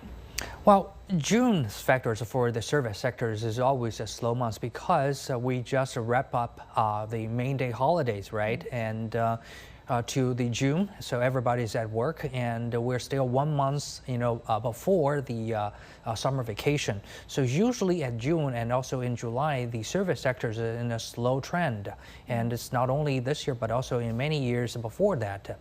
And also we can see, because the base numbers are very high in May, and also you're going to see another climax in the service sector always happening in a summer vacation. So it's kind of a normal reason we've been witnessing for many times. But I do think we still have, more things to do in the June and July service sectors. For example, in the culture exhibitions and in other non-tourism related, service sectors, there's still going to be lots of potentials. But despite the slowdown, the PMI reading has been above the 50 threshold for 18 consecutive months. So what factors are behind this continued strength? Well, I think we have two reasons for the PMI continuous growth in the past few months. I think the number one factor is still the high-tech development. Just take a look at the productions or output, no matter domestically or in the foreign market. You will see the Chinese machineries, especially the machineries for the digitalization infrastructures, for the green transition, for the new energies. These sectors still keep on growing, even though we've been facing a lot of the headwind. For example, some potential sanctions come from the European market. But hey, the market is still there, and the whole world is facing the great climate challenges, and we need to overcome these things with infrastructures, with products, the solar farms, the wind farms, and digitalization equipment and the machine to make the machines. So that's the reason why we still have this very good momentums. And as well as in China, we've been seeing there's a large scale of what we call refreshment projects going on, which means a lot of the factories trying to get rid of the old generation of the products, and production lines was replaced by the new ones, and this becomes another round of the fixed assets investment in the future, as well as we've been seeing the slowing down in the slowing down of the drops in the housing market, especially in the major cities like Beijing and Shanghai. So I think this also contributed to another stabilizing factors towards our economy and reflected by the PMI. That service sector has played an increasingly important role in the Chinese economy. So given the recent slowdown, what measures can be taken to stimulate growth in the future? Well, I think service sectors can, in the long term and in short term be, related to, several different factors. For example, in the long run, I do think the service sectors, you don't need to worry too much about it, because China right now is just at the threshold from middle-income country to a high-income country. Well, the threshold bar, according to United Nations standards, is about $13,000 US dollar per person per capita of the GDP. So China is like 20,000 right now, or 20,900 right now. So just one step away. In every country, I mean, North America countries, European countries, when they cross this bar, usually the service sector will be more than 50% of the GDP, and most people will benefit from it, and the salaries will always be higher in the sectors. This is economic pattern. No one can change that. So in the long run, don't worry about that. As Chinese economy goes up and up, people will have larger presence in the service sector. But in the short run, people need the cash flow to spend in tourism, in consumption, in the services like the health services, like the culture services, and etc. So we need to create more of the high value added jobs, for example, in the high tech sectors, to give people with higher salaries, and also the government will also need to pitch in to provide people more of the social securities and the social welfares to help people to have more affordable cash flow in their daily life, so they will have more of the consumptions. A lot of potential to tap into. And Professor Chu, and now we're in the mid-year. How do you foresee the trend towards the end of the year? Well, This year, I think the forecast for all sectors, for all the players, are very stable or very similar. For example, from the Goldman Sachs, from the IMF, which is the largest private sector and also the largest international player, and also from the Chinese Statistics Bureau, the government player, they all see that Chinese potential for this year's performance is probably be more than 5% of the GDP growth. And my calculation model says the same thing. Probably it's going to be around 5.1 or 5.2. And at the second half of the year, I think two factors will come into playing. Number one is the summer vacation, and coming after that is the end of the year holiday festivals. That's always a bigger part of our economy. And I think secondly is the coming after that is the trend for the lowering the interest rate for the major central banks all over the world. European Central Bank, the ECB, has already been doing so. Bank of England has been doing so. And a Federal Reserve, even though they've been saying they're not so worrying about that. But I think there are many evidence to show at the end of the year they're also going to lower their interest rate. When the monetary environment gets loosened up and eased, and I think they're going to be a major boost and a prop up for not only Chinese economy but also for the rest of the world economy. Well, thank you so much for your insights. We appreciate it. Professor Qu Qiang from Minzu University for us. And now we're heading for another short break. Still to come on Global Business. Trade growth. Global trade rebounds in the first quarter of 2024, fueled by increased exports from China, India, and the United States, according to the United Nations Trade and Development Report.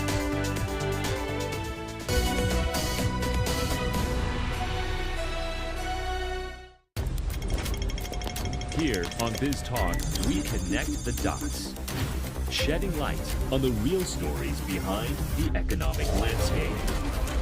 To better understand China's dynamism and the economies and rhythms of business, propelling new drivers of growth. China. Biz Talk, your window into China and the global economy. Only on Biz Talk.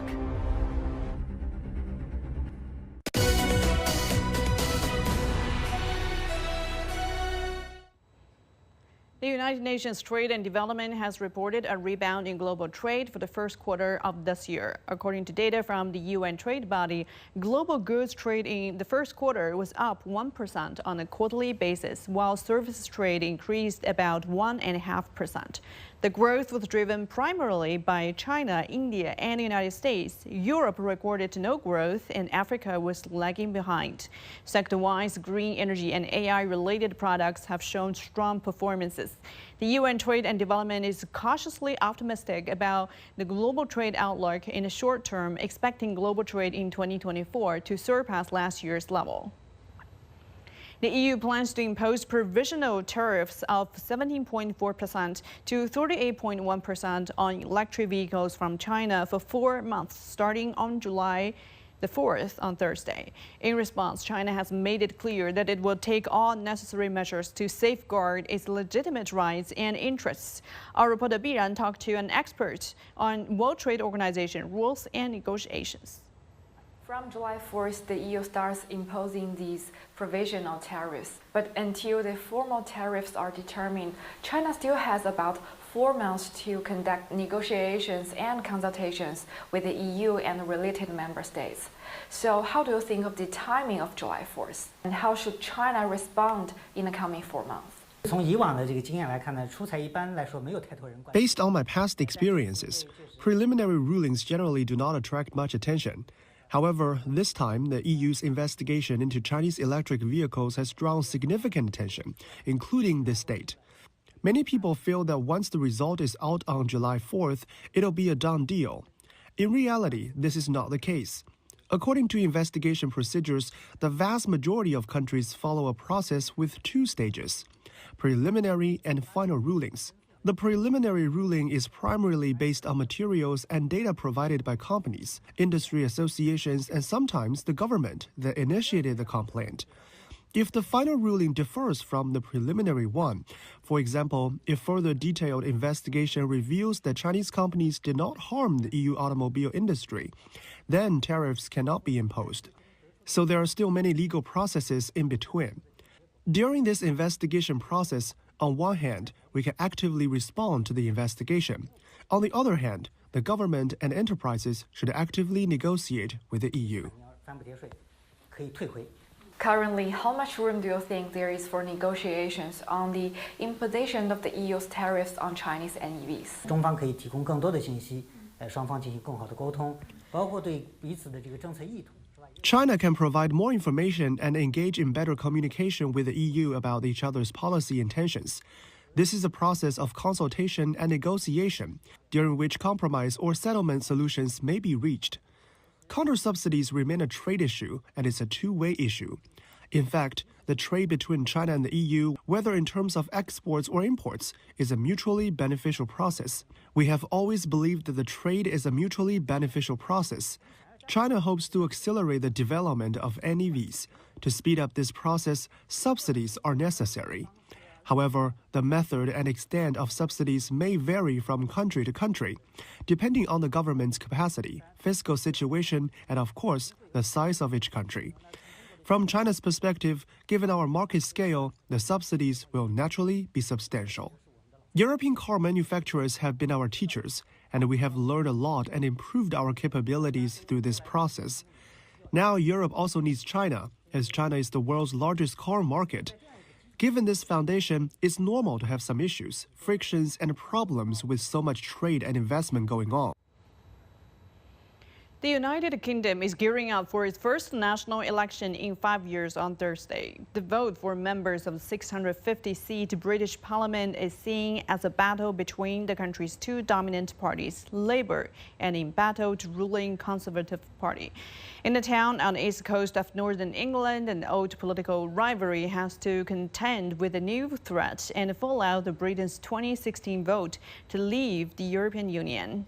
Yellow Abdavid reports. 165, 70, 70. To buy cod and haddock here, you have to be quick. The selling is fast and the fish are carted out as soon as they're auctioned. Buyers come from across the UK. In the 1950s and early 60s, it was the world's largest fishing port, and it still claims to have the busiest fish market in England. These days, most of the fish are imported from Iceland. What matters is about the things around the business. Our business is just the fish, but it's the rules and regulations around employment, about minimum wage, about pensions, about rights, and about access to getting to work, things that are actually the nitty-gritty of the business. Grimsby's docks have seen better days. At one time, they'd be teeming with hundreds of trawlers. Fish processing is still big business. Some specialised companies are not only surviving, but thriving.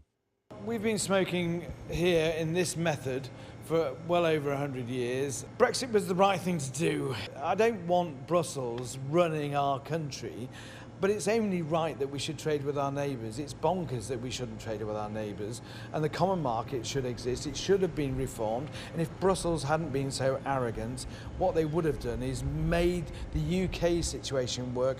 8 years ago, this constituency voted 71% in favour of Brexit and breaking away from the European single market, despite possible adverse effect and other issues too.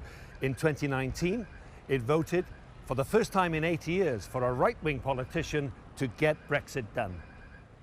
Prime Minister Rishi Sunak and his Labour opponent Keir Starmer came to debate in Grimsby.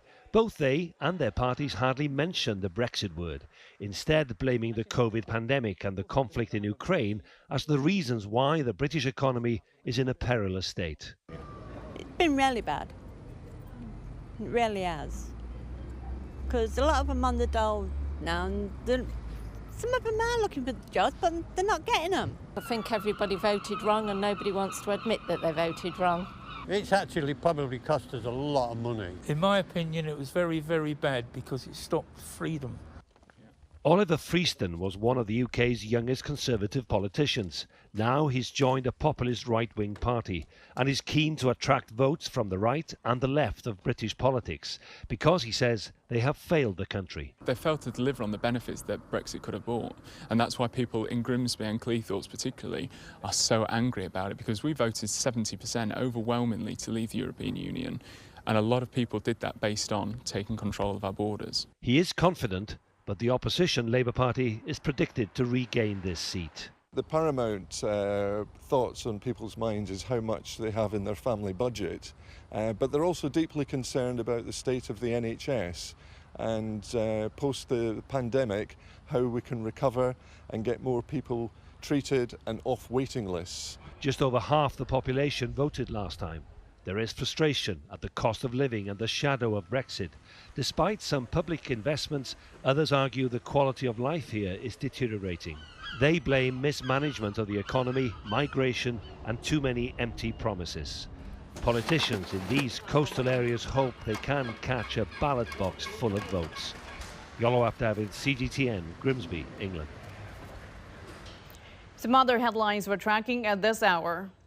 Eurozone inflation eased to 2.5% in June, but experts say this is unlikely to spur the European Central Bank to speed up its rate-cutting plans amid sluggish growth. Federal Reserve Chair Jerome Powell says the U.S. has returned to a disinflationary path, but policymakers require more data before cutting interest rates to verify the accuracy of recent weaker inflation figures.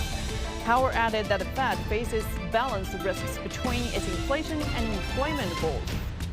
And Sri Lanka has secured a bilateral debt restructuring deal that would save the country $5 billion with extended repayment schedules and lower interest rates, particularly on Chinese loans. The agreement includes a debt repayment moratorium until 2028 and was welcomed by Japan, a key creditor to the island nation. And that would do for this edition of Global Business on CGTN. I'm Guanxin Beijing. Thank you for being with us. Well, today's coming up next. Stay tuned.